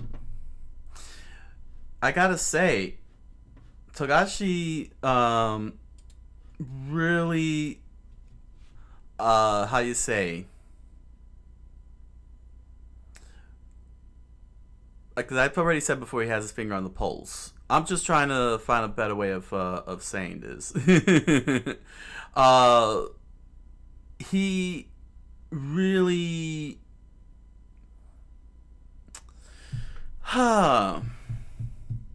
I'm trying to think here the best way to describe this, because of all the systems I have seen, I've never seen, like I've seen the show, you know what I'm saying, and I know they explained it, but I didn't comprehend how meticulous and detailed the system truly was.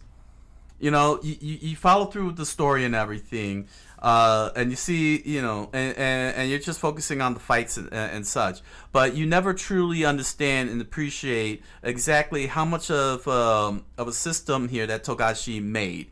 As you can see, manipulation, specialist, conjuration, transmutation, enhancements, and emissions. This is definitely this is a big undertaking, and that's why it's hard for me to process, and because it goes layer to layer to layer to layer. You have the 4 disciplines, then you got the 6 affinities, then you end up with the advanced techniques. It just goes further and further down. As he said, it'll take him an hour to explain the whole thing, and I could see why, And not only that, but you saw that flow chart. That flow chart was crazy. That was just fan-made flow chart. That was a fan-made flow chart.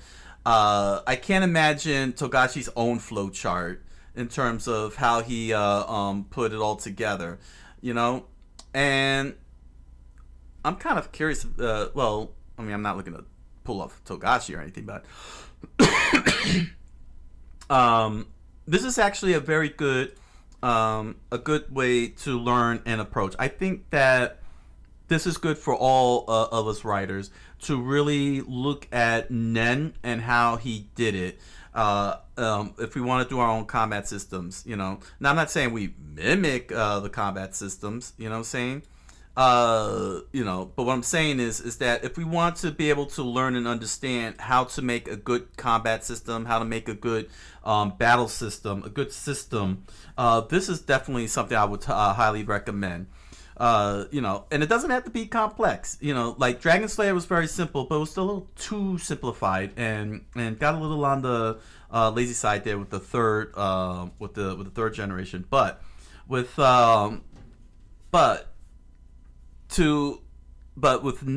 Nen, you actually get to understand how Togashi laid out the foundations, how he was able to set it all up. I mean, look at what the fans had done, and look how well it's done. The fans brought it down to a numerical system that they know exactly how many points of damage is being done, like a Pokemon game, you know, with the EV systems and IVs and so on. When you have something like that, when your fans are doing something like that, you definitely did a great job. You know, you did a great job, and a little pat on the back. A little pat on the back, I have to say. But this is a very fantastic system. I got a good handle of it. I doubt that I'll remember it the next time Hunter x Hunter pops on. You know, they do another season of Hunter x Hunter. I'll probably still be lost on it because it is very complex, but it's not overly complex. It's kind of like if you take the time, similar to like Magic the Gathering, if you take the time to understand the Magic the Gathering's color wheel, pie wheel, you actually understand exactly the properties and behaviors of the cards within the context of their colors. Same thing here with the with Togashi's system. You know, if you you know, a little time and dedication, you'll understand everything, even down to the characters' personalities, which was very impressive. And that's why, you know, I pointed to the Magic Color Wheel, because in the Magic Color Wheel, you know, you have the personalities, the natures, the behaviors of the colors, the philosophies and ideologies, and it's all shown right here in this system that Togashi made, and it is pretty impressive. And I don't know what more I could say. It's an amazing system. It is hands down an amazing system, and anybody, myself included, wants to do a combat system, a battle system, this is definitely one to study and learn from. Don't copy it. Don't copy it, please. You know, do your own battle system like I'm doing. But what I'm saying is to get a good understanding of structure, focus, and understanding of what you want your own characters to do, and how you want your characters to manipulate your battle system, your energy system, and so on. This system here, the Nen system, is a great example to use to figure out how to engage and approach it, and most importantly, make the system engaging to your readers and viewers. Because look at that, man, the dude did a mathematical explanation of how much damage a Nen user can do. That's what you want. If that's what you're looking for, then you gotta strive for that. You gotta strive for it, and most definitely take advantage. Definitely look at his system, how he did it. There's other systems too, like Magic. Look at Magic's color pie wheel and see how they did it too. You know what I'm saying? But like I said, that's another one that I would recommend looking at too, is the Magic color wheel. But in terms of systems, this is definitely a fantastic one and a very dang good example for all of you out there to use. So yeah. NC Hammer 23. Once again, you know, comments, links in the description below. Hit the like button. You know, check them out. Very good explanation of a very highly complex system from the legendary Togashi himself, Togashi Sama, Sensei, Togashi Sensei. Anime's best power system explained. He's not lying. All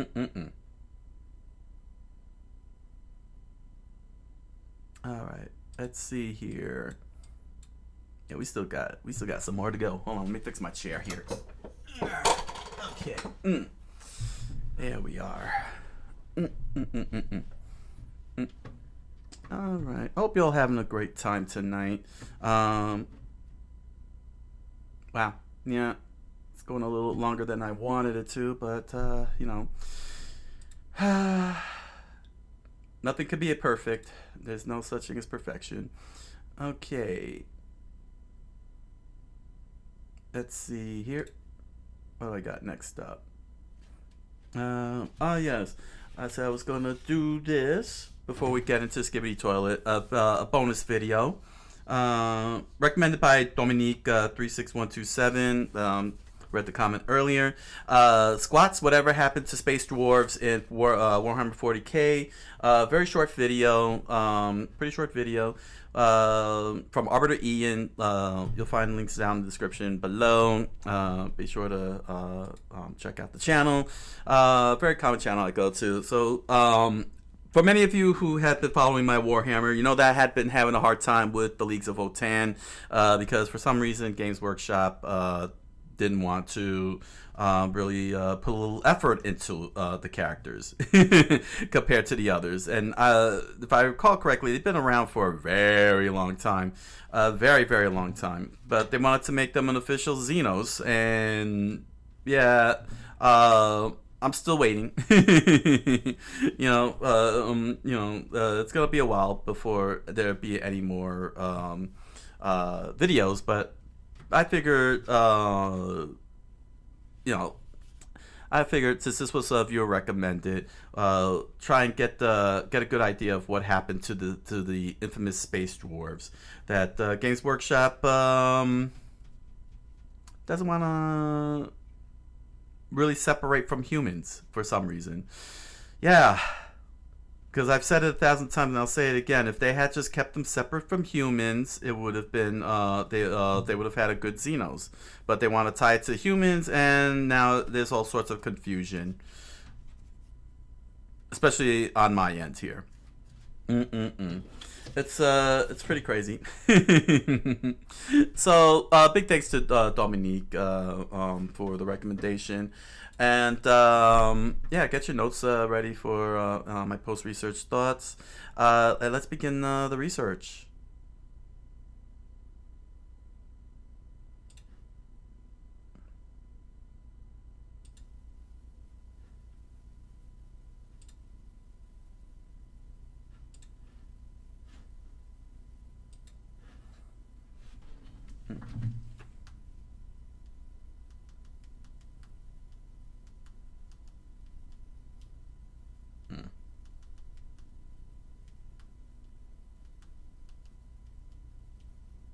Ah, crap. Sorry, guys. I need to get my my timer here. There we go. Okay.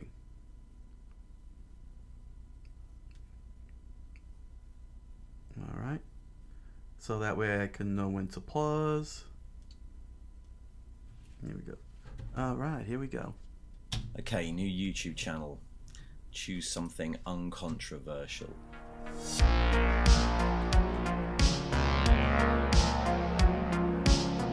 So it's pretty well known that the original Rogue Trader was a port of Warhammer Fantasy Battle in space. It has all the well-known tropes of elves, orcs, psychologically abused child soldier, knights, noble warrior knights, and squats were the original attempt to do fantasy dwarves in space. Squats, or in fantasy cod Latin Homo sapiens rotundus, are first seen in the abhuman section of the 1987 Rogue Trader book, alongside the space halflings, space beastmen, and space ogres.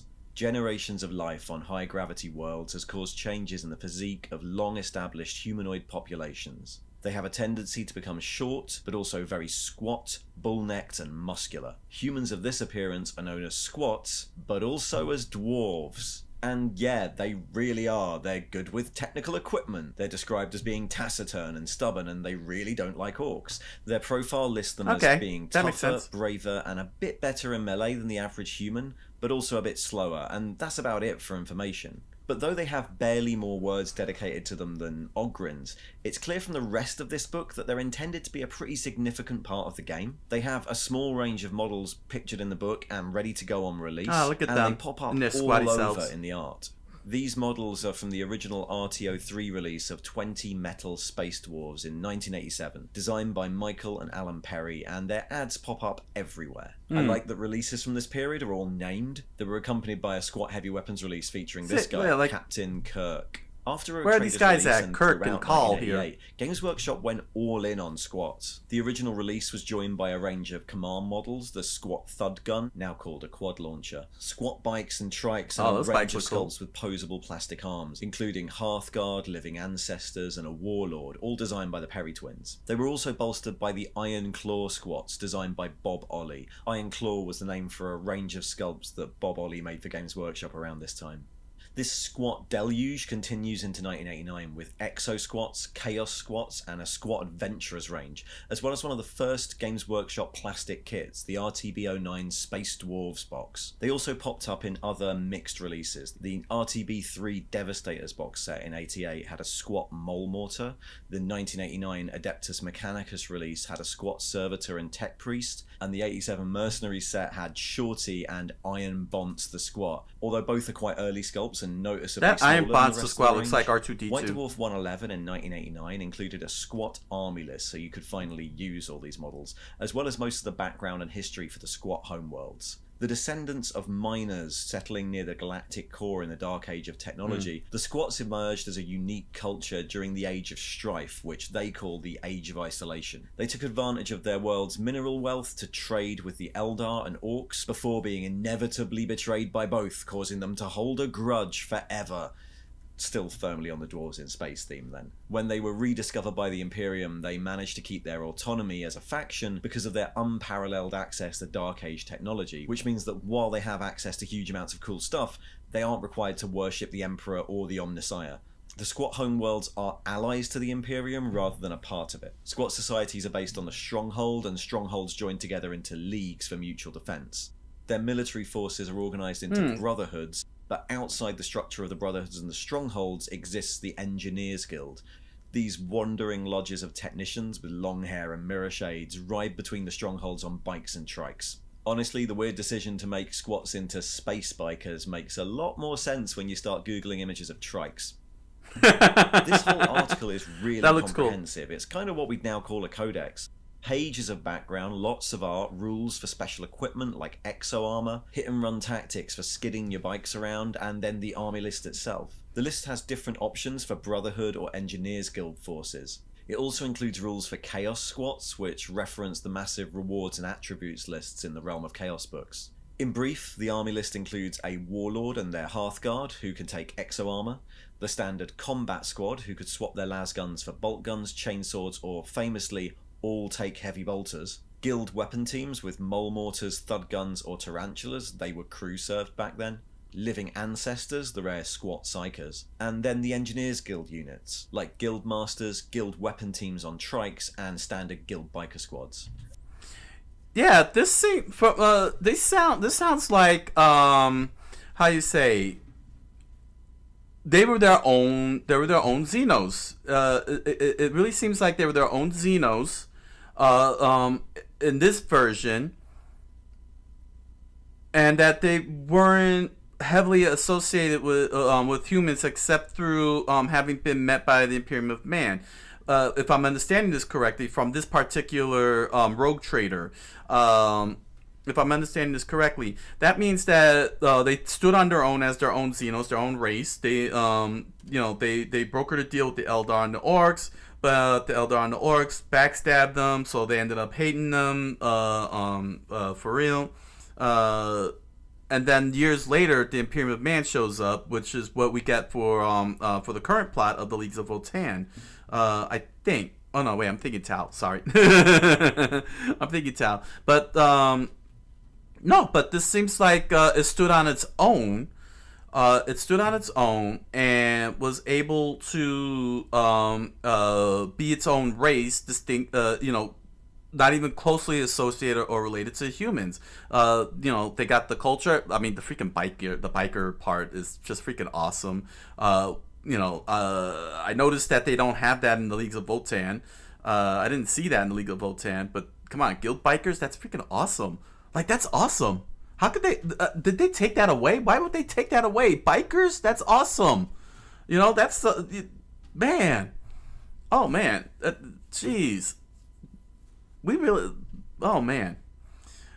This edition of Squats really is really fun looking. I like what they how they were presented and so on. And I find it very strange that they would, again, do like the Necrons and pretty much retcon and change everything. It looks like it's a Necron situation here, type of situation. Necron type of situation here. Finally, the army could include Imperial Commissars or Tech Priests as advisors. After 1989, the 40k squat releases start to dry up. The Citadel catalogue pages for the next few years are mostly the same sculpts in different combinations. However, Epic, Games Workshop's 6mm gaming system, went through its first 2 editions during this period, and squats were added to the game in 1992 with the release of the Orc and Squat Warlords set. The background here is mostly a rehash of what we already know, until we get to the real stars of this release, the huge squat war machines they get instead of Titans. Like land trains, multi-tracked monster vehicles towing powered track cars of ore, supplies or living quarters, and that can be used as armoured battle stations. Or the Colossus, essentially a land battleship built around the brilliantly named Doomsday Cannon. All the regular squat units were present here too, alongside stuff like the Goliath Mega Cannon, the Iron Eagle Gyrocopter and the Overlord Armoured Airship. Like much of their technology, this weird steampunk vibe would be later stolen by the Mechanicum. Back in 40k, the 2nd edition box set was released in 1993, which included Codex Imperialis and Codex Army lists, the get you buy bestiarian army list for all the models currently in production. Codex Imperialis had a few pages of squat background, condensing the information from the White Dwarf article and adding a little more about the 700 leagues, and includes basic rules for squats of various levels, guild masters and ancestor lords. The army list included all the units from the previous edition, separating the combat squad out into warrior, attack and thunderer squads, who could still all have heavy bolters. And that was where it ended. A few test models were sculpted for 2nd edition, and they were really reminiscent of Fantasy Dwarves, but a codex never appeared, and eventually the Rogue Trader models just stopped being produced.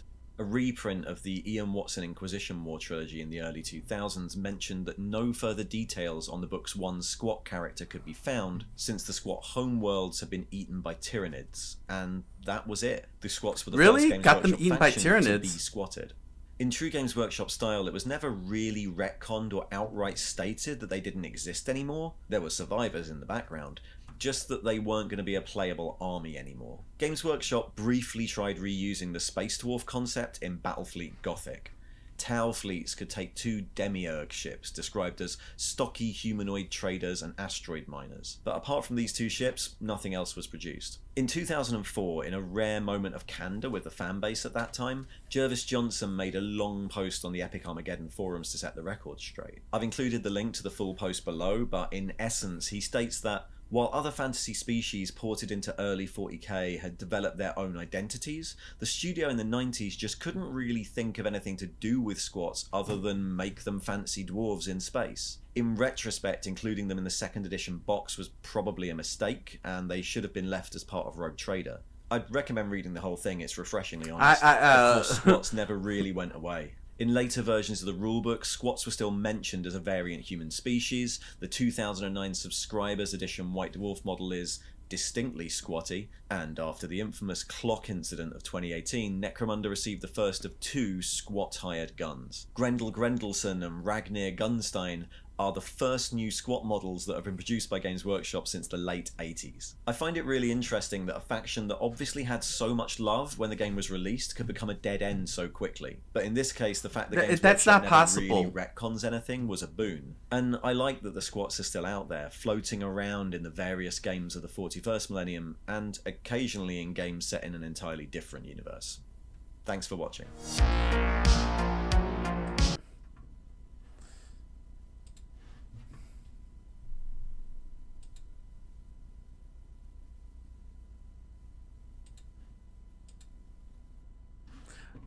That can't be possible. They could not have written themselves into a corner, because that's what it sounds like. It sounds like that they wrote themselves into a corner, and that doesn't make any sense. Because the whole thing is pretty strong, in a sense. You know, like it was pretty solid. From the way that Arbiter Ian was explaining it, the story was very focused. It was very strong. The characters here are pretty solid. You know, Ironbounce the Squat, Shorty, very unique looking characters compared to, you know, when standing next to the others here. They really set themselves apart. I don't understand where this came from, because the only way that you could sit there and say you got nothing more for it is if you wrote yourself into a corner, and you can't. That's very difficult to write yourself into a corner, quite honestly. Like, there's no way you could write yourself into a corner. You'd have to have written something real bad, you know, and I didn't see any bad writing coming out of it. I find that very unusual. I find that very unusual that would be the result of why they just stopped on second edition. It's very weird. It's very weird, especially if they had became a fan favorite. It shouldn't be that way. Let's see here. I found the article here in question. Let's pull this up here. Jervis. So let's see what he has to say, and break it down as to precisely what really went wrong. It's got to be made clear here. Jervis. This is from the this is in the Wayback Machine Epic website. Epic website. It says, I know I shouldn't get drawn on this, but can't resist. Seriously, a couple of points just so you can have an informed debate based on the real reasons that squats are no longer available. Be warned, it is going to be hard reading for people that like the squat background. First of all, squats were not dropped because they were not selling well. They were then and are now plenty of other figure ranges that sell in sort of percentage quantities that the squats pulled down, especially when you look across all the ranges produced by GW, Games Workshop, rather than just for those for 40K.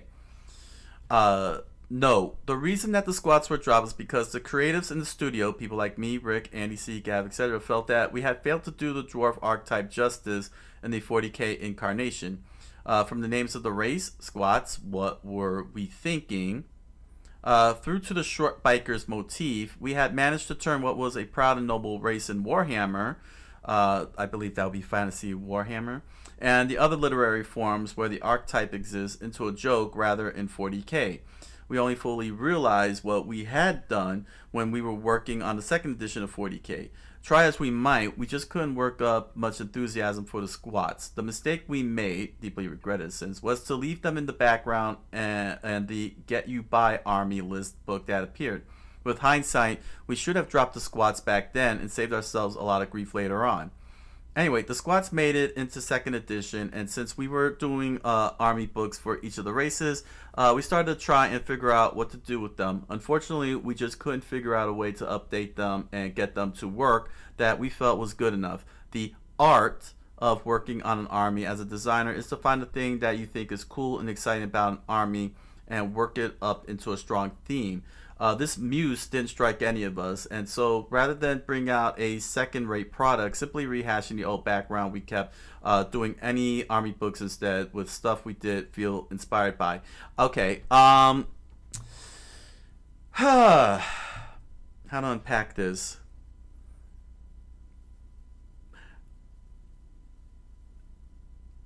Cool factor should be the last thing on your mind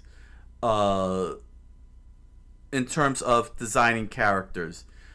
Interesting and compelling should be your top priority. If you're only creating to be cool, you're not going to get what you want, because what is cool? Cool is an opinion rested in the hands of your audience, your fans. Your fans gets to determine what is cool, what is awesome. You don't get to determine that, because you don't know what's cool. You know? You don't know what's awesome. Okay? Because you don't know what you have in your possession as a creation. Okay? I could go ahead and create a giant mecha robot. That's cool. You know, it's cool. Yes, it's cool. But how cool is it? What does it do? What makes it set itself apart from Gundam, from Mazinger Z, from Voltron and Megazords? You see what I'm saying? What makes it cooler than them, or just as cool as them, is in the hands of your fans. It's not in your hands. Your hands is in your hands is how to make it interesting and compelling within the context of its own thing. If you concern yourself about what makes it look cool, you're concerned yourself about what fans think of your thing, of your creation, and that's not good. That's not how you write. That's not how you create, because you don't know what cool is. Okay, one day your fans will say skateboarding is cool. The next day your fans will say inline skating is cool, you know, and that skateboarding is it's a passe. You don't know, because fans can shift very easily and fads can shift very easily. You know, the pet rock will be a big thing in one decade, then suddenly it's the Rubik's Cube that becomes the big thing the next decade. You cannot create on the concept of cool. You really can't, because it's way too subjective, and what you may think is cool may not be cool for people. You want a good example? You want a very good example? Poochie the dog. The Simpsons actually addressed something like that with Poochie the dog. Itchy and Scratchy in that episode, The Simpsons, the classic Simpsons, they wanted a new character that's hip and cool. So they built a character that was hip and cool, Poochie the dog. The kids' reaction, it sucks. That was their reaction. It sucks. You know, it's the hello fellow kids thing. You know, you can't build on that thinking. And this was their first mistake. They already had something cool. Because the audience said it was cool. They were having fun with it. Even if they were poking fun at the designs and everything, they still loved it. But you didn't see it that way, because you wanted to define what was cool rather than the fans define what was cool. You know, and in doing so, you were building basically a house of cards. You started building a house of cards, and you can't do that. You know, you can't do that. Now, over here, where they said that they were trying to figure out what to do with them. What was it that they couldn't figure out what to do? That doesn't make any sense, because the only way, because then that means that you wrote yourself into a corner. However, from what I've seen that Arbiter Eni has shown, these excerpts, the story is very solid. The foundations were very good. The characters were very good. There's plenty of directions to go with it, you know, and have them progress and evolve over time. They were concerned about their appearance being called squat. They sit in there and say they don't know what were they thinking. Well, why were you concerned about squat? I mean, look at the dumbest name in Star Trek, Ferengi. Ferengi is the most dumbest name I have ever heard, and they were made dumb. But DS9, the writers, instead of saying, oh, what were we thinking, they took the characters, leaned into who they are, refined it, cultivated it, progressed it, and created more culture out of it. And they became one of the biggest fan favorites in Star Trek. It's possible. What this so far, just these 2 paragraphs alone, was that they put something on the mantle and put way too many expectations on what they were creating, and were disappointed that it didn't turn out the way they did. Now, it's one thing as a creator, as a writer, to be like, there could be more. This is something that's awesome. This is something that's awesome. I know I could do more with it. That's the right mentality to have.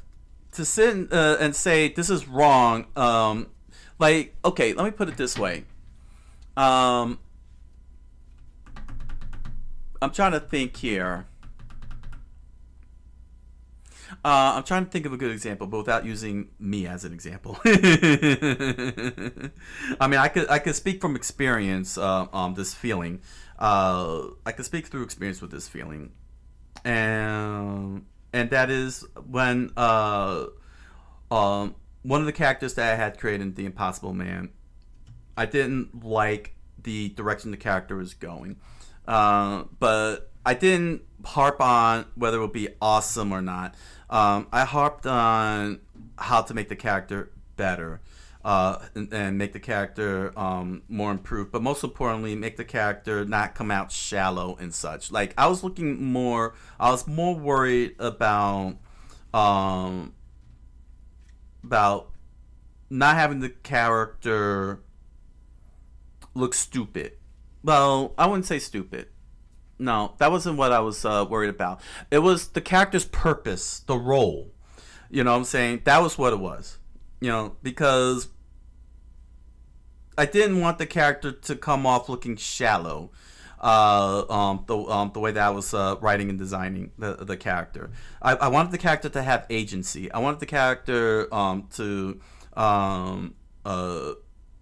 be interesting and have a compelling backstory. But most importantly, have agency. So I was able to maintain what I had already written and incorporated the elements into it, and I ended up having a much solid character. Now, as to whether that character will be a fan favorite or not, that's entirely in the hands of my fans, the readers and such. There's nothing I could do about it. But the point was to make sure that the character was interesting and compelling within the flaws that I had written within it. I didn't just sit there and say, "What was I thinking? Let me chuck this out." I didn't give up. Basically, is what I'm saying. And from these first 2 paragraphs, it seems like they gave up without even giving a chance, without even trying, and that's not good. That's not how you create. That's not how you write. You don't give up something because it didn't meet expectations.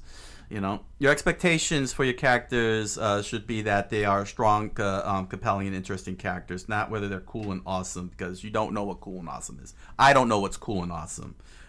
I could perceive cool and awesome all I want, but at the end of the day, I can't tell my readers and fans, what is cool and what is not, and neither should Games Workshop or any other creator out there. There's nothing we could do about it. You can't future-proof it. Continuing on. Now, while this was all going on for 40K, we were actually doing some rather good stuff for the squads in Epic. So what was wrong? On this scale, what was wrong with this? What was wrong with this? If you had good stuff, why did you see negativity? Why were you focused on the cool factor? Continuing on. On this scale, there was a natural tendency to focus on the big handmade war machines the squad artisans produce, and this created an army with a feel that was very different to the biker hordes in 40K. However, this tended to reinforce the problems we saw in the squad background rather than alleviate them, underlining what we should have done with the squads in 40K. Well, what was it? What's the underlining? I don't see the underlining here. I mean, you had a very awesome thing, biker hordes. Like, to me, that's awesome.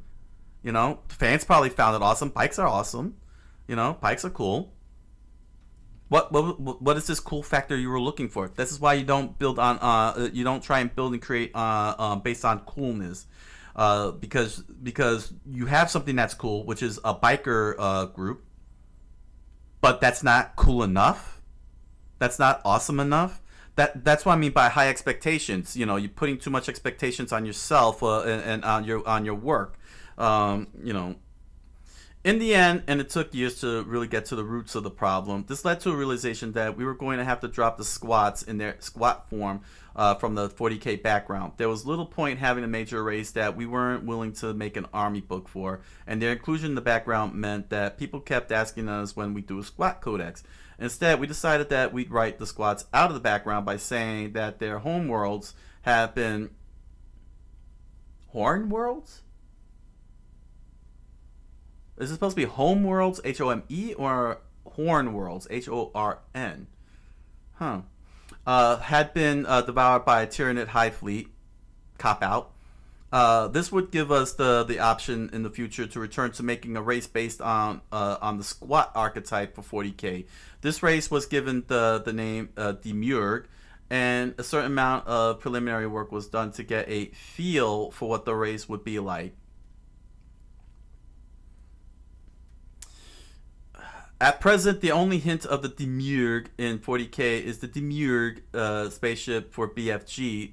However, we do have this race in our back pocket as a possible new race for 40k, or an interesting character model in Inquisitor, or whatever. So far, the Demiurge have lost out to other projects, and it may be that their time never actually comes, as they will have to win through on their own merits. Not simply because we once made some squat models in the past. At present, I have to say that it is more likely that they don't make the cut than do, as there is a certain prejudice these days to simply taking races from Warhammer, cross them over to 40k like we did in the early days. So it may be that the squats Demiurge end up remaining a footnote in the history of the 40k galaxy. Only time will tell. Feeling. What feeling? You know, what did it feel like? What is this feeling? Can you describe the feeling? You know what I mean? What is this feeling? Because now it's coming up like they're all over the place. First it wasn't cool. Now it's not what they feel. Those are two completely different things. They're not mutual. They're not exclusive. You know, they're two completely different things. I was about to say mutually exclusive. That's they're two completely different things. It makes no sense. So, and then on top of that, you decide to cop out, not just only on doing your job and trying to make them work, but you just were like, you hand waved them off as being devoured by Tyranids, just so you could get rid of them.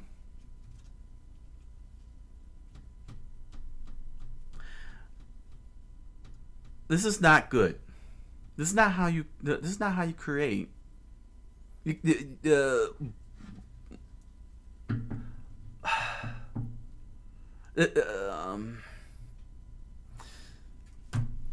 What were they looking for?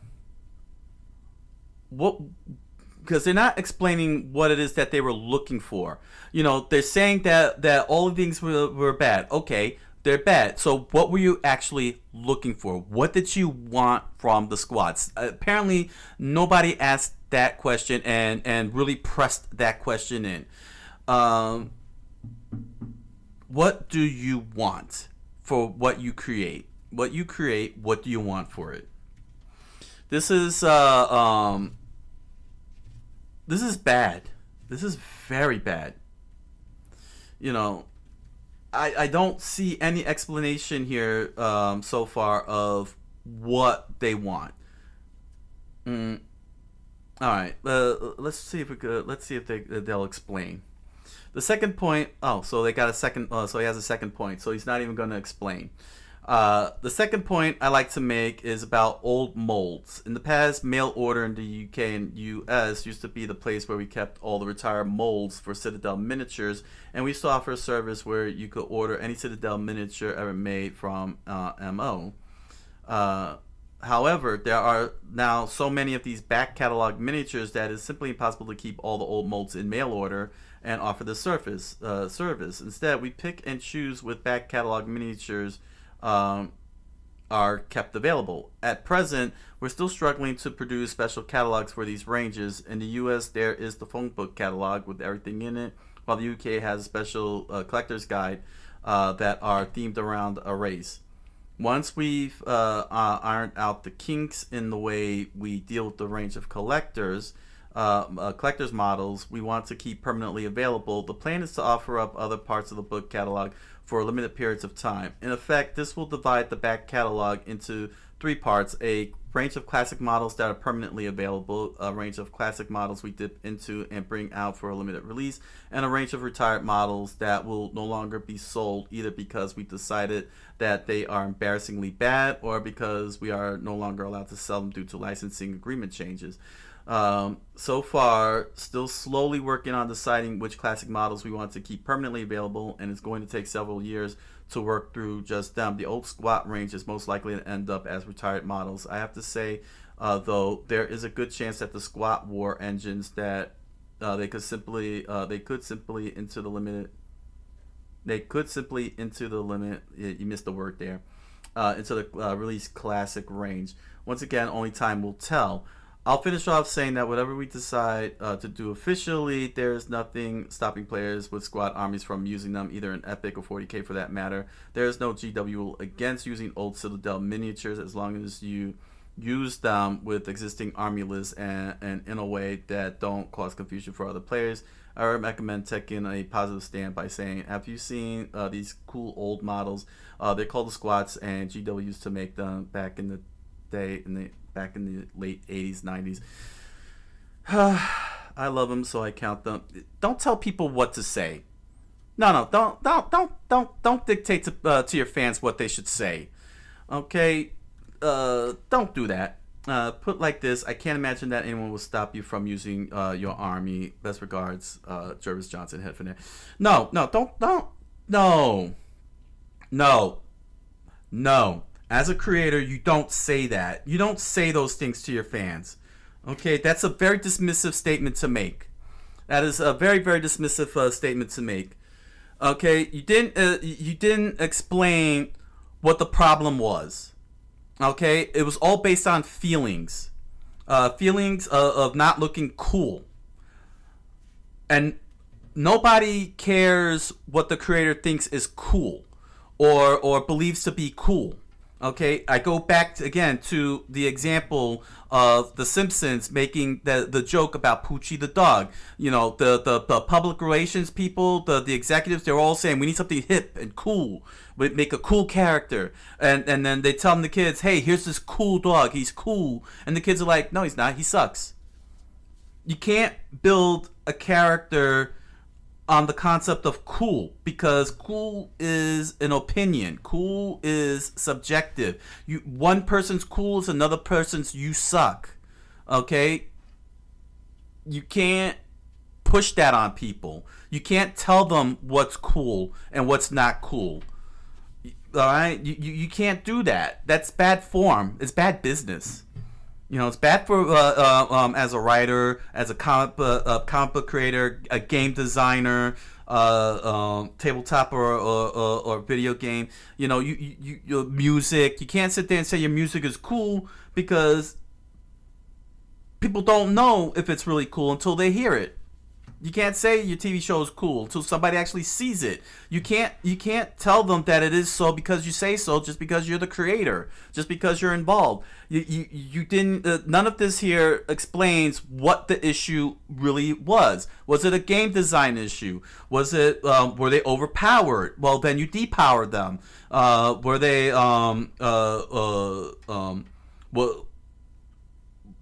was the mechanics you know, like, what was it? What was the problem?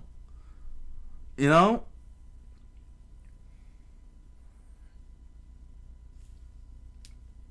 In this situation, I probably would have done like Moneyball. be like my man in Moneyball, the general manager.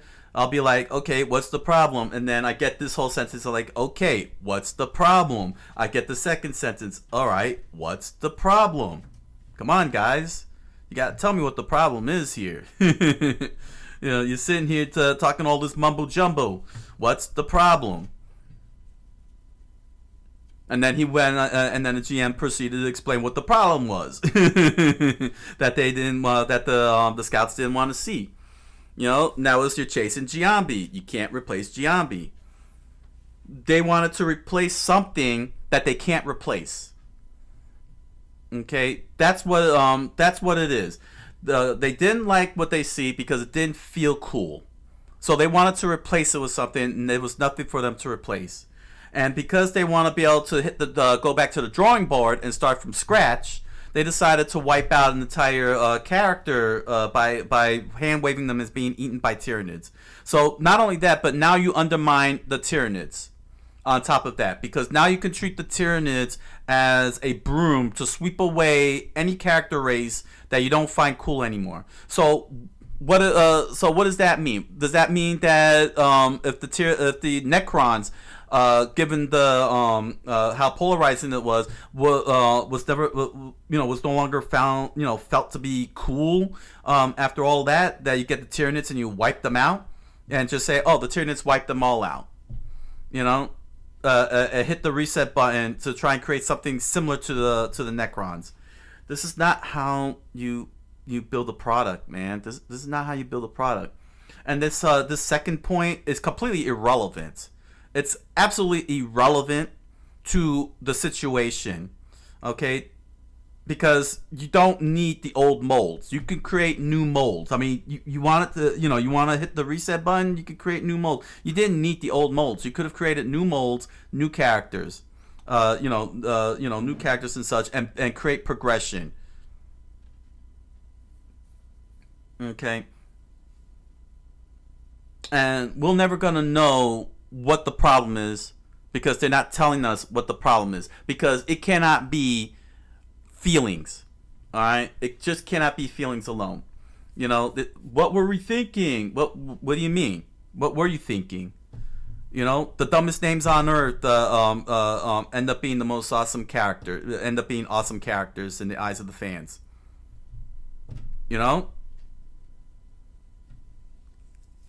Tau. T-A-U. I could pronounce it as towel.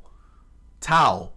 And their favorite. They got and it's got and that faction's got fans. Lots of fans. When I don't get this. I don't get this. This is very bad. It is very bad.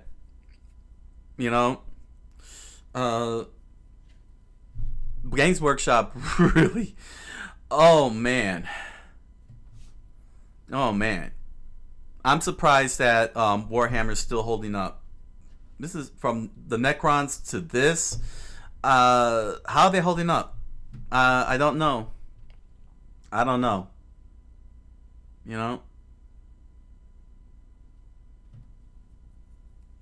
And look at me and look at this here. Let's see.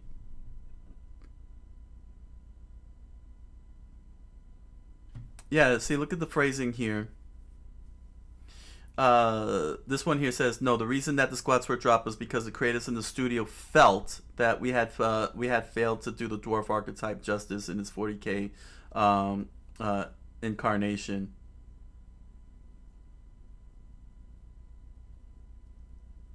So what was the problem? Clearly the creatives told them the problem, but instead of fixing the problem, they just threw the baby out with the bathwater. If that's the case. Yeah, I mean, well, it's not even the case. He's saying that's the reason. The reason that the squads were dropped was because the creators in the studio, people like me and Rick, Andy, C, Gab, felt that we had failed to do the dwarf archetype justice in the 40k. Well, what is this justice? What's this justice?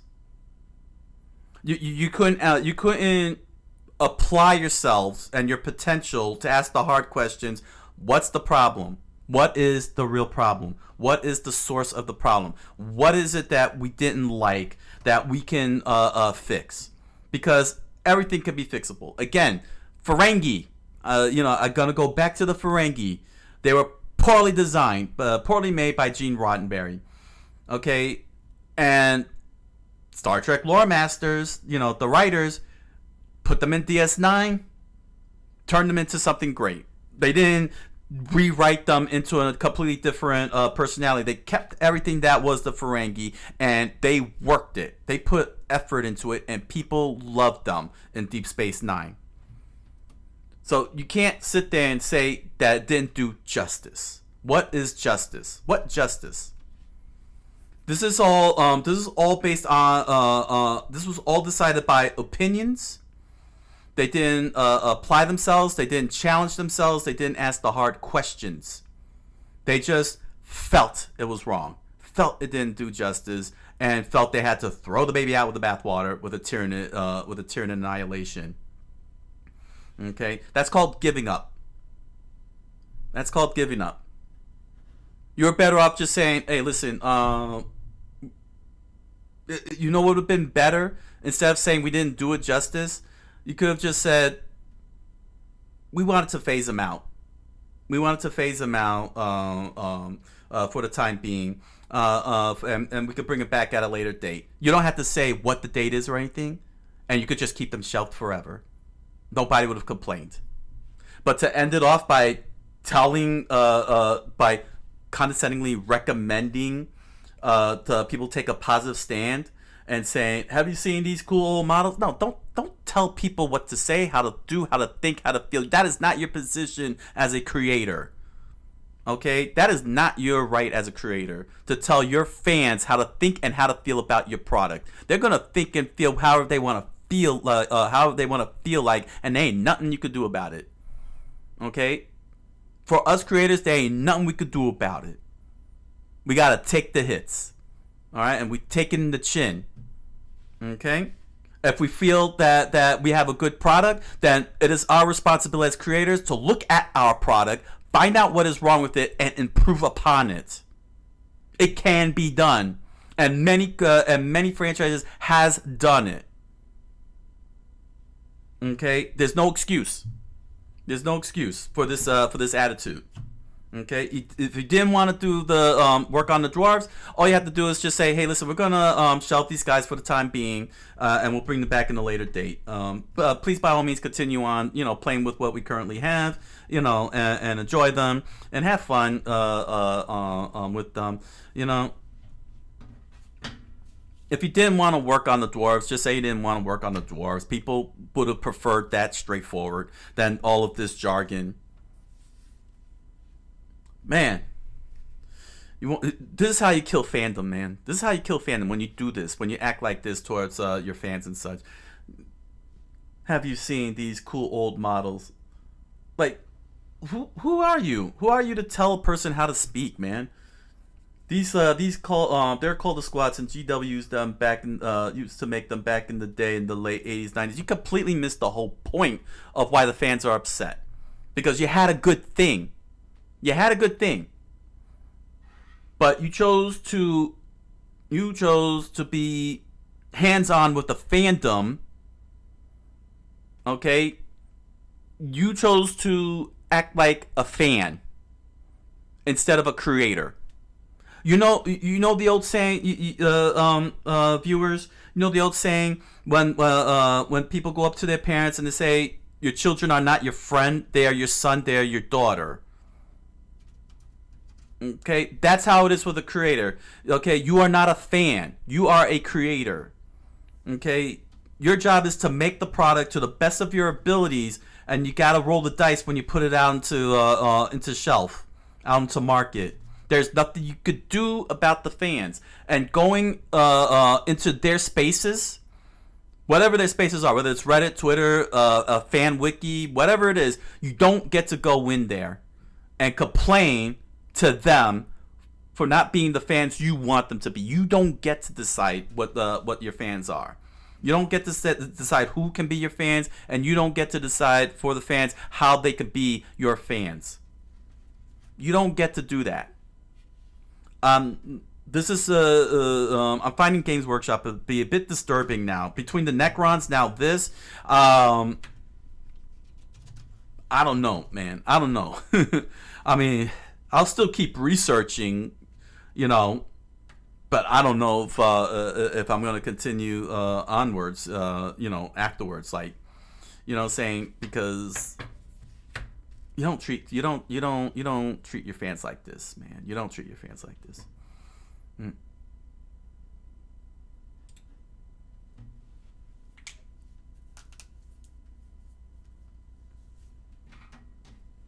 All right, let us close out with another controversy.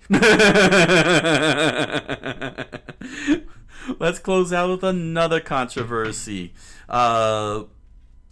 This is pretty hilarious. Oh my gosh, I can't believe it's late. Thankfully, it's an 8-minute video, but something big is happening in the world of Skibidi Toilet. Now, for those of you who are new to the channel and probably wondering why the heck am I watching Skibidi Toilet, you'll have to watch one of my very first video, because me explaining it doesn't do justice to how I felt and expressed myself regarding Skibidi Toilet. But to put it in simple summary, last year, 2024, for just in case anybody watches this in 2026, 2024, I came across an article on IGN that said that Michael Bay was going to do a Skibidi Toilet movie.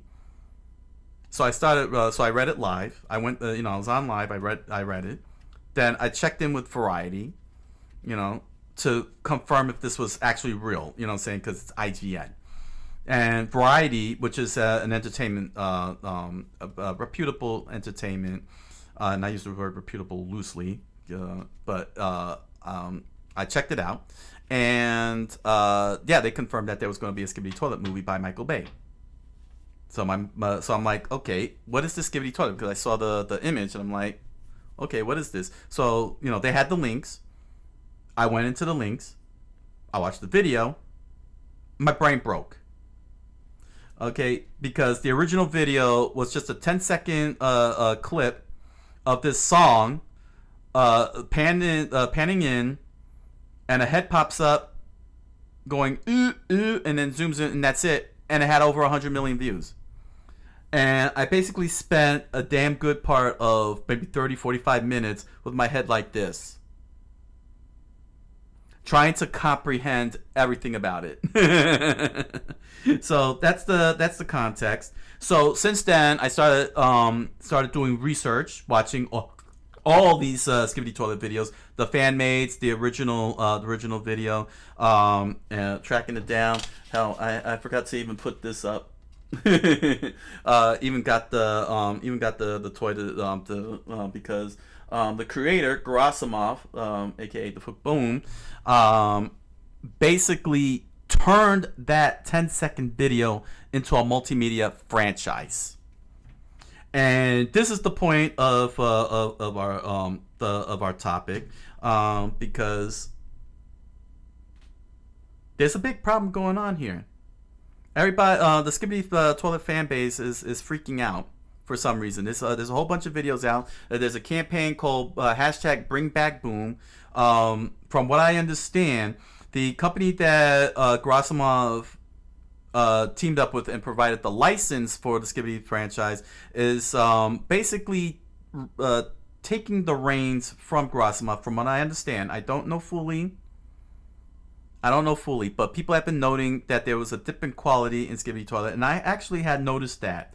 I had noticed that in one of the videos that I researched, one of the more recent videos. I pointed out that the frame rate dropped very, very hard. And I understood, and when they said that, the dip of quality, I knew exactly what they were talking about because I had saw it with my own two eyes. I reacted to that. And I pointed that out in the reaction. I was like, what happened to the frame rate? So, Gerasimov, from what the comments have said so far, is on vacation. He's on vacation with family. we don't know if he's back yet or anything. Apparently, don't know. I don't know what has happened since. I just found out. This has been going on for a couple of weeks now, and this company that he's working with. Let me see if I could find them. Invisible something. Let's see here. I gotta find this. Oh, what's going on here? Let's find this here. Let's see here. What was the name?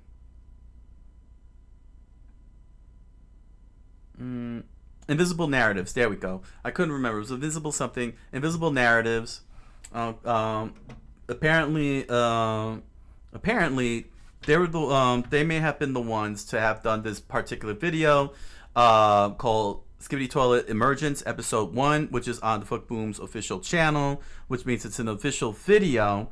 But apparently, it wasn't made by Gerasimov himself. It was made by Invisible Narratives, and it has and it had gotten people in an uproar. Basically, it got people in an uproar. So we're going to watch the video, Emergence, and then we're probably going to check out.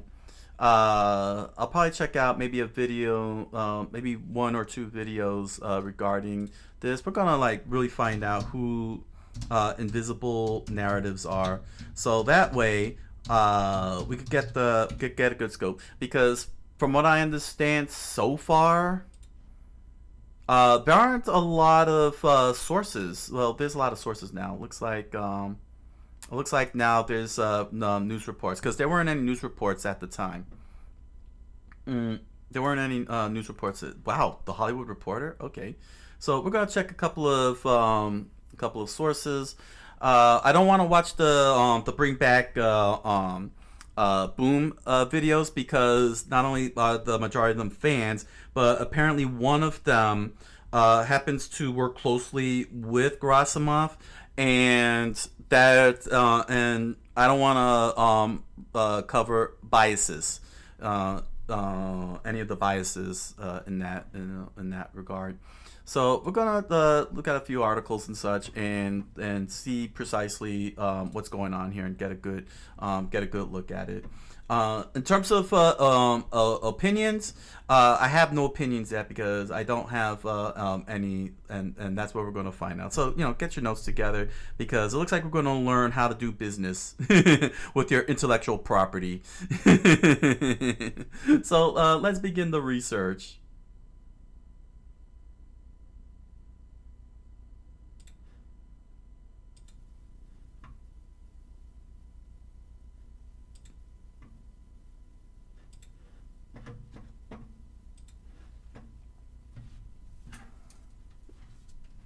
Also, I will be having the 3 scenes of interest. Oh, hello, TH45S over on Kick. Welcome. Made it to the final segment of the stream. Gonna be finding out what has happened with Skibidi Toilet. Apparently, there's disaster going on.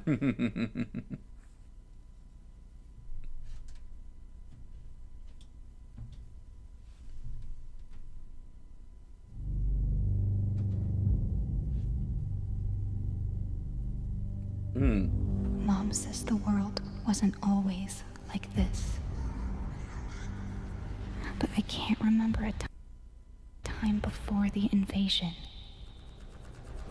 Before the machines joined the fight. If I hear the song, I have to cover my ears. I hate that song. It changed so many people into them. And they just keep growing bigger and more powerful.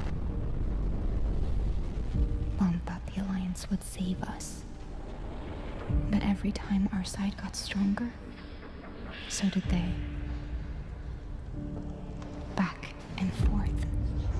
War only brought more war. But then the Sky People came.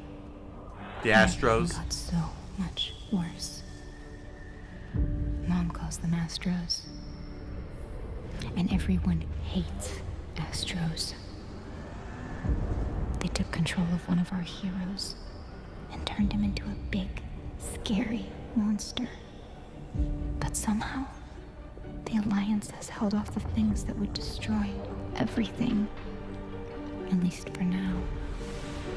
For the last 24 hours, a man they call Secret Agent has been sending a signal throughout Earth. Nobody knows what it means. He's talking about a key that will unlock his greatest creation. Can we get to He's calling on a member of the Alliance to follow his signal. Secret Agent calls him Lucky and talks about him being the key to everything. None of us are Lucky? sure. But maybe it's an end to the war. I don't know.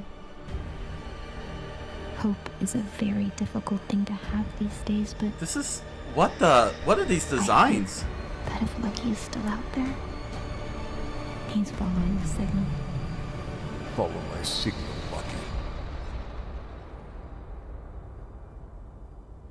Okay, Fuck Boom is the executive producer. That was a lot of dialogue for such a with a short amount of time.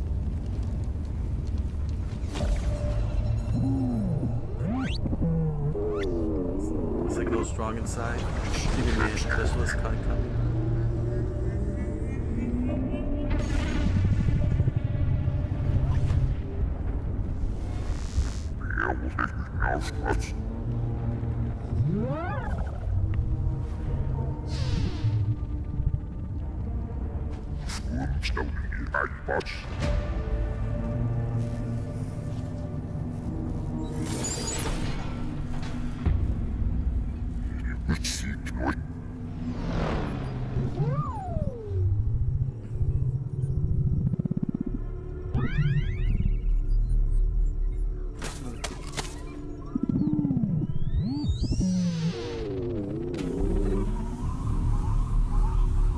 What?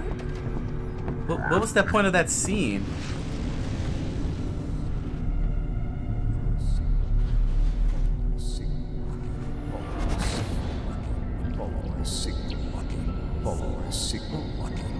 And where's all the action and fighting?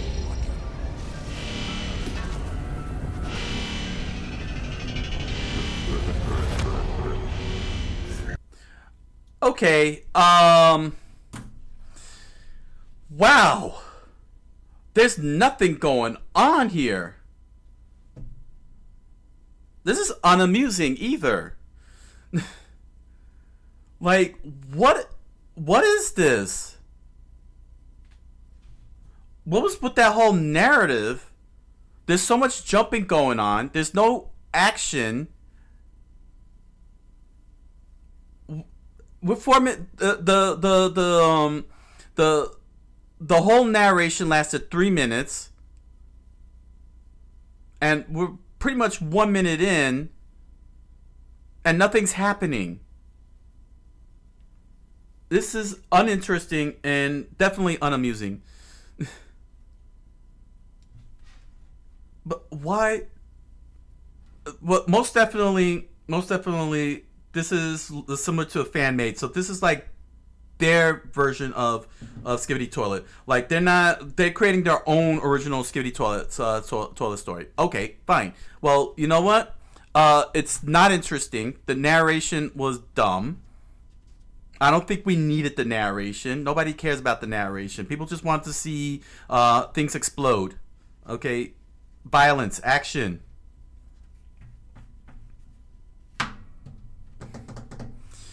Oh man, I can see the problem here.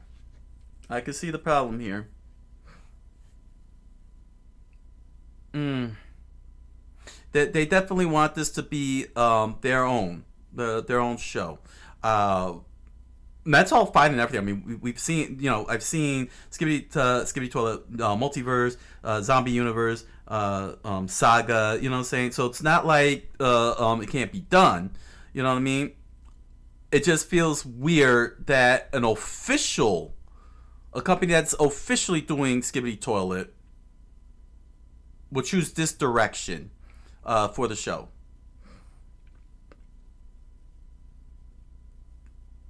I know that they don't want to be samey, but I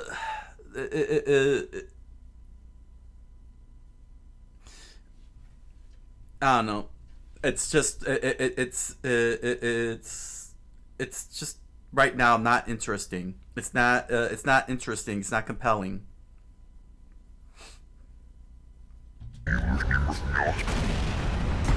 Already dead.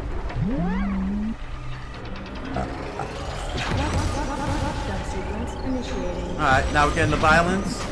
Okay.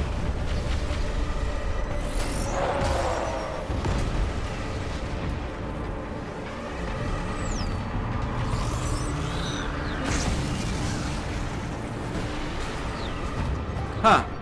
Green arm. What is that, radiation or something?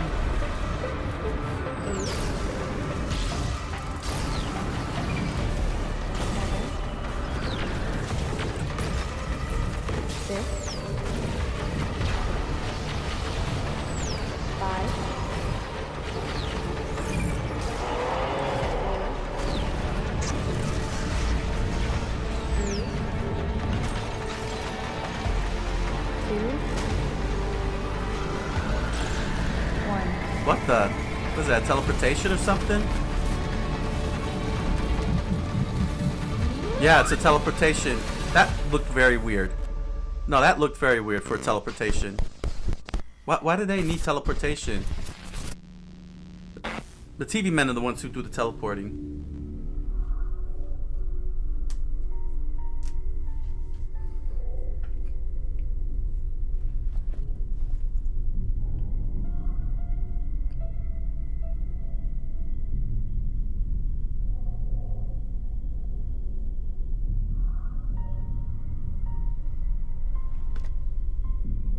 Alpha Hills core team.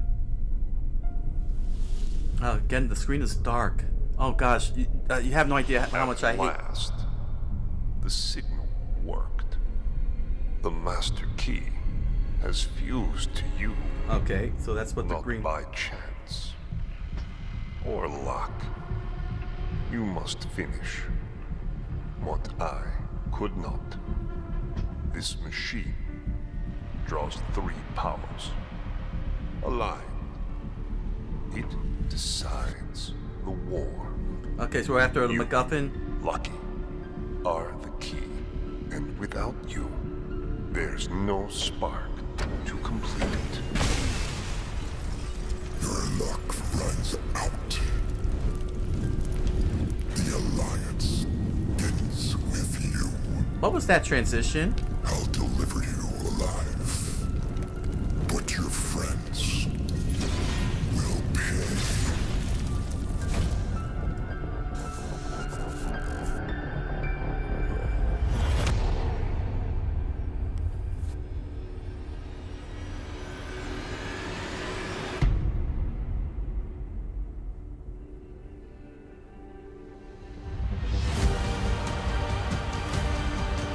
The world expands. A new series. Okay, it's a new series. Good luck. Coming soon, episode 80, which everybody's still waiting on. Oh, there's still more? What is this more? The new Skibidi Toilet Toys are here. Take aim with the Plunger Blaster. Bring the battle to life with 6-inch deluxe action figures.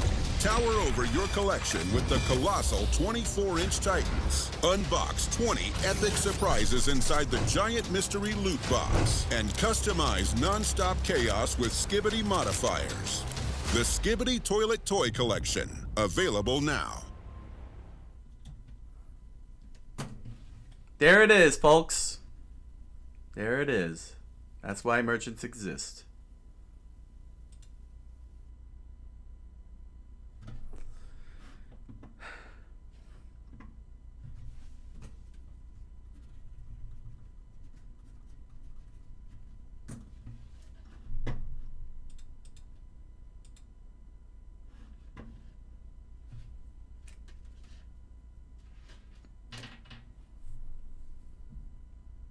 No, I think this is pretty clear here that Invisible Narratives is creating their own storyline, so they could create their own products. Now, the big question is: well,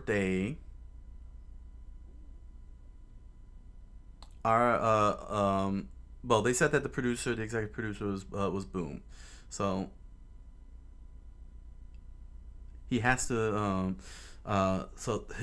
be okay, regarding his contract, because everybody's is wondering what's happening with him. No, basically they want to do their own fan made. Okay, fair enough. Fair enough. But it's not good.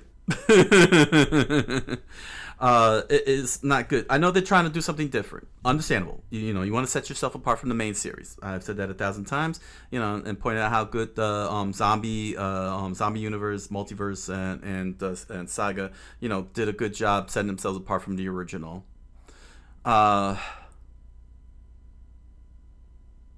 I don't like the way episode 1 went. 3 minutes of it was dedicated to narration. Then there was too many transitions through the camera. That was way too much. The combat was minimal. There wasn't a lot of combat. There's a lot of dialogue involved. A lot of dialogue, which means it would be nice.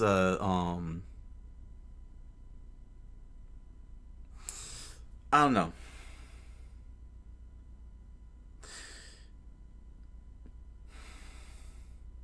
It's not interesting.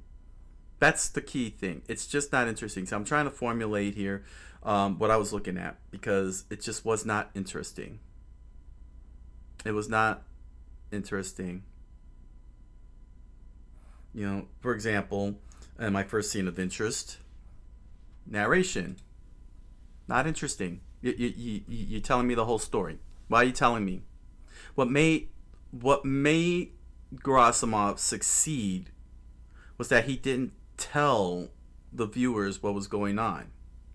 Through first person view, we learned through the progress of the cameramen, the TV men, speaker men, as well as the Skibidis, and then later on when the Astros arrived.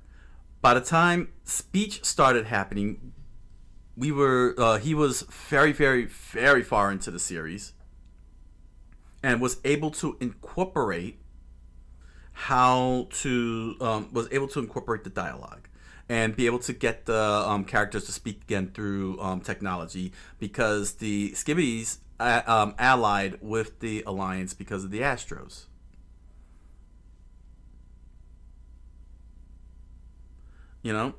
There was discovery, the sense of discovery during the journey, and the same thing happened, and the same thing was applied with Saga. Even though there was dialogue, we didn't get all the answers. Everybody worked it in. Same with Multiverse and Zombie Universe. We weren't getting the answers right away. We weren't given narratives. We weren't given narration. Mom calls them Astros. How did the mom know? How does this girl know? When did the Astros showed up? That's the key problem. Okay? We learn from the beginning how it all began with each iteration. You know what I'm saying? Some of them was in medias res, where they started in the middle, but gave us plenty enough information as to what was going on. You know what I'm saying? We didn't come off lost or confused or anything, especially since we knew the rules of Skibidi Toilet. And Maxity, Dome Studios, and Monster Up was able to execute it nicely, and gave us different origins, like how Calvin, the Skibidi Toilet, met up with Plunger Man. We got to see how they actually met up. That was the starting point for us. That type of thing. And yes, they did give this did give us a starting point, but not the way it should have been handled.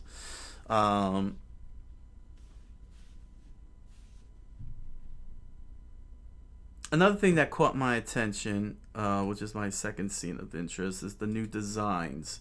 I noticed that they showed some newly designed characters. And I'm trying to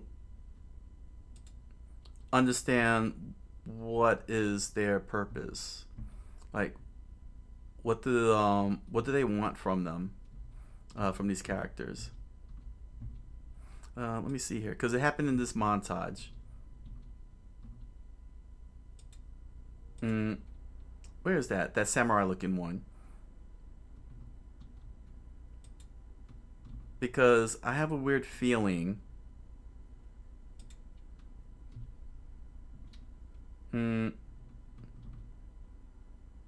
Where is it? You all saw the samurai. Here. This no, this is not a new character. Is this a new character? Where's this new these new designs here? Yeah, here it is. I knew I'd find it. Yeah, this caught my attention. And the reason why I say that is because it makes me wonder if they created this show not with the intention of giving us, giving fans what they want for Skibidi Toilet, but to create this and make products. You know what I'm saying? Again, they may say Boom's the executive producer, but it's pretty obvious that they want to be able to create their own characters through Emergence to create more toys that's like this, like the Samurai TV Man.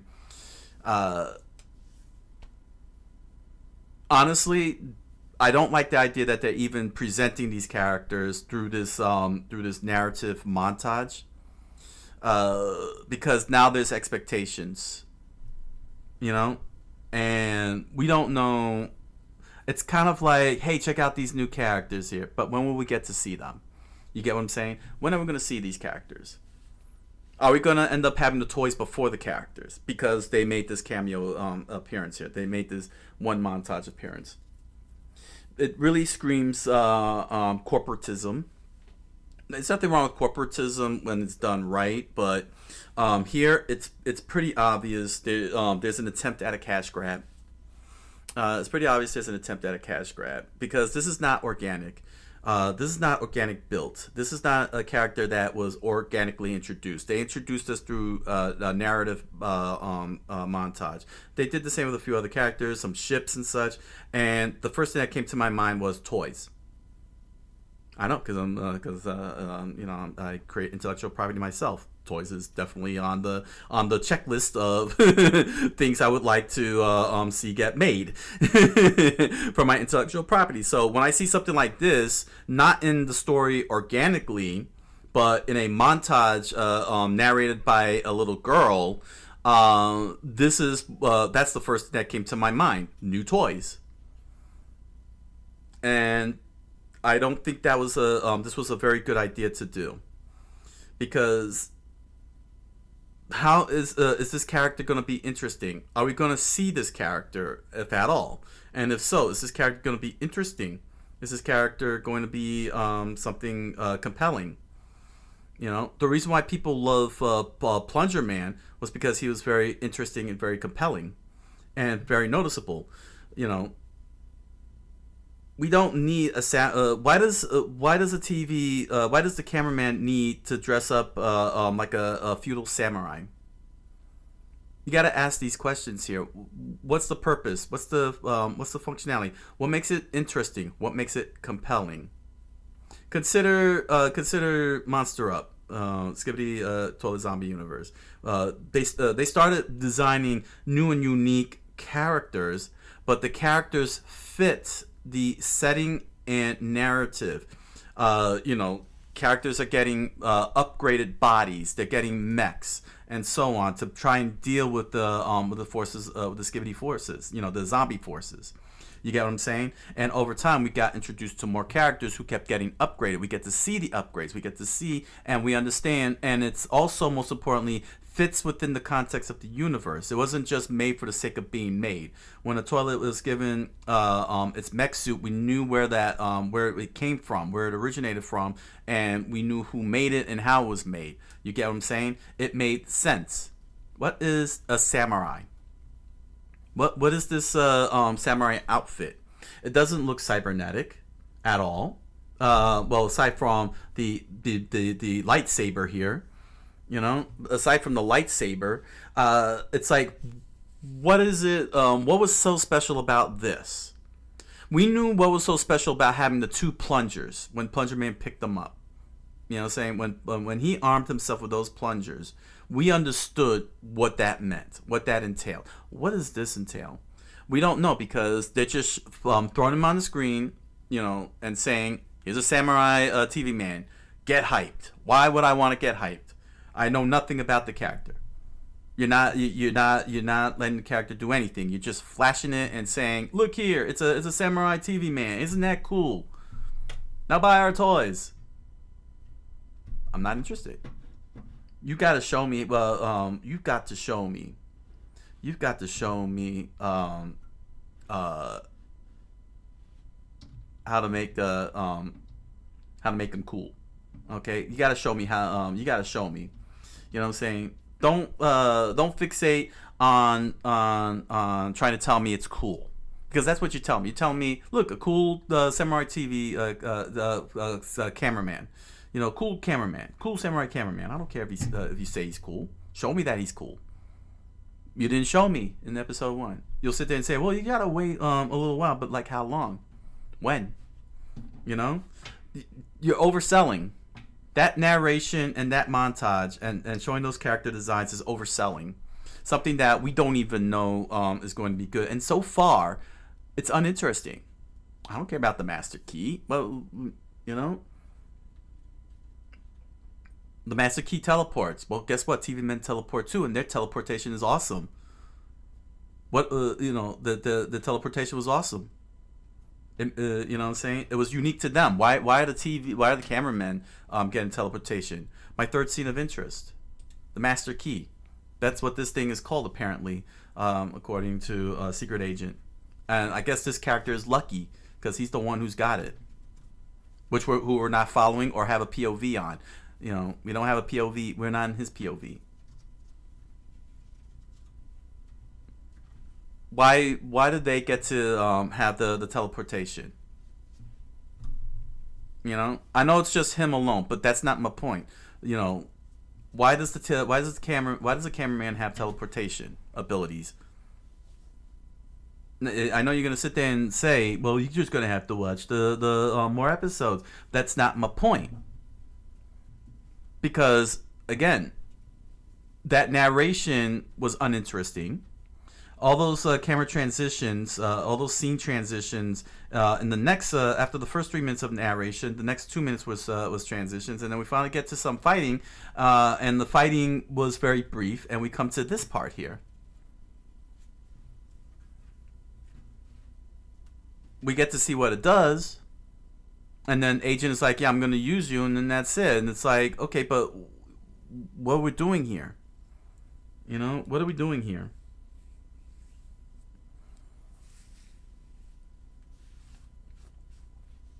Because none of this is interesting. That's the problem. It's not interesting because the character, we have talking characters who are not interesting.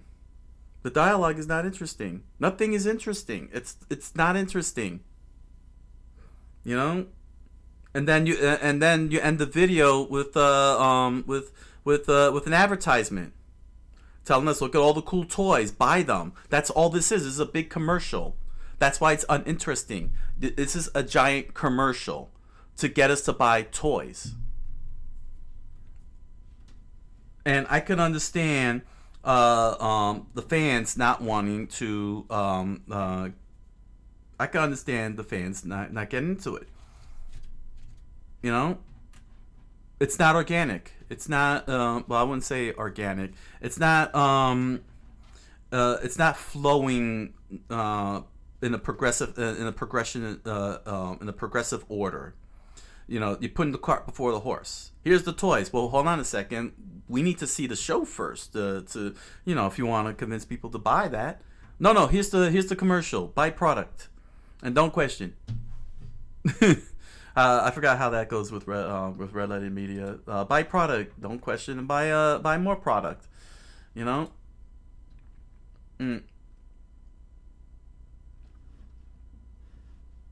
So who exactly is Invisible Narratives? Because this was their brainchild. Emergence was their brainchild. Is their brainchild. They chose to turn it into one big commercial.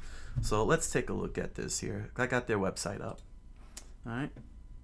Say hello to, what the heck is this? What's with this green dot following me like a cat? We are the producers for the internet's best. That's very nice. They do Skibidi Toilet, Ninja Kids, Ice Spice, Phase Rug, Crimson. Okay. Amplifying digital empires built by visionary creators.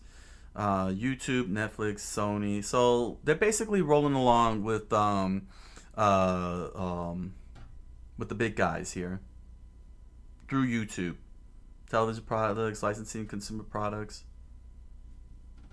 Turn digital success into tangible products. We develop and manage consumer product lines that resonate with your audience. Okay, gaming and interactive, supercharging existing channels. I mean, this all sounds good and everything. This doesn't seem very bad, honestly. Let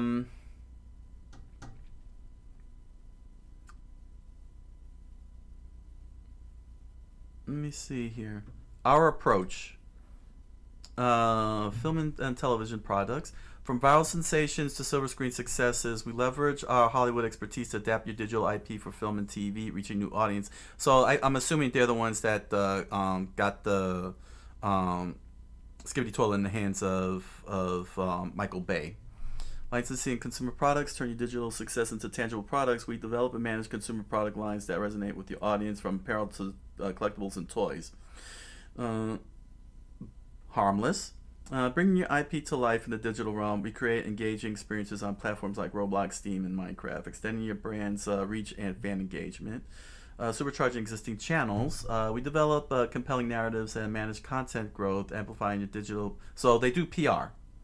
Your digital presence across platforms from with writers, producers, and innovative formats. So basically, it's like PR. There's not much else to hear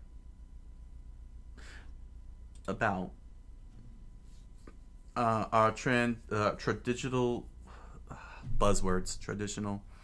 We amplify the work of creators and the teams. We complement the efforts of agents and managers producing and elevating content to new heights. Our traditional. No, stop it. You're not clever. Just say traditional approach. Bridges Hollywood expertise with digital innovation, transforming viral hits into global franchises, all while working in harmony with creators' existing support networks. Okay. So what's wrong with them? I'll be honest with you. What's wrong with them?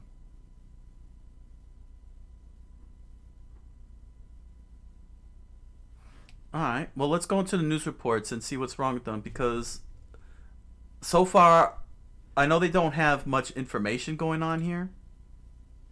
It's just one single page, but from what they're saying is perfectly harmless.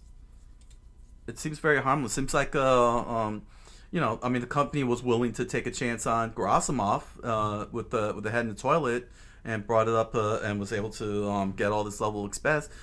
This may just be typical fair company operations. They get their hands on the thing, then they start they start working on the franchise. They let the creator do the franchise, but then they start expanding on their own. They'll probably even do their own rendition, like in the case here of Skibidi Toilet Emergence. This seems like standard fare standard fare operations. I'm not seeing the problem here so far. So let's see what's going on here. The Gamer. This is from The Gamer, reported by Rhiannon Bevan, published 4 days ago. Skibidi Toilet is an illegal mess as the original creator has reportedly lost control of the series.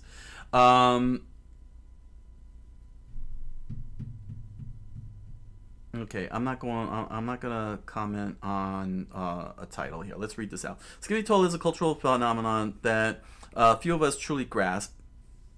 Far from being a passing fad, Skibidi Toilet is a web series with a dedicated following. It's even getting a film adaptation. This is what I was talking about, the film adaptation from Michael Bay. However, fans of Skibidi Toilet are concerned about its creator, Boom, real name Alexei Gerasimov. Discord messages being shared online indicate that Gerasimov, often referred to as Boom, has lost creative control of Skibidi Toilet, having signed a contract with Michael Bay's company, Invisible Net. Oh, really? That now that's something they didn't point out in their website. Michael Bay owns Invisible Narratives. I didn't know that. How did he manage to pull that off? Huh. Skibidi Toilet's creator appears to have nothing to do with the movie and has lost creative control of the series.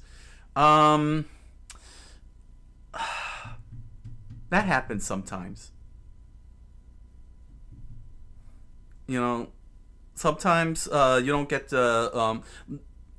not everybody could be like Ichiro Oda, creator of One Piece, where he could become the executive producer, and so he could be able to keep things reined in. Roald Dahl, to give an example, Charlie and the Chocolate Factory. When the original was done, it was nothing. He said it was nothing like the original book, like his book original, in that sense, in a sense. But it was still a timeless classic, you know. The Shining, another one. Stephen King didn't exactly like it because what's his name? Kubrick didn't follow the book accordingly. It happens. Even to an extent, The Lord of the Rings, as much as Peter Jackson, was following the book beat for beat, he still had to take liberties and make certain adjustments or omissions from the thing. Tom Bombadil, like Tom Bombadil. This is perfectly standard fare stuff. To say that you lost creative control of the series, I really think that's hyperbolic. The only way we can know is if the contract shows depends on the contract, and those contracts are confidential, and we're never going to see or hear from those at all. We're not going to see or hear from those at all. Okay. When you signing on a contract, especially with someone as big as Michael Bay, you got to read the contract. Always read the contract. If you don't understand the contract, get a lawyer and check the contract and run it down. You can negotiate. People forget that. You can negotiate. They're willing to negotiate, but at the end of the day, they're gonna have the final say. And it's gonna be a take it, and they're gonna be in a take it or leave it stance. And if you want success, you might find yourself taking it. It's not selling out either. Don't even go there with that one.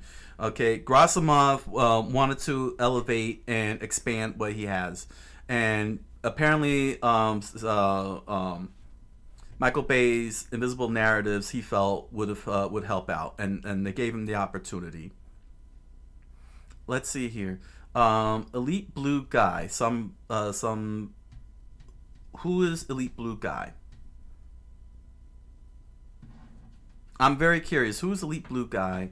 What role does he have in this whole story, in Gerasimov's life and such?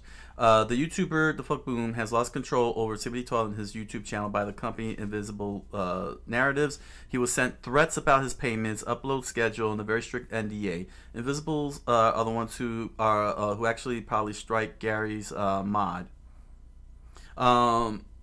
That's a pretty bold claim. Who is Elite Blue Guy? Can somebody... don't just give me a message here. I need to know who that is.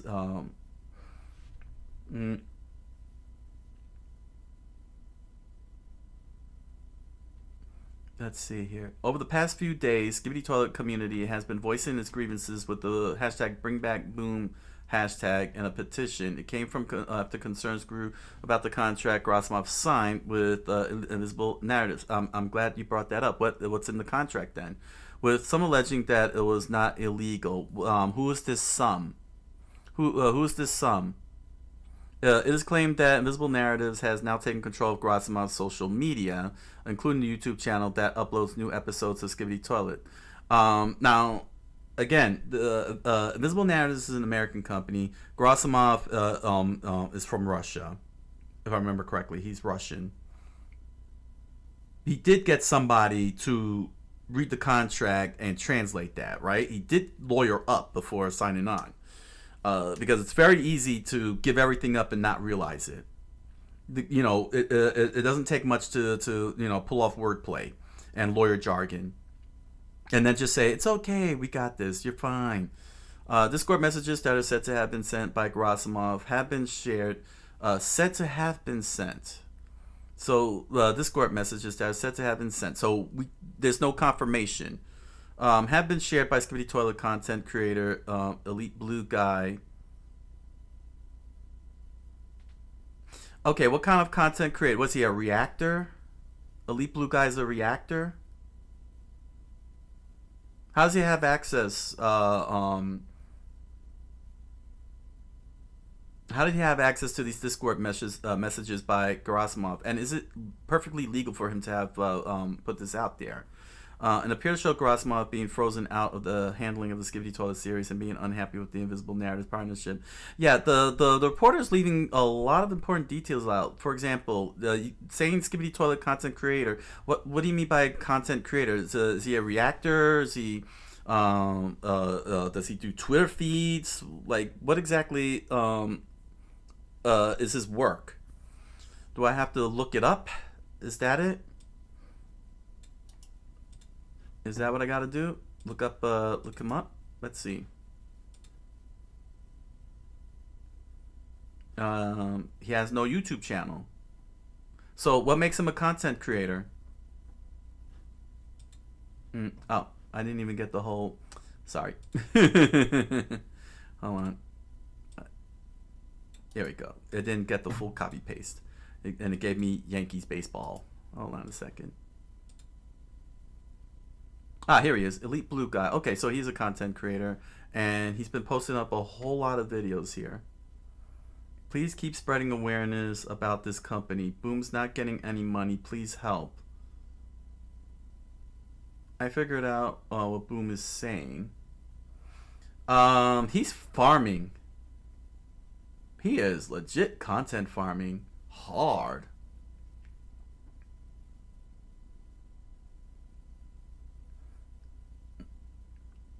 How did he get all this information? Yeah, he said he got it from Discord, huh? But did he vet the information? It's a good question. Did he vet the information? It's very easy. Ooh, man. Okay, let's listen to this here. Analysis, let's see, live streamer, analysis, and editor in the Skibidi Toilet community. Editor in the Skibidi Toilet community? What does that mean? Editor in Skibidi Toilet community.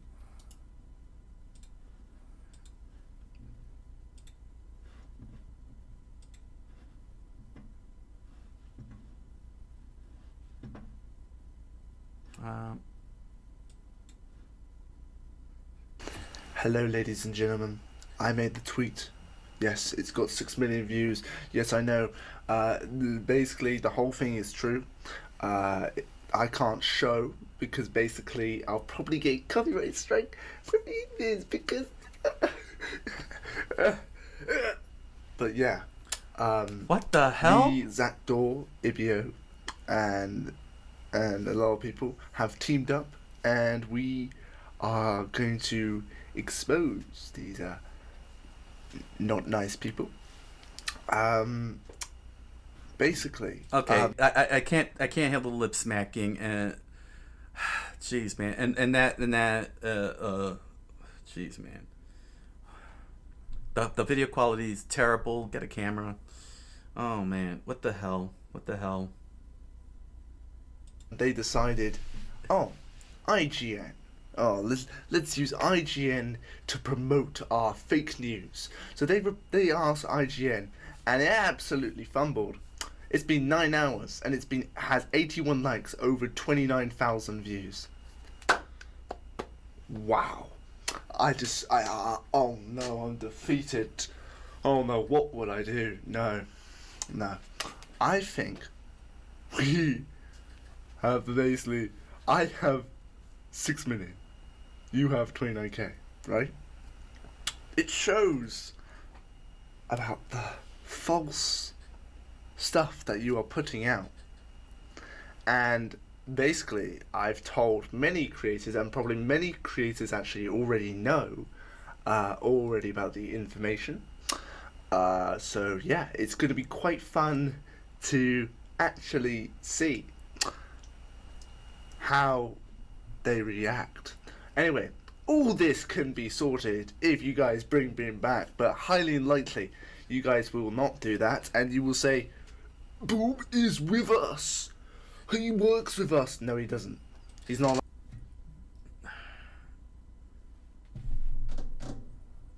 2 minutes and 24 seconds. Huh. And he's saying nothing. He's just bouncing back and forth, bragging about doing something, and wants us to go and fish out the information. I'll work with you. And stop clicking your dang tongue. But I like to say thank you for all the support. Bring me back, and don't respect invisible narratives, and respect for Zactor. You said absolutely nothing. What the hell are you talking about?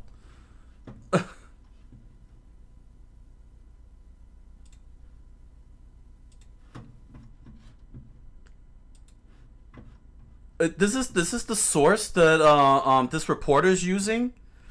This is the source for this whole situation.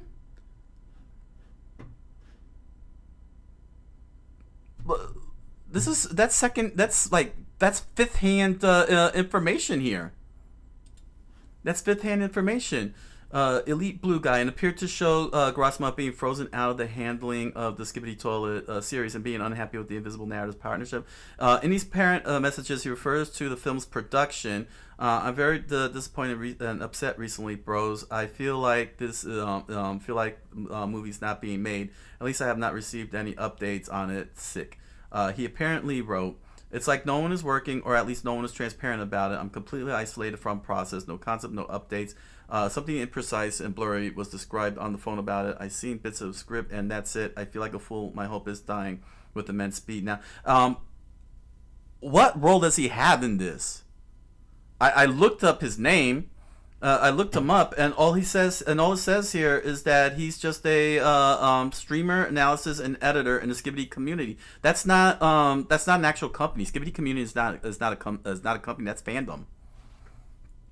What access does he have that he can say all this with assertiveness? Because here's the thing. Okay? Here's the thing. A lot of things get picked up by Hollywood, okay, for movie, TV, film, and it could take years before it ever comes to fruition. It can. It could fall into production hell. They could just shelve it. You know, sometimes people will just buy the product and just do nothing with it. I'll give you an example. I believe it was called Perfect Blue. Some director bought the North American rights to Perfect Blue for like live action. Did nothing with it. It's just sitting there. There's no and nobody can touch it because he got the rights to it. You know what I'm saying? Things like that can happen. That's Hollywood. Yes. Yeah, that's the way Hollywood is. You know, they'll pick up something and they'll sit until they feel like doing it. You know? Or maybe never do it at all. You know? Another alleged message set to be sent the same day as the one above shows Gerasimov reversing on these claims, asking for his negative messages to be removed. It is claimed that he did so after facing pressure from invisible narratives. In further screenshots, we can see Gerasimov describing himself as broke and saying that he is not being paid out. While this is not explicitly stated in the messages, many fans have taken this to mean that he is not being paid as part of their agreement. Visible Narratives has not commented on any of these allegations publicly. The gamer has contacted the company for comment because you're sourcing a content creator. Okay, you said it yourselves. He says that he's an editor of the Skibidi Toilet community. What does that mean? What does an editor of a Skibidi Toilet community mean? Like, what kind of role is that? Is that a job role? Is that a public relations role? I don't understand the role in that, you know. And just seeing that one video alone, him bouncing all over and clicking his teeth, bragging about something that that we got to go and fish for, and saying nothing. He's celebrating something. Let's see here. This is Dexter though. Invisible Narratives. God dang it! Now he's got me clicking. He got me clicking my teeth. Sorry, it was just very grating. It was just very grating, Invisible Narrative confirms Skibidi Toilet creator sold channel but remains heavily involved. Okay, so he did. So if he did a George Lucas and sold his intellectual property, that's it. They could do whatever they want. There ain't nothing you could do about it. And if they gave him a sizable amount of money and he spent all of it and became broke, that's on him. Invisible Narratives issued a statement addressing rising concerns about Skibidi Toilet creator the Fook Boom's involvement in the series, following widespread community allegations and the trending hashtag #BringBackBoom movement. The clarification comes after fans circulated screenshots that appeared to show the creator discussing loss of control, financial issues, and frustration with recent production developments. In a statement to Dexter, though, Invisible Narratives provided additional context about the partnership between the studio and Alexei Gerasimov, the creator. According to the company, after 2 years of collaboration, Gerasimov approached Invisible Narratives with a decision to sell his channel and transition out of the non-stop grind, describing the workload of animating every episode and maintaining the public-facing presence of the series. However, the creator wanted more freedom while staying involved creatively. Company says Gerasimov remains executive producer. We saw that in Emergence. It did say Boom's the executive producer. So if he chose to sell, and then decided to be an employee, quote unquote, employee of the of Invisible Narratives for the Skibidi Toilet franchise, then that's pretty much it. They could do whatever they want. As the executive producer, you can still put in the input into it and not do all the workload, and he'll be credited as the creator, similar to like Star Trek. It'll say based upon Star Trek, created by Gene Roddenberry, or Star Wars. It'll always say created by George Lucas. He'll always have that. But if he's looking for some big payout in the form of royalties, he probably can still get the royalties. He can still get royalties if he wanted to. But creative control is a completely different thing. Giving up creative control means he can't get to do a dang thing.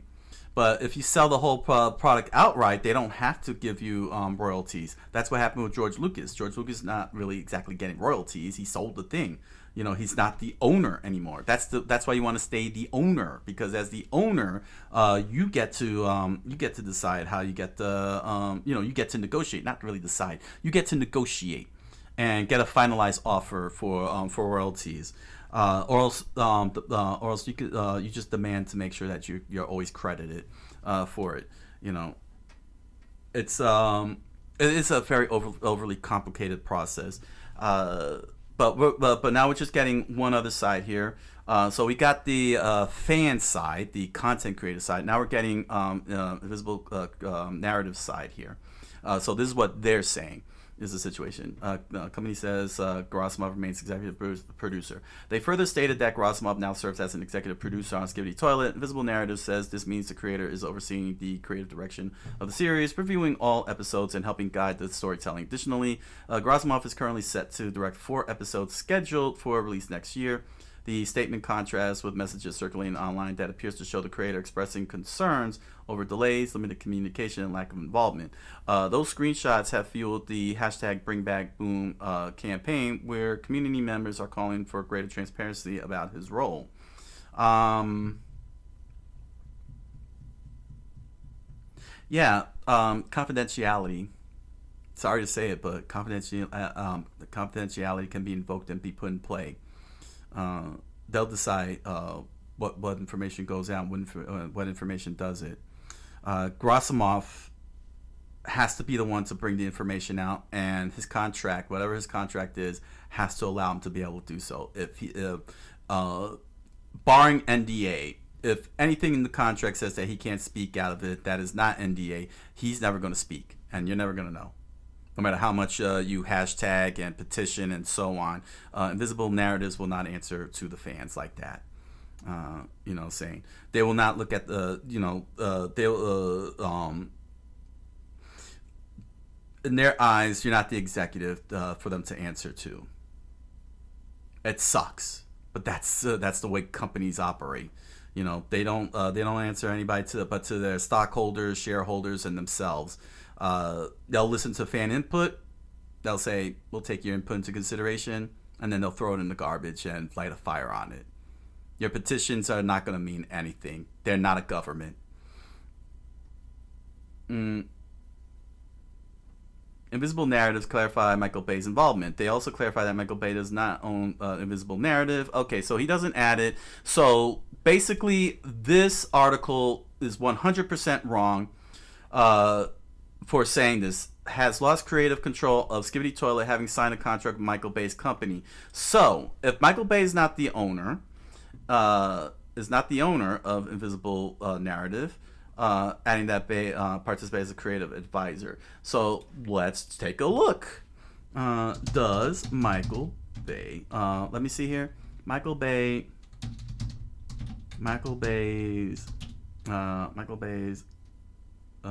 Invisible Narratives. Because I'm looking at the website. I'm looking at the website and I don't see Michael Bay's name. Now you would think, and I might be inclined to agree about this, but if Michael Bay is the owner, would his name not be on here? And they would really promote very hard that Michael Bay is the owner to entice people to work with Invisible Narratives and be able to have the having the notoriety of being with Michael Bay's production company. I thought his production company was something different. Was a different one. Let me see here. What was Michael Bay's company? Because he has a company. Michael Bay Company. What is his company? Yeah, here it is. MichaelBay.com. Here we go. MichaelBay.com.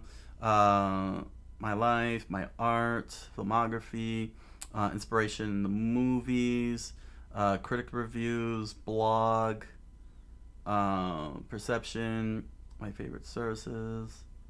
Let's see here. I don't see Invisible Narratives in this list here for my favorite services. I don't see that here. Filmography, roles I'm proud of, Mechanical Legends, Star Limit. Am I even looking at the actual Michael Bay? Learn more. This is not, let me see here. That is not Michael Bay. Okay. This isn't Michael Bay. What the hell? Why is this, so it says here Michael Bay, and I clicked here saying michaelbay.com. So what the hell's wrong with this link? You see the link right here? This is what I clicked on, michaelbay.com, and it gave me a Colombian filmmaker. Let's see here. Does he own a company? We're gonna have to propaganda films. That's it. This is it, right? This is his company. Isn't this the one? Or No, it's just collaborator. Okay. He what didn't he start up a company? No,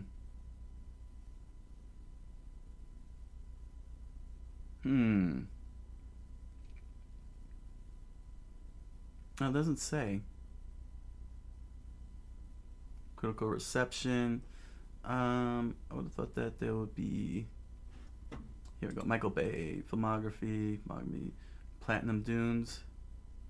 Oh, here we go. This is it. Platinum Dunes. This is the one. This is his company. Platinum Dunes is an American film production founded in 2001 by Michael Bay, Brad Fuller, and Andrew Form. That's his company. Not creative into not the creative thing. Not invisible narratives. Let me see if is there a website to this? Let's see. Let's take a look at the website.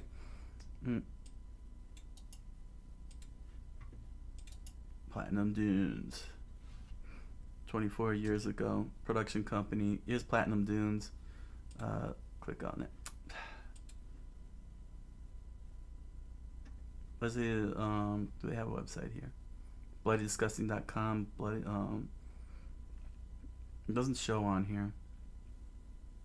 Let's see. Michael Bay's Platinum Dunes is back. Platinum Dunes Moviepedia. Yeah, I think it's safe to say that he owns Platinum Dunes. Let's see. This is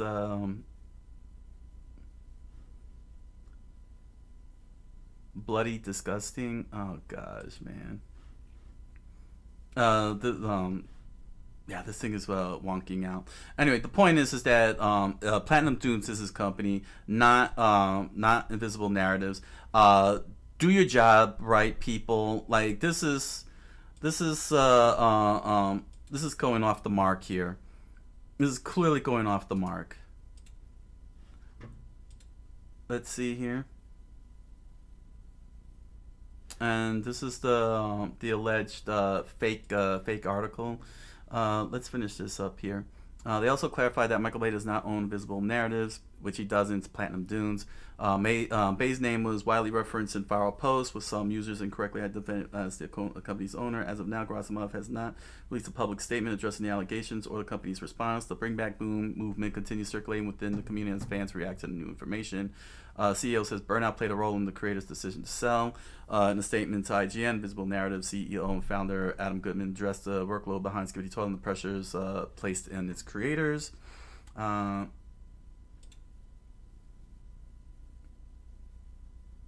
Goodman is the CEO.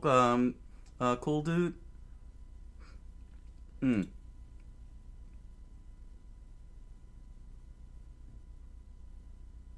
He's the CEO. Okay. Adam Goodman. Thanks for the name there.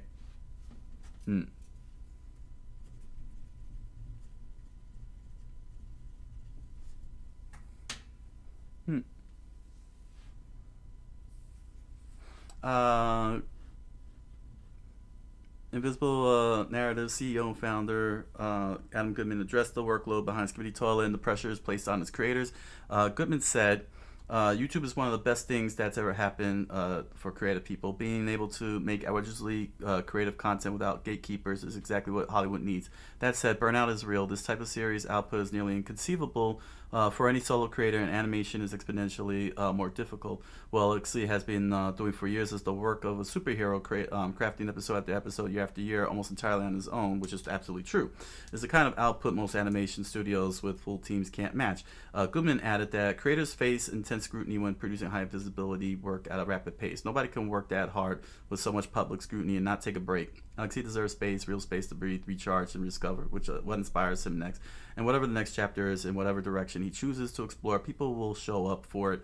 He's earned that. We'd love to have the fans celebrate what he's built, let Alexei take a much-deserved break, and come back swinging with what he continues to work with. What he continues to work on with us and his other projects.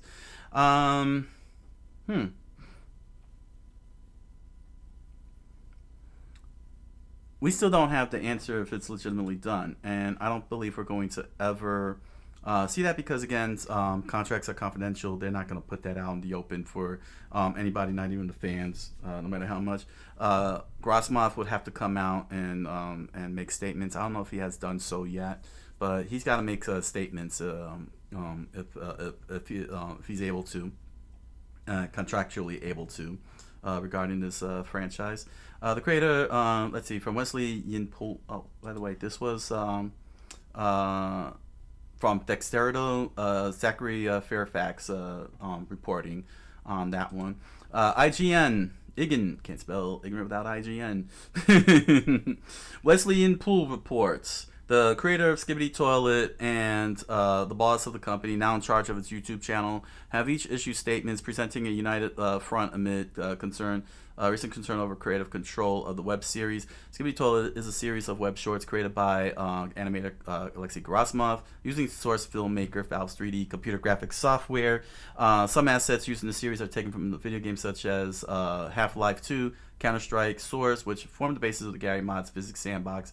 Fans have for some time now worried about Gerasimov's apparent lack of involvement with the ongoing production of videos on the Boom channel, YouTube channel, which has 46.9 million subscribers. And in recent days, those concerns were exacerbated when an ex-Twitter account published online messages attributed to Gerasimov that it was claimed showed he had lost creative control over Skibidi Toilet and the YouTube channel to a company called Invisible Narratives. The initial tweet making those claims has had over 5 million views. Source. You got to source. Twitter is not a good source. If the Twitter is not sourcing and providing links to the actual source, you don't want to source Twitter because people could say anything. You don't even know if it's a bot because now, recently, it's been discovered that people are making posts as American accounts, but then you find out that they're in places like Indonesia or China or Australia, India. They're not actually where they claim to be located at. You gotta really pay attention to the source. In fact, now I'm very curious. I want to see that tweet. Is this the tweet? Can I get in here? Here we go. Elite Blue Guy. Gotta find out. Yeah, it's coming from... Oh, this is the same guy that we just looked at. He's from the United Kingdom. Okay. Alright, that might be legit.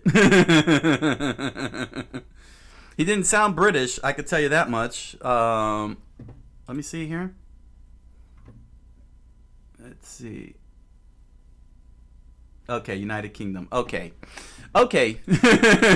Make sure he wasn't from Indonesia or India.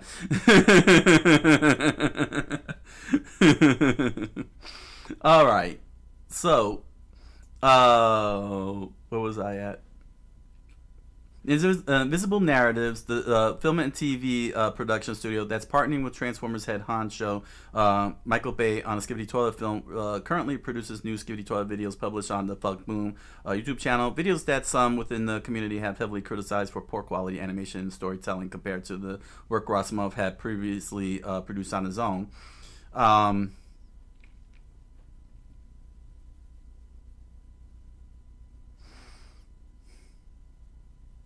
It hit the headlines last year for all the wrong reasons when Gary's Mod creator Gary Newsom said the Skibidi Toilet guys had hit him with the DMCA in a wild bit of litigious irony. But soon after, an account purporting to be Gerasimov insisted he wasn't behind the claim, and Newman then told IGN that the matter had been resolved. The DMCA letter cited Skibidi Toilet characters Titan Cameraman, Speaker Man, and TV Man, the three Titans, saying they were all registered copyrights that are unique and representative of our brand. It's fair to say Invisible Narratives has a mixed reputation within the core Skibidi Toilet community. Now IGN has obtained statements from both parties issued via a representative of both Alexei Gerasimov and Invisible Narratives that attempt to calm that growing fan concern over the future of Skibidi Toilet and the Boom YouTube channel. According to those statements, Gerasimov has stepped back from day-to-day production of Skibidi Toilet videos while remaining involved as a creative partner, taking on what's described as an executive producer role. Again, I saw the say executive producer, Emergence. That Boom is the executive producer. Taking on what's described as an executive producer role is Grosmov is said to be working on something new, which Invisible Narratives has first refusal on in an off YouTube sense. This includes consumer products, television first, film, and video games. Well, again, it's according to those statements. Here's the note in full sent to IGN from Invisible Narratives.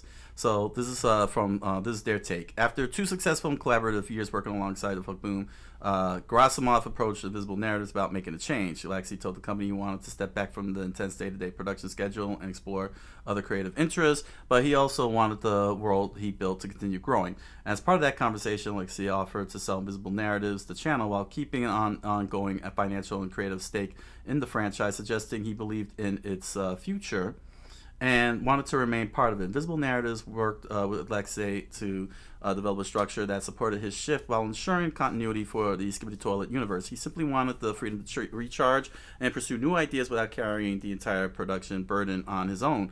Alexei remained involved as a creative partner, shaping the next chapters in a way that reflects his original vision. In the new structure, Alexei is no longer leading the animation. He's also stepping back from a public-facing role on the channel, but instead focus on a role more akin to that of an executive producer in the traditional studio model. Beyond the new structure for YouTube, Boom has entered into a first-look arrangement with Invisible Narratives, giving the studio the opportunity to partner on whatever Alexei does get next off YouTube. What does What does off YouTube mean? This includes consumer products, television, film, and even video games. Included in the note to IGN is a quote attributed to Gerasimov himself, which outlines his position. Okay, should have gotten it from Gerasimov himself rather than through Invisible Narratives speaking brass. IGN should have reached out to Gerasimov directly. This was bad. This was not good on IGN's part. They should have reached out to Gerasimov himself. They should have reached out to him to figure this out. Included in the note to IGN is a quote which outlines his position. I know some fans are worried about what this expansion of the series means. I ask you to trust the process. In my new role as executive producer, I'm still guiding the stories, characters, and the energy that makes Skibidi what it is. But now I'll have a larger support structure helping me bring it all to life. I built this world without a team, and you guys have taken it to a new level. Now I get to have the support and resources to deliver more episodes, characters, consistency without losing the core of what started it all. That sounds like PR jargon. First and foremost, if I remember correctly, and I'm going to have to pull this up. Here we go. Alexei. He's supposed to be Russian. Now, why am I saying this? How much English does he know? Yeah, he's Russian. Alexei Gerasimov, Russian, from Georgia. He's a Georgian-based YouTuber. So, does he know English? It's a fair question to ask. How good is his English? Because if his English is not strong, enough, this because then there's no way he wrote this. That's what I'm trying to get at. You know, I know people be like, "Oh my gosh, that's so offensive." Question is, no, there's a reason. Okay, because this is PR jargon, and if Gerasimov is fluent in English, does he know this type of jargon? Like, does he understand this type of jargon? Because Georgia is culturally different from the United States. It is culturally different from the United States. They don't have our jargon, especially when it comes to Hollywood. No Hollywood jargon. You know what I'm saying? And this reeks of Hollywood jargon. I know some fans are worried about this expansion of the series means. This is all Hollywood jargon. I ask you to trust the process. Would he really say that? Does he even understand what that means? You get what I'm saying? That's the key thing here. You know, this is all Hollywood jargon.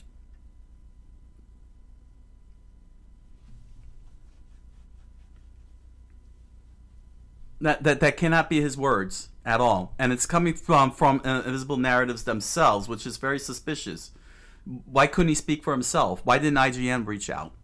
And there's also a quote from Adam Goodman, CEO and founder of Invisible Narratives. Michael Bay is his business partner. See, again, we got these conflicts here.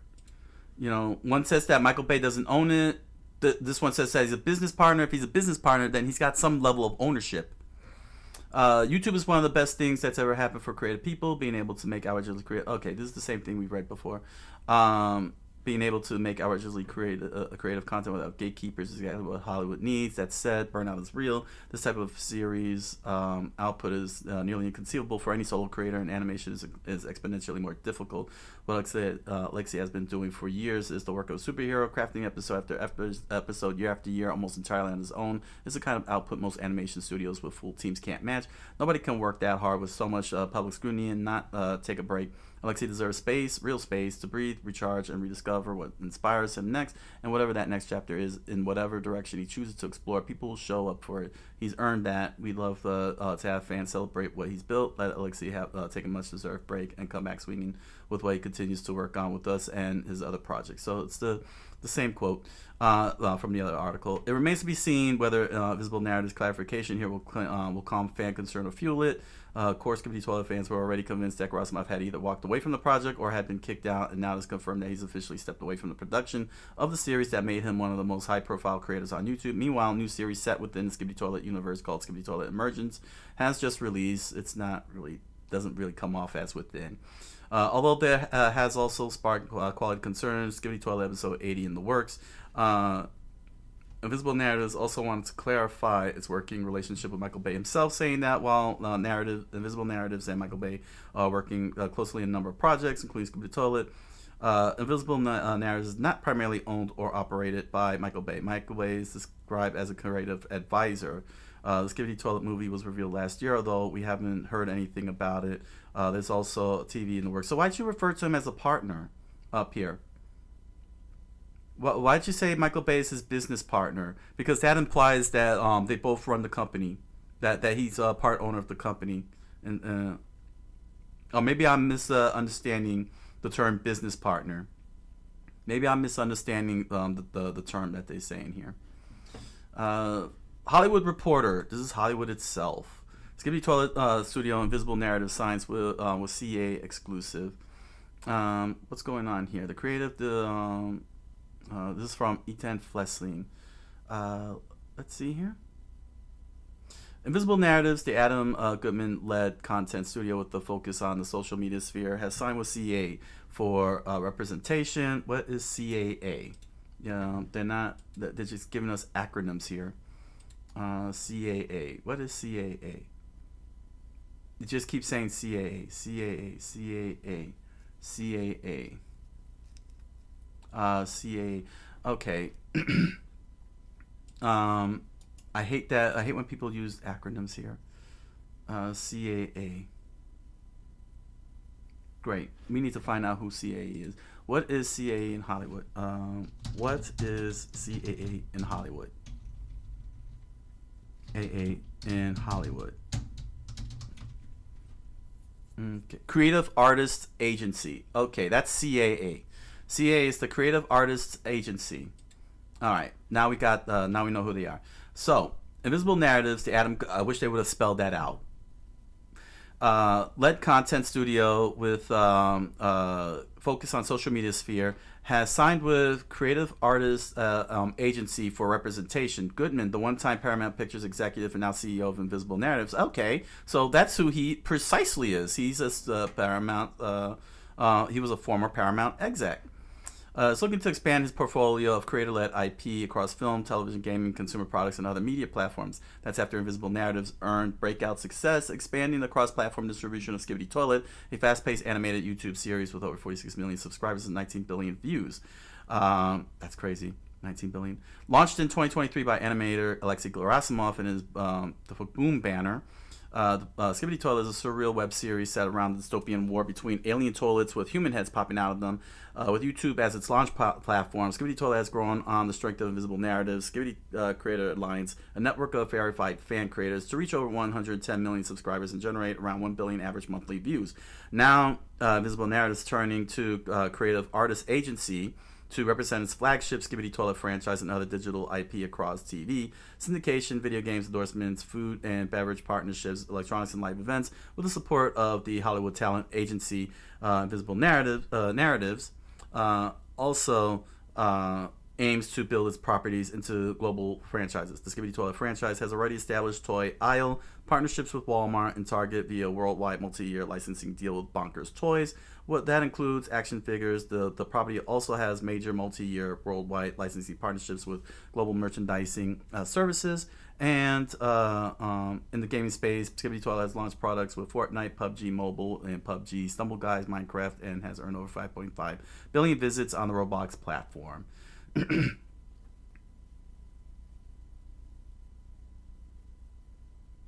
So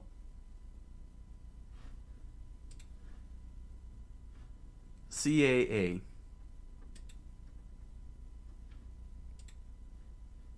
Let's see here. CAA does a whole lot of stuff here. Let's see. CAA over non-competes retaliation. CAA acquires bank licensing agency Beanstalk. CAA digital media chief Dave Freeman exiting to launch the advisory platform for creators. Huh. CAA Media Finance.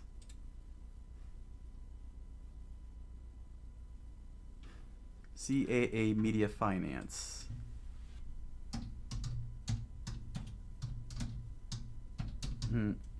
Let's just take one last look here.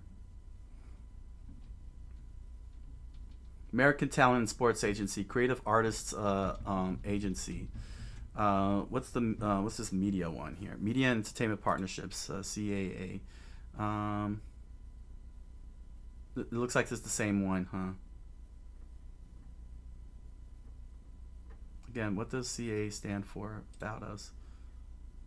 Creative Artists Agency.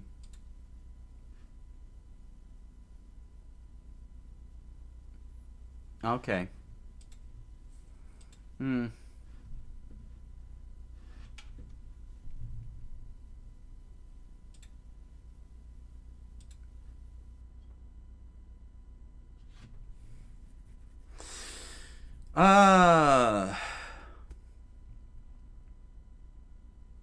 Yeah, we have really nothing, honestly.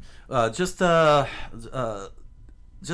secondhand information, quite honestly. You know, just social media stuff. We don't have really any level of information except from the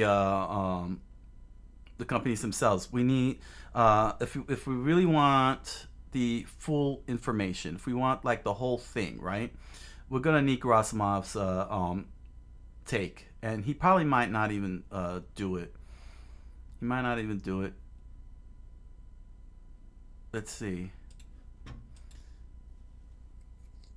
Yeah, so yeah, the one person that they're sourcing here from Twitter, the YouTube, the Foot Boom has lost creative control over Skibidi Toilet and his YouTube channel by the company Invisible Narratives. He was sent threats about his payments, upload schedule, very strict NDA. Visible are the ones who probably strike Gary's mod. Honestly, he's not saying where he's getting this information from.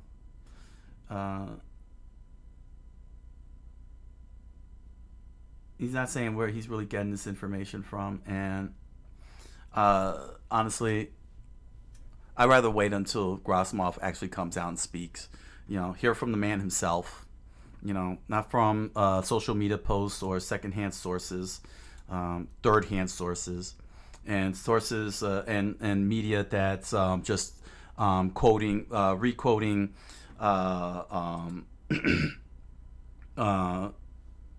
Adam Goodman, and of course any type of notes from Invisible Narratives claiming that it was a note from Gerasimov rather than Gerasimov himself speaking. So this is a very fascinating story, indeed.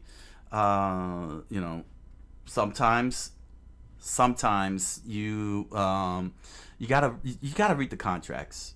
And if it is true that Gerasimov did sell off Skibidi Toilet, then there's nothing that could be done. Visible Narratives could do whatever they want. They're the owners, not Gerasimov, and Gerasimov doesn't get to say. If it is not true, and there's actually more going on, and there's other things going on, then I'm sure they'll Invisible Narratives will do everything they can to suppress it, for all we know. But honestly, we don't know the real story. We're only getting one side, which is Invisible Narratives, which is the official side, but we don't know if it's trustworthy, especially since they're, passing notes from Gerasimov instead of letting Gerasimov talk. And we're getting secondhand sources from social media with no links to the actual thing presented on the Twitter post, specifically, and expectations of like going into Discord or a Reddit to get any further links is doesn't really help whatever the cause is regarding the Bring Back Boom. For all we know, it could just be nothing. It could end up being nothing, and that's it. That's the thing that will probably suck, is that it's probably nothing. Everything is status quo, fine. But I say wait until Gerasimov speaks. And that's basically it. I mean, I can't really give much more. I can't really give any deep thought opinions or any outrage or anything, because there's reporters that are misreporting, like saying Michael Bay owns the company Invisible Narratives. That's not true.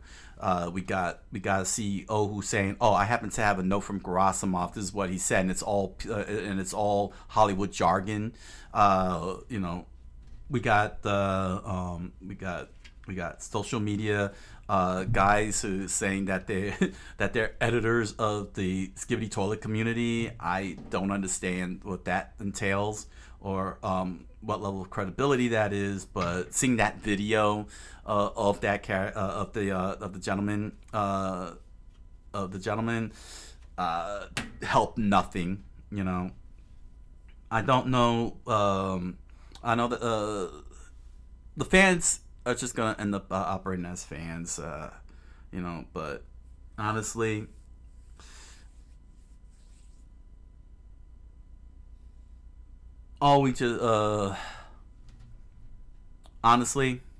that Emergence was not good.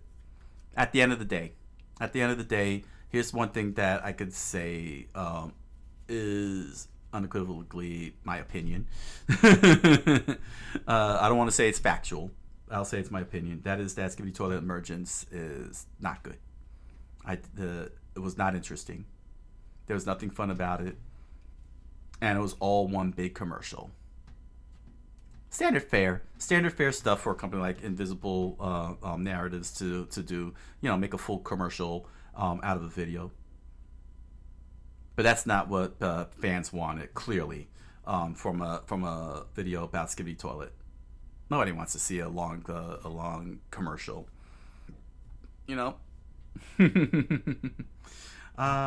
So here we go.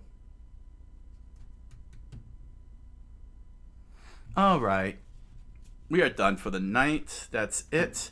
Went way longer than I wanted it to. Thank goodness it's only gonna be 3. Thank goodness it's only gonna be 3. A very fascinating story indeed. Wow,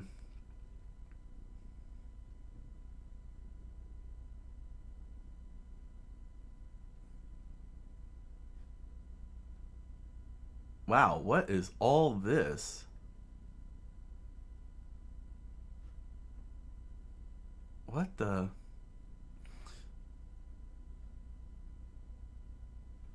Huh. All of this suddenly popped up in my feed here. What the hell?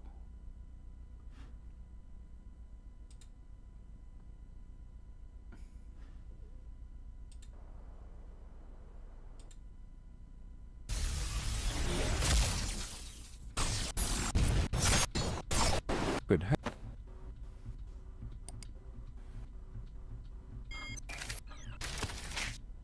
Alright, I'm gonna have to Wait.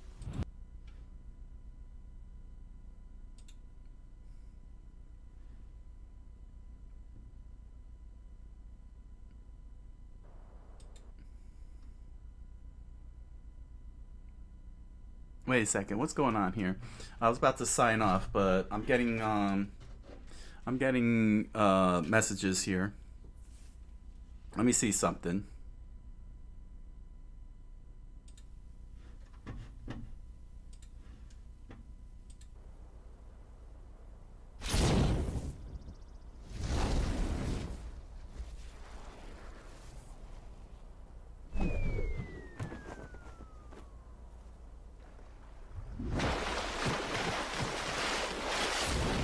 This was dumb. Shut up, Red.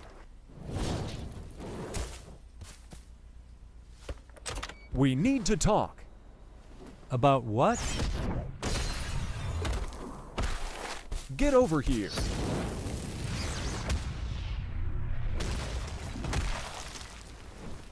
Sucker. You can't do that. All right. I'm getting getting a message saying that was. I don't get that. This person. No, this person didn't. Why is it saying that this person took my content? This person didn't take my content. What's the? All these animators, fantastic. Part 4, they all did a right here, 36. But YouTube is off its rocker. This is a major issue.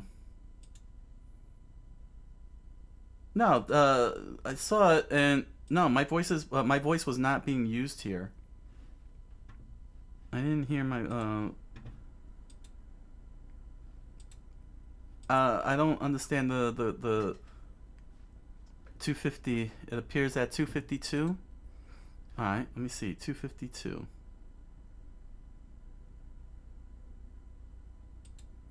All right, it's claiming it happened at 252. Let me see here before I sign off.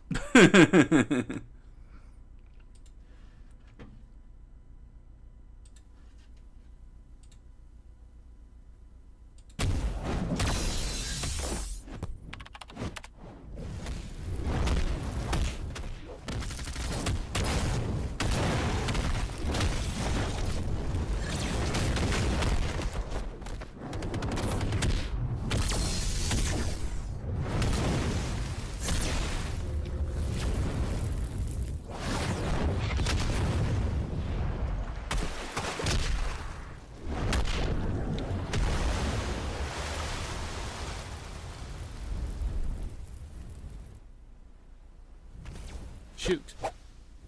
Eating. I'm trying to understand what it is here. It doesn't match up with what it claims the issue is at. Well, it says it was at 225. There, your video URL. Okay, let me see here. But it's all the way at the. Yeah, that's all at the. That's at the end part. Yeah, YouTube is very weird. YouTube is very, very weird with this claim. you know, it's telling me, oh, somebody took your stuff. It's not mine.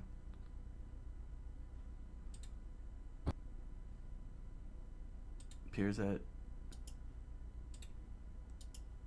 I don't understand. I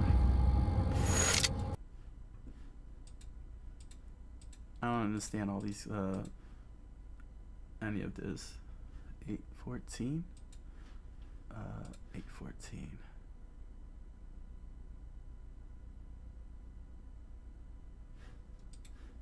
You see? 814.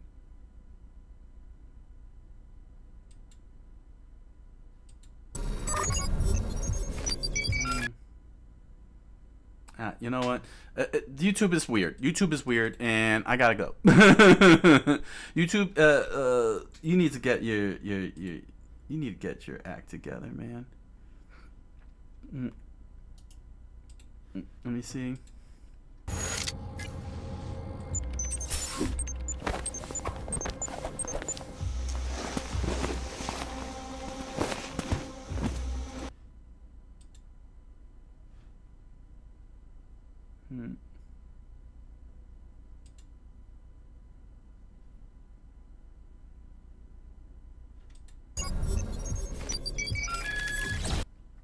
Yeah, this is I'm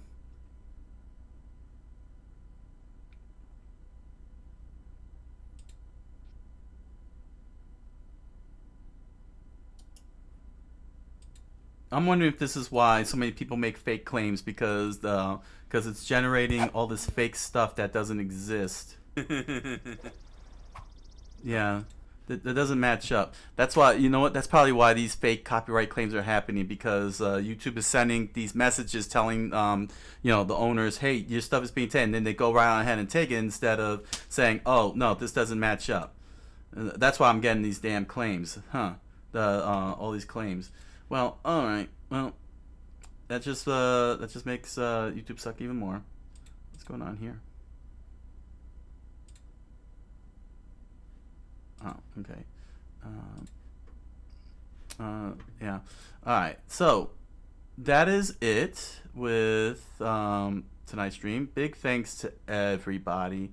Everybody who showed up tonight. Really appreciate it. Thanks for all the likes. Thanks for dropping by in the chat room. Where is this at? Oh, next page. We're almost, let me see here.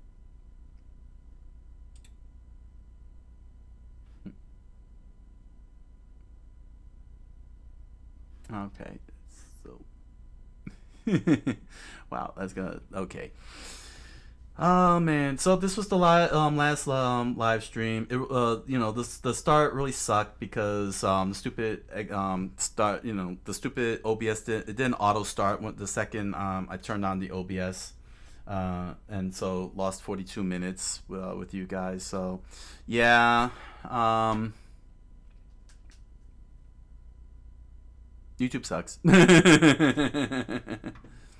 I don't know what the hell happened overall, but the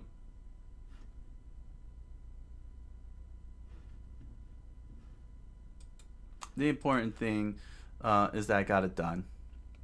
Late, but later than I really wanted to, but I got it done, so I'm glad. So the next live try stream is in January 2026 because I'm on holiday schedule. I'm on holiday schedule, so yeah.